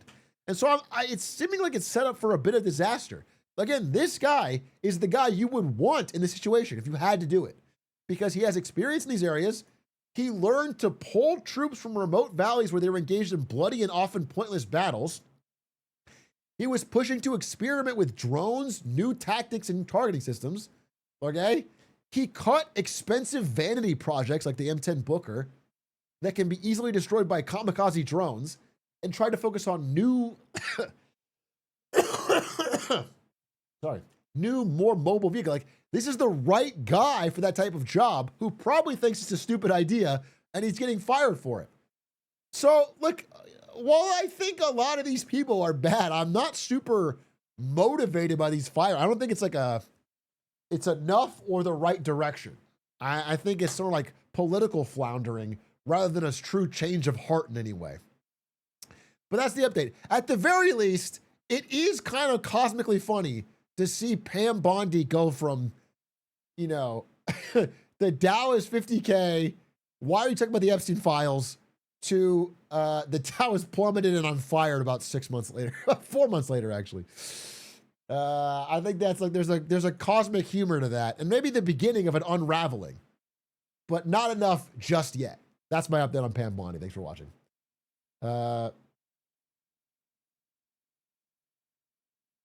Yeah, I mean, the ideal long-term would be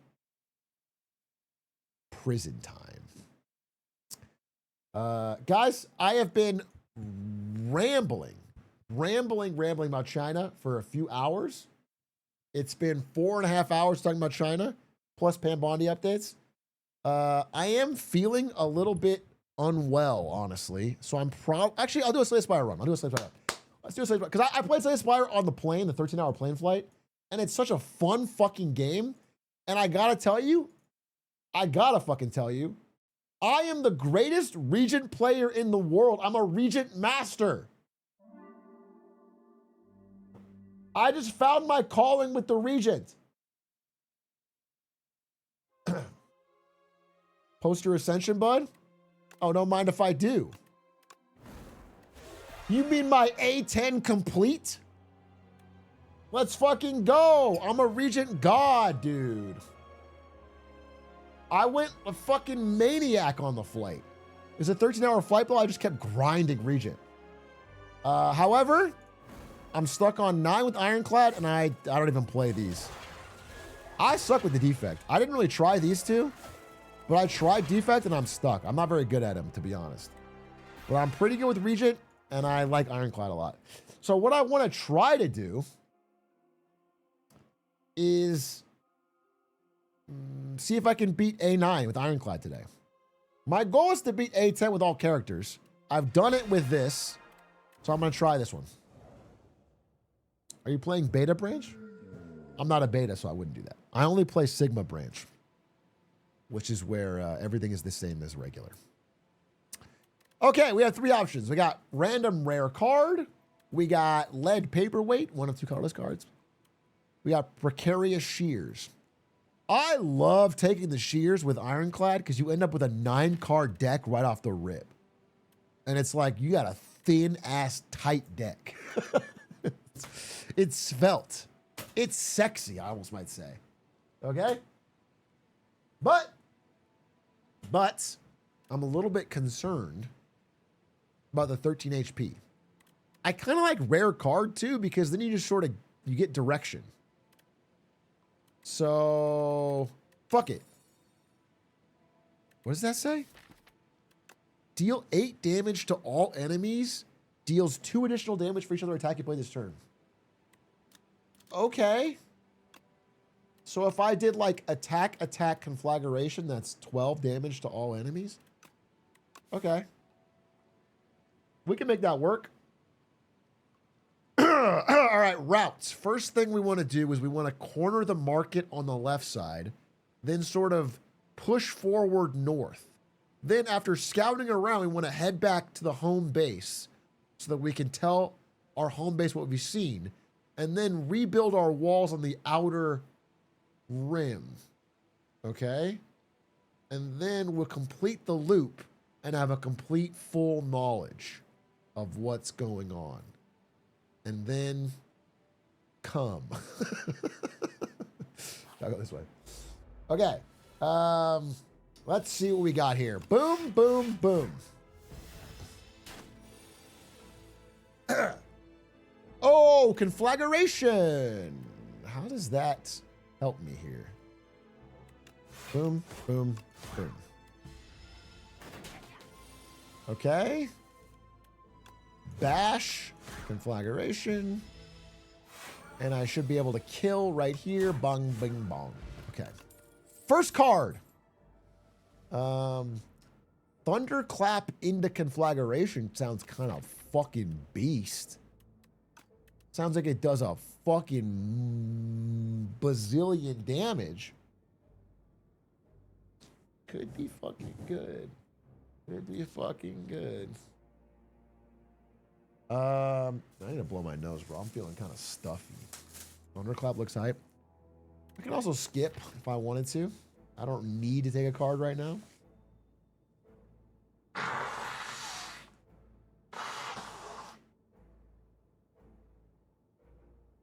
Been watching Blur play this all day. Yo, shout outs Blur. He's actually incredibly good at this game. True Grit is goated. I'm not really a True Grit kind of guy, bro. You have to upgrade it to make it useful. I'm not really. I don't really fuck with it, honestly. But it does make your deck nice and thin. I think I'm gonna take. I'll skip. I'm just gonna skip. I'm gonna skip.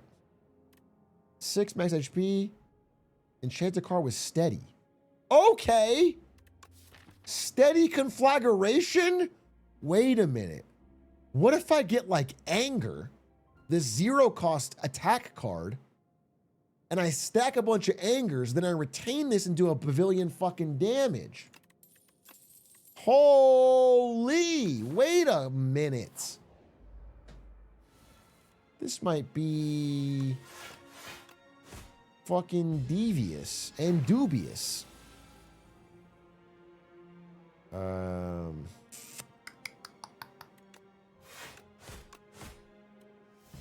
Okay.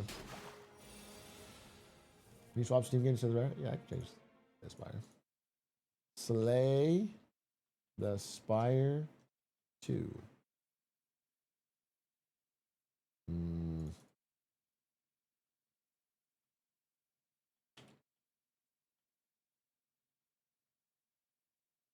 Okay. They made a second one. Now we should be able to kill, right? If I do 6, 12 plus 12 is 24. No, it's not enough. There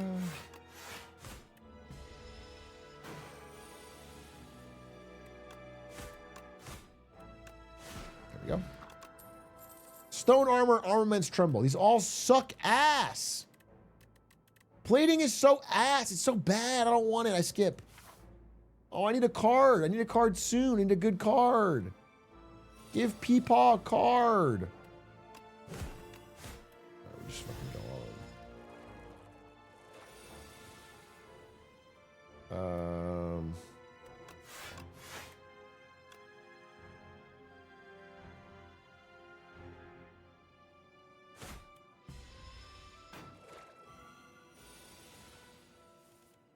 trying to balance it.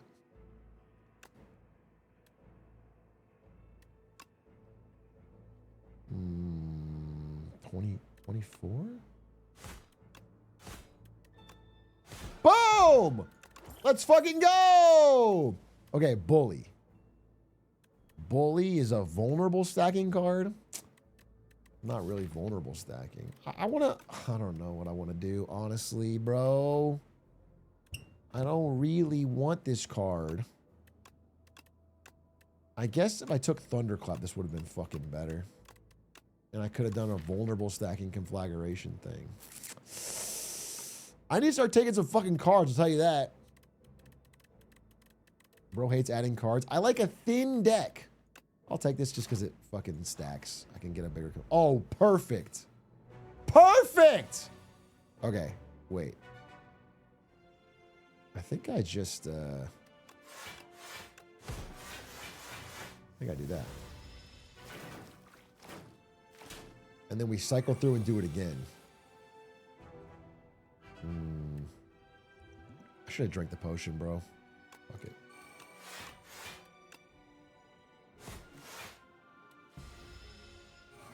It's not about how wide your deck is, it's about how you use it. No, shut up. Okay.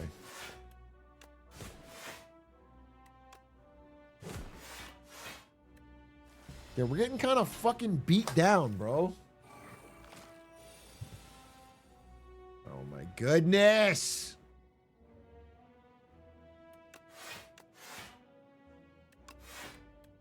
Defense. Okay.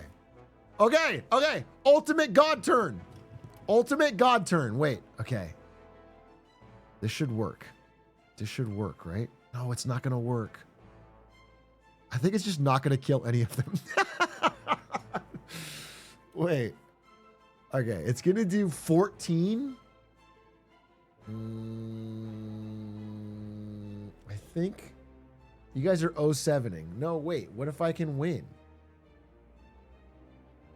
No, but they get too much block. They get too much block, dude. I think I'm dead. Straight up, I think I'm dead. Fuck! What a fucking pain in the ass. This is gonna be 14 damage. Okay, we'll just try it. Boom.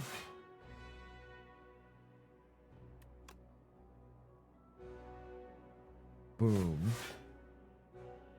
Okay, hold up. Wait. Boom. I live. Okay. Now the comeback is so... I'm dead. I'm so dead. Wait. Hold up. Hold up. Everybody relax. No, I'm dead. Dude, if I had one more strike, I could have won. If I had one more strike, I could have won. Yeah, there's no way to win this. Like, that is the most damage. And I'm dead. R.I.P. in pieces. Okay, one more run. One more run. That was not a good enough run. Doesn't count if you die in Act 1. Everybody knows that. Everyone knows that. Everyone knows that. Thunderclap would have been God tier, by the way. I'm so stupid for not taking that. Okay. Now we obviously take this. Oh, God tier! Yes! Yes, dude! That's a banger card! Okay. Now we're off to the fucking races. That is good. And a fucking early offering? Yes. Don't mind if I fucking do. Okay, we need to, like this way, hit the early elites, like this. Fuck him up. That's a little word of encouragement. Then if we're feeling froggy, go on to elite number 2. Okay. Then probably divert over here, hit a couple fires, see how we're feeling, and make our way to the top. This is a good plan. This is a good fucking plan. Okay? Bing, bing, bong. Fuck it.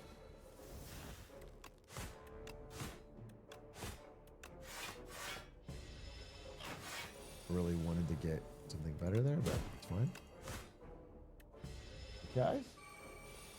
I'll have to pee. How did you already die? Don't shame me, bro. Battle Trance! Absolutely banger of a card. Take it every day of the week. Okay, I have good draw. Now I need damage. I need damage. Fight Me's pretty good.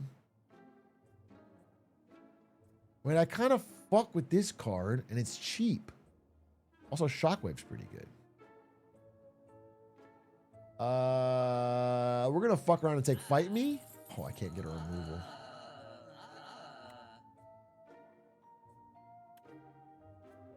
Also, Blood Wall's not bad.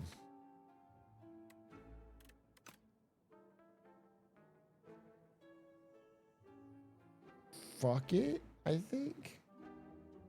Fuck it. Okay. Better deck, better deck, better deck. So Fight Me does 10 damage. Yup. And we block. Good start. No Klarna and SDS? I know, it's fucked up, isn't it? Bash? Strike? Take 9.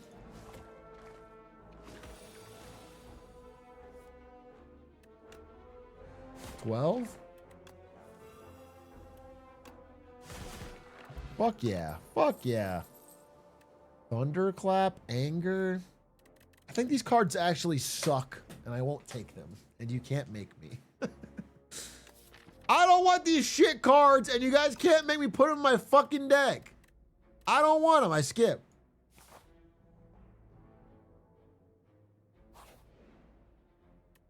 Upgrade a card, transform a card. I think we obviously transform, bro. This is also pretty good. But who knows what you get if you transform and you get rid of a strike. Colossus! 2 rares for the price of fun? Okay. So we do... Let's do a little bit of vulnerability stacking. Okay. A little strength vulnerability thing. This could work. We got offering. We got all the pieces. All I gotta do is fuck this guy up. Let's go crazy. I don't love that it gives him strength, but it's fine. It's fine. It's fine. 6, 12, 18. Battle Trance. I don't know if I should, like... He just gets stronger.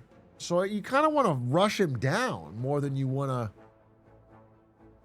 I think I need to swing.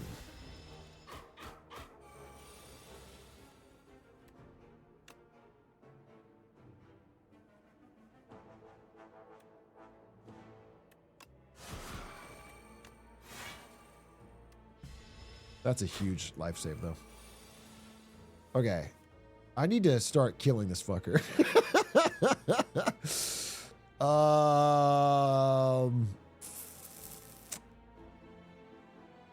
I guess I could bash Colossus.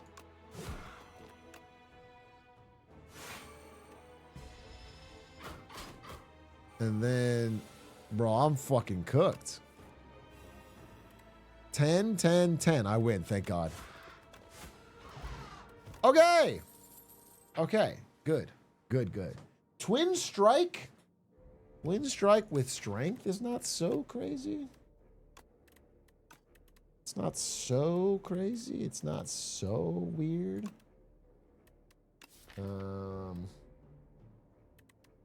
HP is a resource. Listen, bro, I'm going to hit this. I'm going to hit this. I'm going to dice this guy up. Don't worry about it. I mean, I could dodge the elite, but what am I, a fucking coward? Actually, I should dodge the elite. What if I dodge the elite, hit all these upgrades, hit this, we take this elite instead? That way I'm still getting 2 elites, but I'm not fucking dead. That's not a bad idea. I'm going to go ahead and skip this trash. Oh. Why do I have no money? I'm going to take Stomp. I'm taking Stomp. It's a nice AoE card. I need AoE. I could heal here. But I think I hit these 2 fires before I fight an elite. So I'm going to go here. I got Akabeko. Hit this thing. Stupid little fucking bug. Hit like a truck.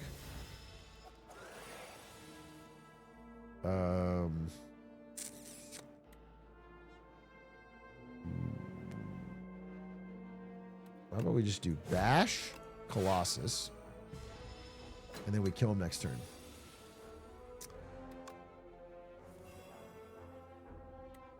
We go...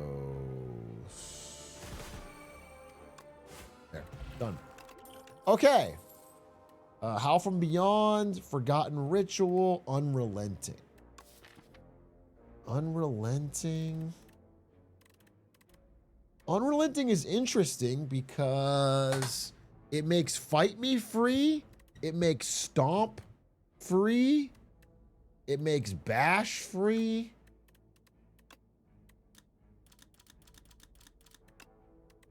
It's not that crazy. I could fuck around and try it. Okay, get a freebie. Unceasing Top. Okay. Let's go here. Let's Smith. Upgrade this. Let's go here. Oh, fuck. Okay. I think we fuck around. Here.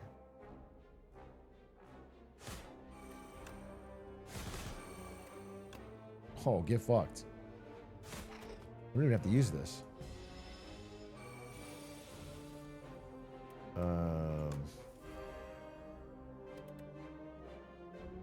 Bash Colossus is almost good enough. Yeah, I mean, that's fine.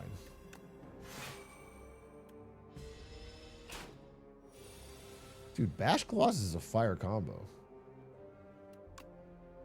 Strike, Colossus, yes. And now I should be able to kill his ass. Unrelenting, strike. Okay. So we're healed up.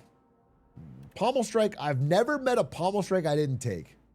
In my whole fucking life, I've never met a Pommel Strike I didn't take. But maybe Inflame is the fucking answer. I just love Pommel Strike, bro. It rips. But Unceasing Top kind of makes it less important. I'll take Inflame. Fuck it. Can't go that wrong. Then we go here. We rest up. And now we fuck up another elite. 2 elites. Okay. Pop the Strength Pot. Pop the Offering. Pop the Volney Potion. Unrelenting. Fight Me. Strike. Stomp. Oh, wait. I didn't need to do that. Holy overkill, bro. Holy overkill. I was fucking one-shot his ass. I have no return to chill. Okay, I could have saved the Volney Potion. Probably. I won't deny that. But I got a full fucking 6. Oh, baby. Okay, wait a minute. Now I'm thinking we go double fight me and just do a crazy fucking strength deck. It's a little dangerous, right? Because the enemy's going to get so strong, but it's just too fun. I think I'll be the danger. I am the danger. Fuck it. Fuck it, fuck it, fuck it. Oh. Oh. Okay, I'm healed enough. We take the bird egg. We hatch the bird. Let's fucking go, little bird friend. Go to the flag. Okay. Okay. Offering. Boom. This is huge. This is so huge. Okay, I think it is Inflame, Unrelenting, Fight Me, Bird Swoop, Stomp. Holy fuck, we're strong, boy. Okay. Bash, Defend. This is just a race. I don't even have to do anything. Battle Trance. Fight Me. Strike. Dude. Wait, I'm fucking tanking this boss. Okay, this is the problem is I get one card. One fucking card, you piece of shit. I guess it's just 23 damage. Yeah, fuck it. Fuck it, I'll take 18. And then I think that's just game. 15 damage twice, plus 23, plus strike, yeah. Boom! Okay. Wait a minute. Holy, wait a minute. This could be the run, folks. Okay, a second Colossus has hit the fucking towers? Now, what about Cascade? Because I have a lot of expensive cards. They're not that expensive. I mean, 2 cost, 2 cost, 2 cost, 2 cost, 3 cost. Upgraded Cascade is always a free card. I do know that. I do know that. And I don't have like an insane amount of vulnerable. Like if I had a lot of vulnerable cards, I think I would use Colossus double up. Because that's just, this card is insanely good. If they're vulnerable, this card just, it's so much protection. But I don't know that I mean, maybe if I got the upgraded Bash or whatever. I don't know. It's kind of a tough call. I kind of want to take this and lean into getting them vulnerable at all times. But I'll take this because it can't go wrong. Okay. Enchant all strikes with Tezcatara's Ember. I've got 3 strikes. That seems kind of a waste. Remove 4 cards from your deck. When you shuffle your draw pile, add a soot to your draw pile. This could be pretty good. 1 soot is hardly a problem over having an incredible early game. Very consistent. Wax relics suck. Okay, I think I do take this. I think I do take.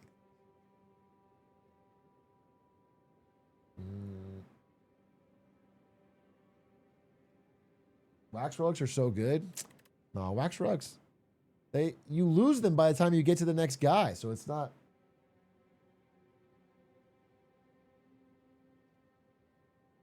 Goodbye strike. The other thing I could do, I guess, is just make the strikes free. It's like a pure upgrade. I have a bunch of 0-cost strikes, and then I'm just hitting more cards. But it kind of like Cascade is going to be so better if I get rid of these 4 cards. Yeah, I'm going to just do it. Fuck it. Fuck it, fuck it, fuck it, fuck it, fuck it.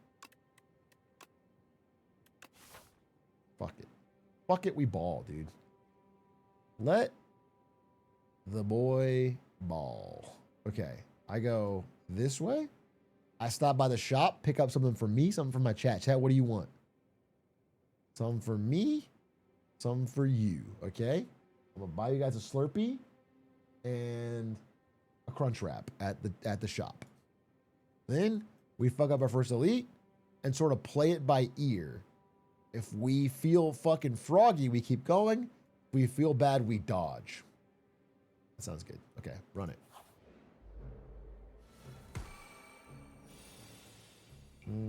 Okay. What happened? Oh, Festive Popper. Nice. Can I do 18 right now? Yes, I can.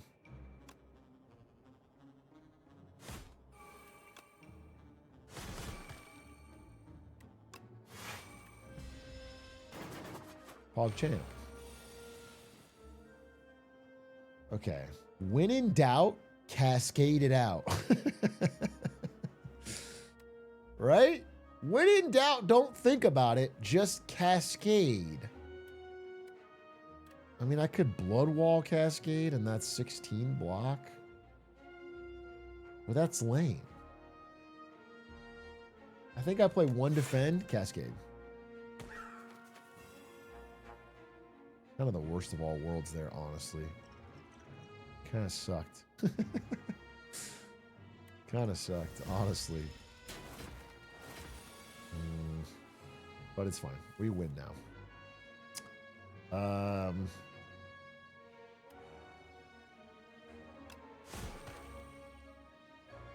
Yeah, I'll just wait.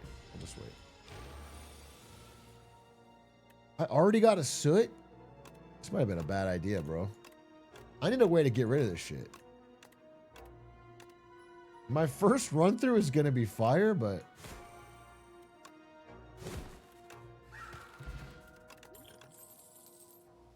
I need something that I can discard. All this is crap. I don't want it. I need like that rare card, honestly, that lets you discard for strength. Add Exterminate to your deck, add Squash to your deck. That's vulnerable. But this with strength is crazy. Wait, does 4 damage to... Wait. This is incredible. I take this. This with strength? Okay, that goes dumb. Okay. 16 damage, you should be dead. Hit you with this. Hit you with this. Hit you with this. Dude, the first run through is fire. It just, okay. Set up strike. No, this is not good enough. None of this is good enough. No, thank you. No, thank you. Hit the shop. Let me buy some shit. Drums of Battle, Flame Barrier, Infernal Blade, Dolly's Mirror? What if I Dolly's Mirror another offering? Another upgraded offering. Or if I Dolly's Mirror a Bird Swoop. Or one more Exterminate. If this was upgraded, it would be such a better thing. 2 birds for the price of fun is kind of good.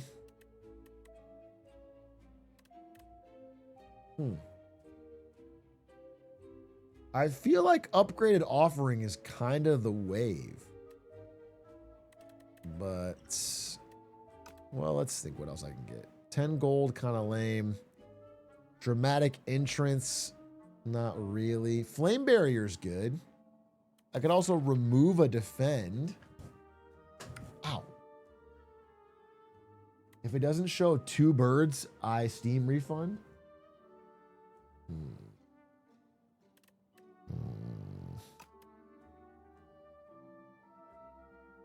This is kind of tough.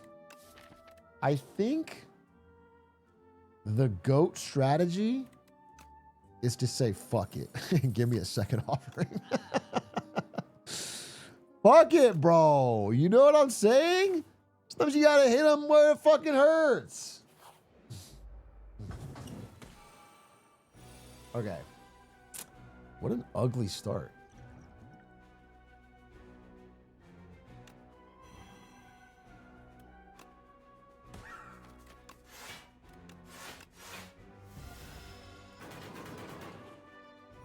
Okay, give me one of my mini offerings. I'm gonna rip it. I'm gonna hit that inflame. I'm gonna hit that bash. I'm gonna hit another offering. I'm gonna hit a fucking battle trance. Oh, I fucking screwed it. Can I kill you this turn, or am I dead wrong about that? Hit him with one of these. Hit him with one of these. No, I can't kill him. Wait, can I? Does 25? 8, 16, 24, 32. Wait, I think I can. Am I crazy on this? 32? I'm one off? You're shitting me, I'm one off?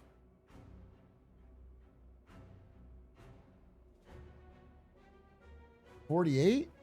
Oh, it's 12. I'm sorry, he's vulnerable. Easy clap, dude. Easy clap. Easy fucking clap. Okay. Pack's End. When you lose HP on your turn, deal 6 damage to all enemies. I mean, it's kind of good with the offerings. I'm afraid I'm going to kill myself, though. If I'm taking 12 damage a turn with myself plus 1 every turn, you know what I'm saying? Like, it's all starting to get out of hand, bro. I have damage. What I need is, like, fucking block.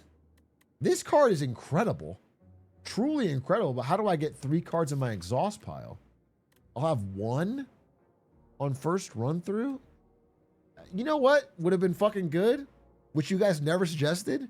True Grit. Why didn't one of you tell me to take True Grit? Every single one was like, don't take True Grit. True Grit's terrible. But honestly, it would have been kind of useful. If only one of you had spoken the fuck up. Offerings exhaust? Okay, think about that, though. I rip an offering. Ascender's Bane already goes away. It's not crazy to take it. It is such a fucking... Dude, 17 damage all enemies? For 0 cost? Oh! Oh, it's so good!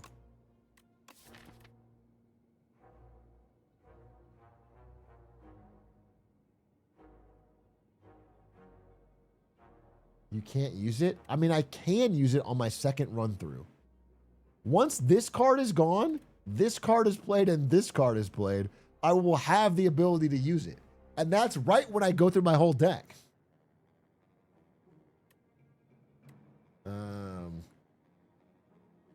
Minus 12 HP card? Yeah, but it does a lot of damage. Also, Cascade plays it, right? So if Cascade hits it, I don't need to have the requirement. Oh, Cascade doesn't play it. Ah, fuck it then. Fuck it then. The dream's dead. All right, we're going to get an upgrade here because we can definitely fight another elite. I'm going to hit an upgrade. That's decent. I should probably upgrade this just so it's useful because I'm not really finding a lot of time to play it. I think I will upgrade this. So it's a free card. Let's fight this elite. Step 1, battle trance. Can't draw again, so maybe I don't use this.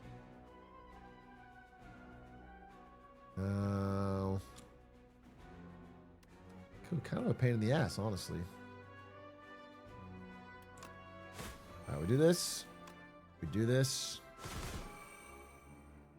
And I think we just do this. Or we could, or hear me out. I should have vulnerabled already. But fuck it.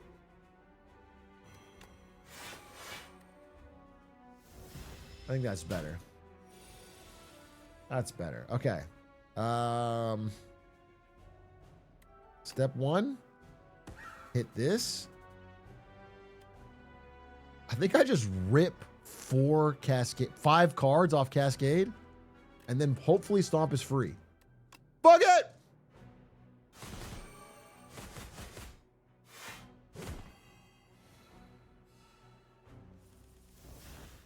Oh yeah, that's fire. That's fire. 12, 24, 36, 48. I think I got the kill, honestly.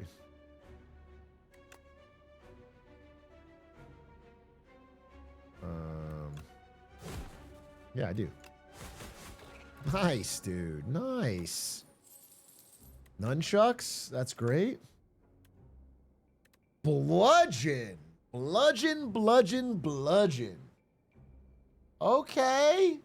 Wait a minute. If I take a bludgeon, it's really only good with unrelenting.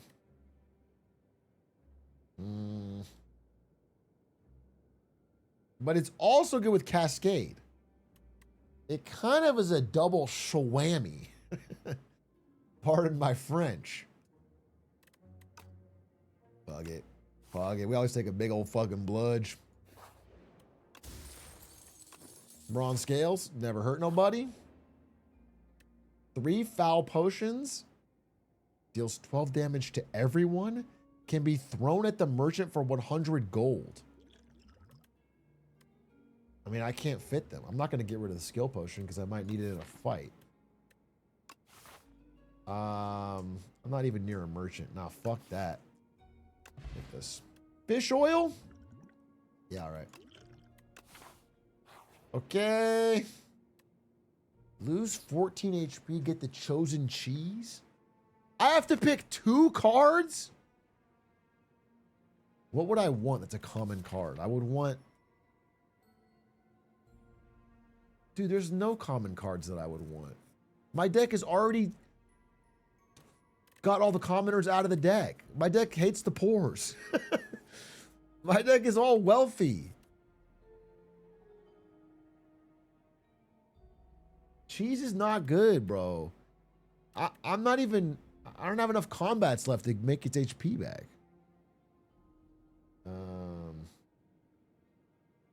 I think I could get a shrug it off. Fuck it. Oh, this is trash. Oh, I fucked up big. Oh, I fucked up. I could upgrade this. This is not a bad card, I guess. Because oh wait. This is actually crazy good if I upgrade it because I have offering. I have a handful of cards. I can upgrade the whole deck in one swoop. Yeah, I guess I could do that. I could do Armaments Twin Strike, and I'm like, fine. Yeah, this is fine. This is fine. This is fine. But I need to hit a fucking fire and upgrade it. I hate this guy. I hate this guy. I hate this guy. I'm ripping it already. I'm ripping this already. And I'm probably ripping this. Yup. Yup. Okay, wait. Hold up. Here's what we're going to do. I think I gotta have a 1-turn kill, maybe.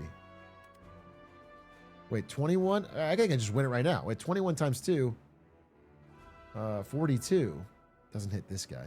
But then I bird swoop. Yeah, fuck it.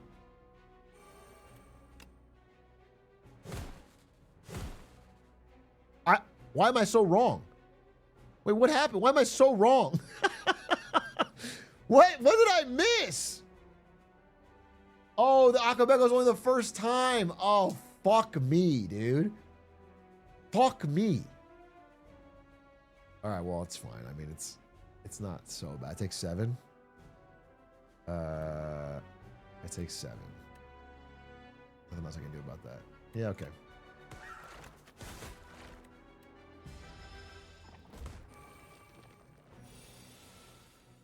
Fucking kill me, dude. How stupid is that? How fucking stupid is that? Are you joking? My God, dude. What the hell kind of draw is that? Wait, the thorns will kill him. The thorns will kill him. But yeah. The first hit, the thorns will kill him. Wait. If this doesn't work, I'm going to fucking lose it. Okay. Okay. Okay. Not bad, not bad, not bad. Another bludgeon? What am I, fucking crazy? Bro, I can't be throwing all this crap in my fucking deck. Another bludgeon? Fuck it. Fuck it. The double bludge. You know we bludgeon like crazy. Dude, that's fucking 44 damage off rip for 1 mana? Akabeko's crazy, bro.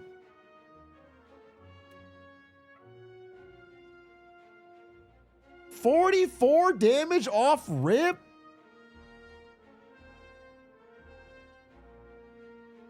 All right, fuck it. All right, that's just ridiculous. And then I guess I fucking Colossus Twin Strike.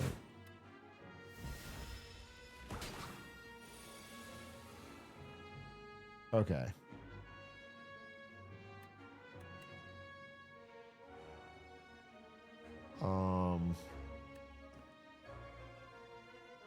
I guess I armaments the bludgeon. This is only 12 damage. Like I'm so close to killing him. Do I really need strength right now? I think I armaments the bludgeon. Hit for 42-14. That could have been stupid, I'm not sure.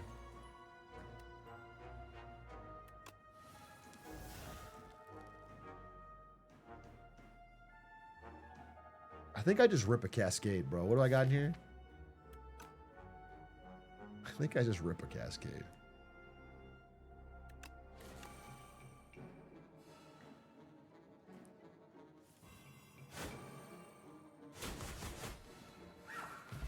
Okay. Good shit, good shit, good shit. Nah,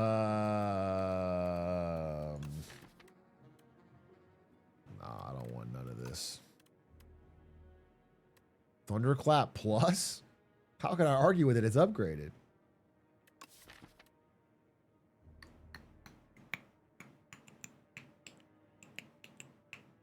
I think I'm adding too much crap to this deck. Maybe taunt. I'll take a taunt. I don't know what I'm doing. My deck's getting messy, bro. It's getting messy. And it's not what I wanted out of a deck. It's not what I wanted. I think I just dropped this fucking... Let's see what we get.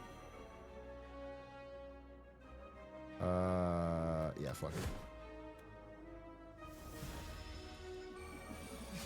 Deck's getting thick. Deck's getting thick. Deck's getting thick.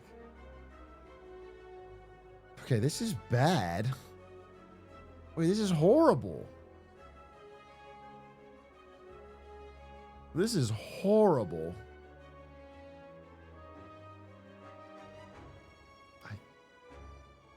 I mean, it can't hurt to take 5 more damage.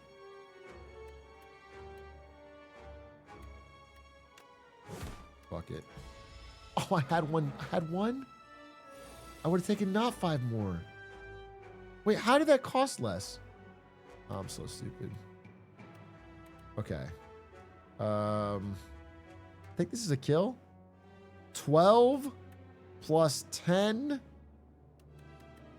plus 20. That's enough, right? I'm not gonna do the math. I'm just trusting it. Fuck yeah. Okay.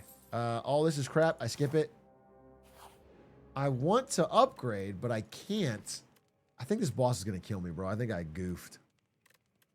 Fucking rest. Oh, brother. Math is for blockers? Exactly.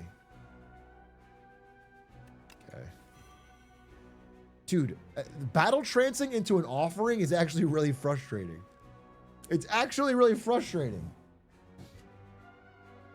Okay. I think I armaments this. And then I defend, exterminate.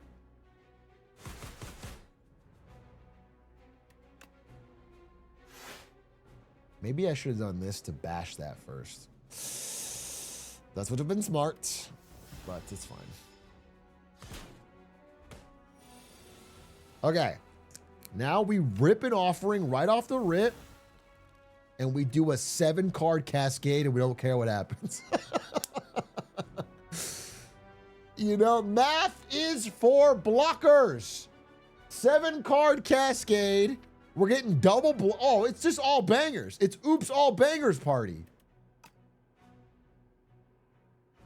Just let her rip, bro. Is it refill the... I'll just do it. Fuck it. Oops all bangers. Let that shit rip.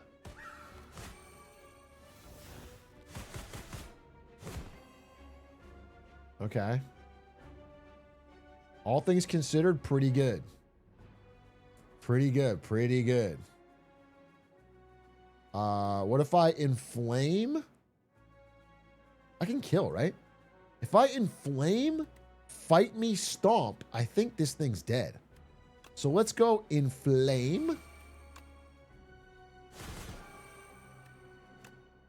I'm so fucking wrong. Fuck! Well, at least the fucking hit will kill him. Shit. Oh, no. Piss! Alright. I'm sure this will work out for me. Okay. Wow. This is bad. I think I just lost. Wait, I think I could have won this, bro. You know what a 4-card cascade ought to do, though? No, the problem is there's nothing I can get. Okay, it's 24. I got 8.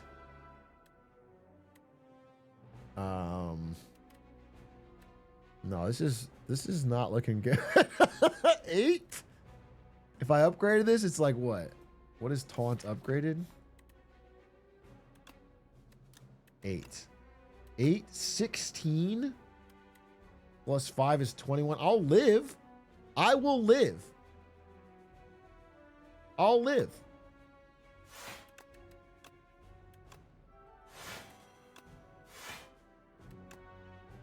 Got a fucking soot. Okay, comeback of the century, baby. Here we go. Here we go. Here we go. Comeback of the century. It's fucking time. Wait. Wait. Oh, baby! Let's go! It's not even close. That's the card I've been looking for the whole time. This is the card. Lose HP, exhaust one card, strength. We get rid of the fucking soots. We go crazy. I take brand every day of the week. Okay. We need a heal. 7 random combats. Enemies and those remove 1 HP. At the start of each combat, fill all empty potions with random potions. Gain energy at the start of each turn. At the start of each combat, shuffle 3 days in your draw pile.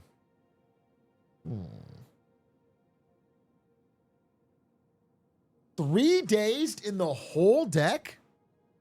For an extra energy?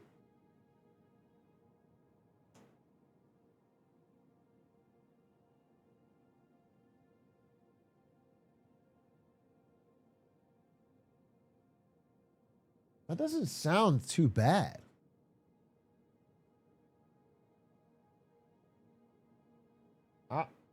That sounds crazy good. Frond kind of broken? I don't think Frond is broken, bro. If I had 4 potion slots, maybe, but for 2 potion slots? Also, this one could seriously just be shmoney. If I just... It can hit elites, right? If I just get random 1 HP elites?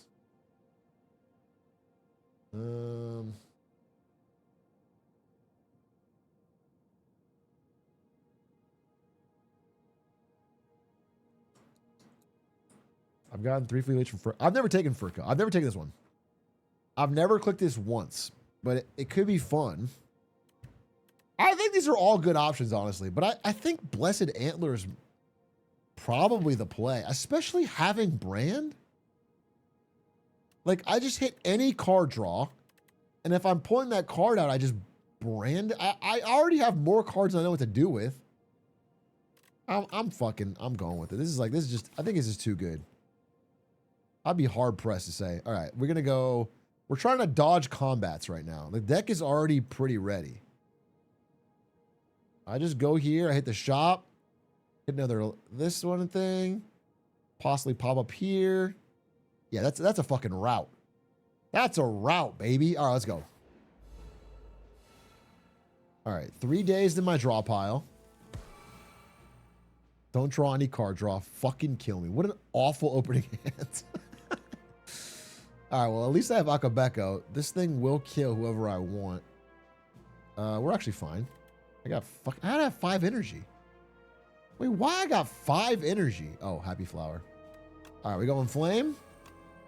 We kill you. We go boom, boom, boom. Oh, Unceasing Top. Wait a minute. Oh, I can't draw again. I'm fucking stupid as all hell. 8 damage twice.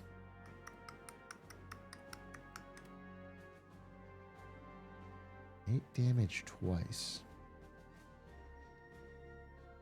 If I hit you and you get 1 strength, I'll just hit you.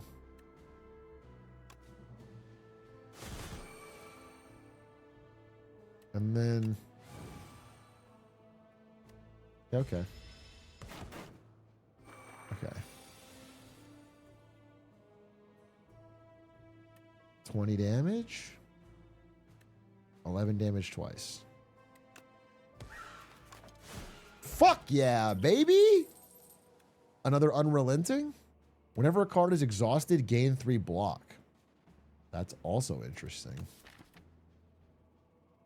That's also interesting. Nah, not really.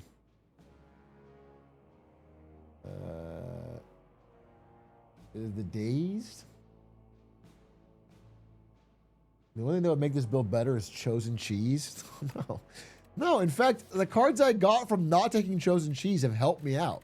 The Armaments is upgraded twice in 2 clutch situations. I think with this many bludgeons,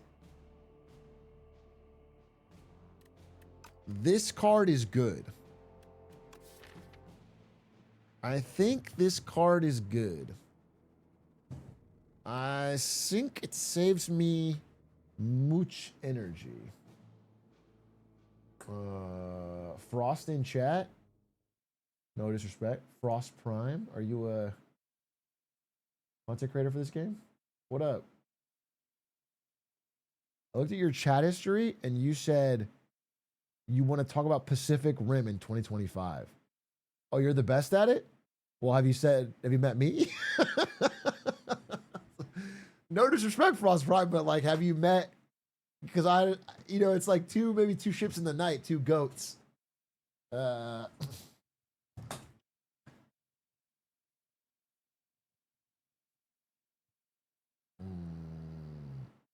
Just feels like we're not.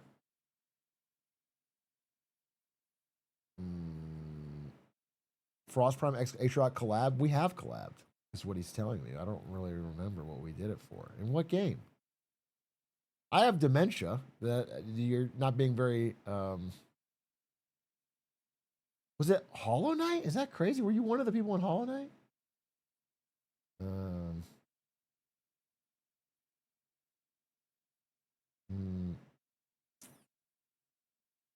Anyway, if you need Regent tips, I currently know a guy who's probably the best in the world at it. I won't say his name, but he is really big into marketing. I'm taking Unrelenting.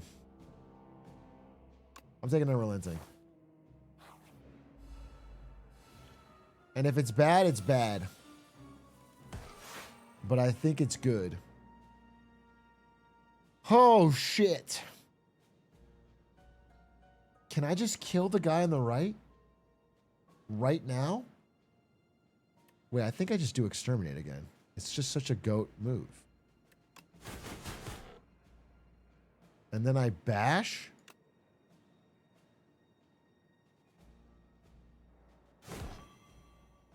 Yeah, they're dead.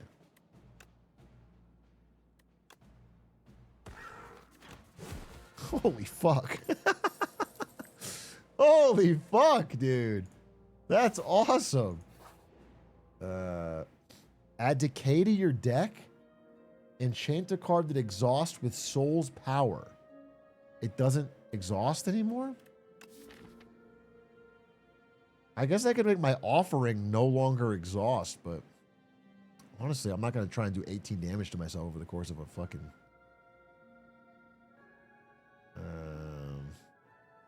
nothing else exhausts that I would really... If you remove exhaust from brand, does it just give you the HP and not exhaust?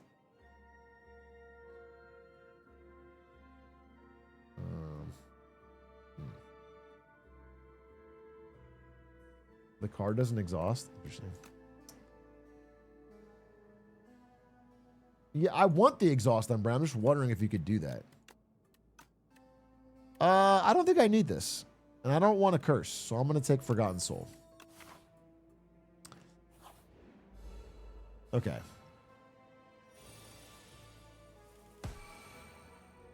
Stomp is a great opening card here. I think... Do I need to hit the offering?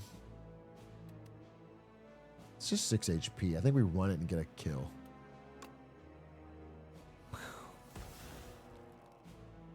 So I do an Unrelenting. I do a Fight Me. I do a Bird Swoop. I do a Cascade.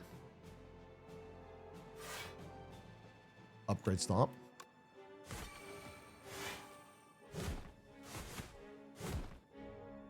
Holy fuck. Dude, this shit's gas. I mean, this deck is coming together, boy. All right, we hit one of these. What do we got?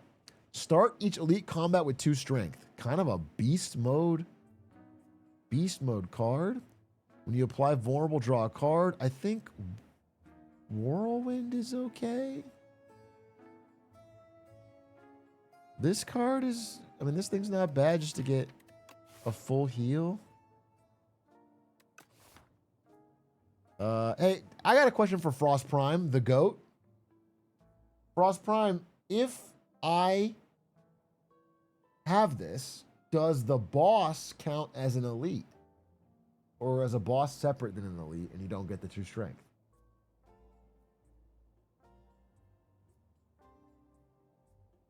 I'm seeing a lot of no's. Okay. Do you see it say boss, though? I just consider the elites or the bosses to be elites. Do you know what I'm saying? Because they're of the elite class. But I suppose I consider you the boss, flirt. Okay. But now when you say that, I think, oh, he doesn't think I'm elite. You see the direction? All right, well, fuck this thing, because I'm going to fight like 2 elites. It's not worth it. I think I just take the feather, or I grab another Battle Trance. But the problem with Battle Trance is it keeps fucking me on my offerings. So I think I'll just take the feather. I got 25 cards anyway. It's a big heal. Full heal. Don't mind if I do. We upgrade armaments. Yeah. The upgrade that gives all the upgrades. Tuning Fork. I love that. Hit one of these. Ooh, baby.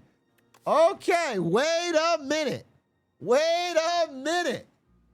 We toss a sharpness on exterminate? Don't mind if I do.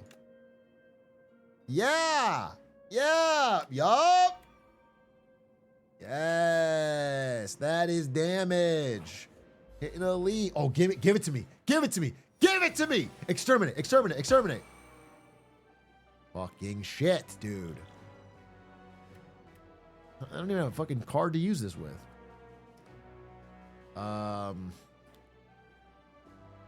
Okay, let's rip this. Bangle.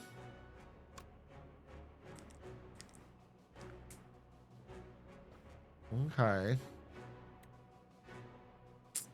Low-key sucks. I mean, it'd almost be worth passing the turn and using the Akabeko next turn.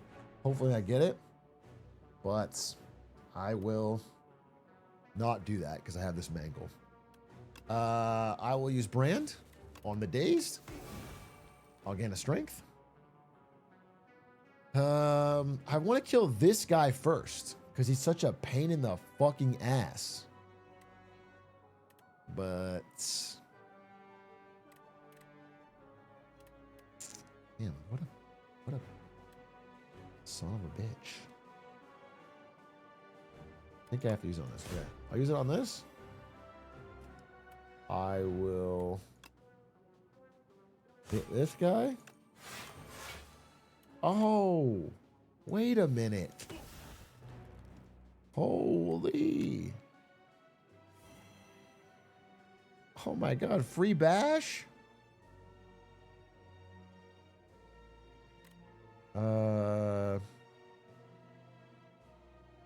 Okay. Free bash. Hit him with a fight me. Drop a cascade for the real ones. Oh, nice. Okay, and then I'll do this. He's already invulnerable. Take no damage. Take no fucking damage. Exterminate! 8, 60, 24, 32. Yas, queen. Do I offering? I think I do. Yeah. I think I offering so that I can fight me.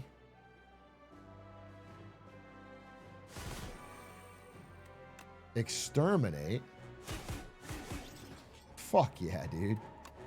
20 damage. Yes! Oh, baby. Okay. Flame barrier, second wind. No. We don't want any of this. We're doing damage, baby. It's a damage deck. Let's hit another flame. Get a full heal. Get an upgrade to exterminate, so it's 6 damage. Yeah. Yeah, I don't mind if I do. Fight another elite. Do I fight another elite?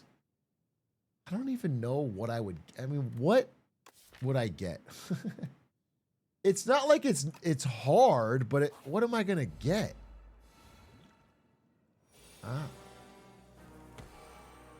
Okay. Well, first thing we do. Offering. 14 damage 4 times. Yeah, that sounds pretty good. I'm going to take the fish oil. And I'm going to let that motherfucking thing rip. And then I'm going to play 5 cards. 6 cards. I just don't want to overthink it, you know? Or I offering again and I play fucking 8 cards. Hand cap? Yeah, my hand will fill up, but I'll be able to play more cascades. Think about that. Fuck it. We go Brand on defend. And we play 8 cards.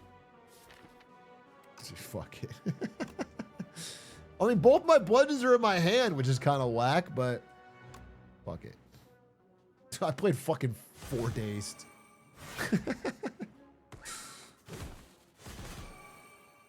Okay. That wasn't that good. That was not that good, bro. I played so many days. That shit was, I didn't even get armaments. Armaments would have been at least decent.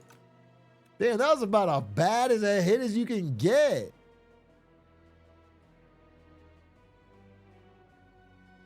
Bash Colossus and I don't take any damage. Fuck me, bro. All right. I need this card for the final boss. Oh, this shit's bad, bro. I'm taking fucking major damage.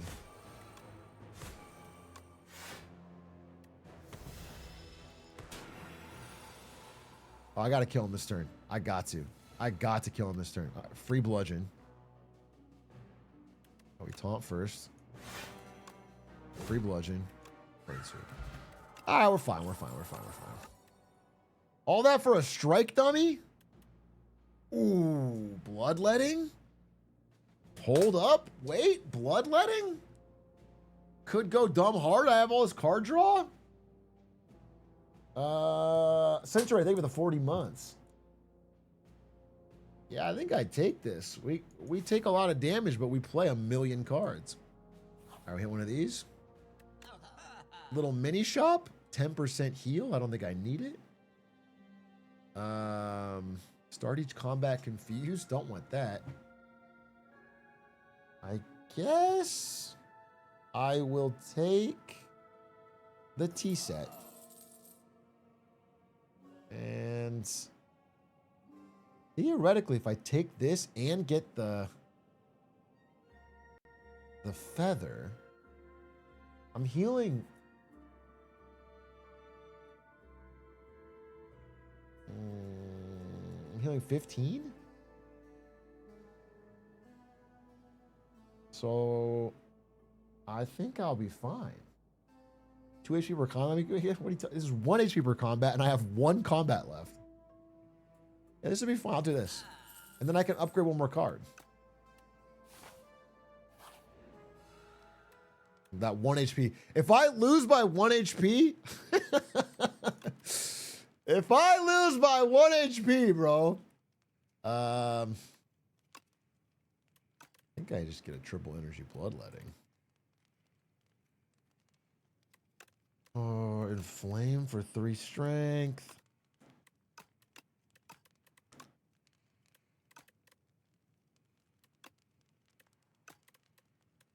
Brand is really more getting rid of a card than it is. I guess I will upgrade this. More energy, always good. All right, let's go. Here we go, baby. Final boss. Final boss. Good start. First thing we're going to do, we're going to rip that power potion. Ooh, I would love a pyre, but also a Hellraiser could be good. How many strikes do I have? 0. I have 1. Twin strike for free, folks. Twin strike for free. Now, you can't beat that. That's called cost savings. That adds up over time. Over the course of 10 cycles through my deck, you understand that that adds up in a way. This is also pretty solid. I'm going to say pyre. I don't know what I'm thinking. It's pyre. It's pyre every day of the week. Now, we rip an offering. Okay. Now we rip a bloodletting and we do a 11 card cascade to start the turn. I think we rip an 11 card cascade just to let the fucking people know that I'm not afraid. Do you know what I'm saying? Now what's in here? Days of Senator's Bay. I'm probably gonna hit that. I'm gonna hit and it's gonna brand the wrong card. It's gonna be so bad. It's gonna be so bad. There's not enough in here to be worth it. No, I need to, but it also would be fire of an idea. Okay, here's the plan. Let's play intelligently here. Okay, let's play intelligent. Here's what we're gonna do. We're gonna bloodletting, obviously. We're going to taunt to get a vulnerable on him. We're going to play Unrelenting. That's going to make Fight Me free. Yup. Then we're going to do an 8-card Cascade on a fucking vulnerable enemy. At which point, Stomp will be free. At which point, we win.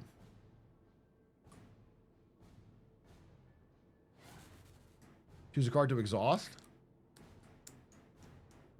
Honestly, get rid of fucking Bash. I'll get rid of this.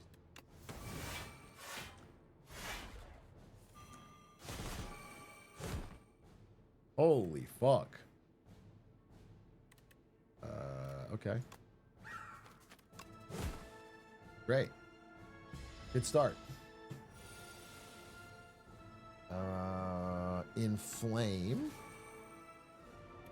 Twin Strike. Colossus. Defend.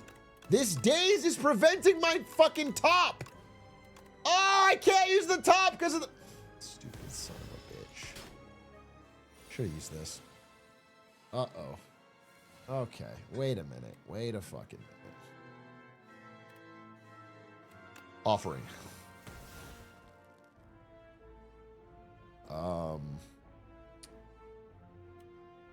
Taunt. Colossus. There we go. That solves some of my problems. I think Unrelenting Bludgeon? Unrelenting Bludgeon. I should have branded first. Kind of stupid of me. But.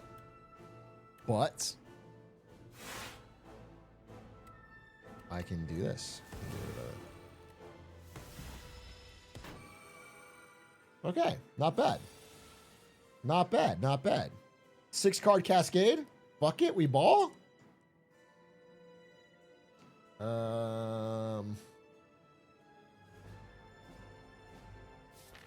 6-card Cascade. Not that good. Not that good. I'm facing 32 damage, brother bear. I think I have to rip the defend at the very least. And likely the bash. I think it's really bash. 4-card Cascade. No, I think I do defend. This. And then I rip this. Okay. I'm going to be honest with you. We're kind of falling off. We're kind of falling off, bro. I mean, I'm hurting his ass. You know what I could do? I can unseason top, though. Wait. Hit one of these. Hit one of these. Yeah. Okay. Hit one of these. Hit one of these. Let's go, baby! Easy collab. A10. Let's go. Fun deck. Fun deck, dude. We put the skibbity to the rhythm, to the tism. That's not what we did. Shout out to this fucking GOAT Exterminate card and to the baller decision to Dolly's Mirror and Offering to take 12 damage a turn. That was fun. That was sick. Shout out to chat for forcing me to get 2 bludgeons that ended up being pretty good. And shout out to myself for picking this Colossus, even though I barely had vulnerable because it saved my ass.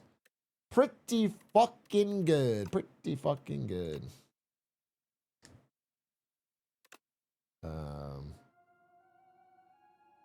Shout out to Cascade. Oh yeah, also Cascade was so fun. Cascade was the heart and soul of the deck. All right, we are on A10. Well, that'll be a story for another day. Thank you for watching. Chat, I'll be back tomorrow. In fact, I'm going to try and work on a couple slides before I crash, but I am jet lagged as shit. I've been up since 2 a.m. this morning, and I am now fucking exhausted. Thank you for watching 07.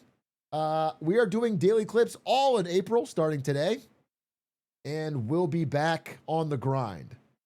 No major travel coming up, and Age of Empires video will be done in April, guaranteed, hand of God, or I will chop off my pinky finger on stream live for all to see. Thanks for watching. Goodbye!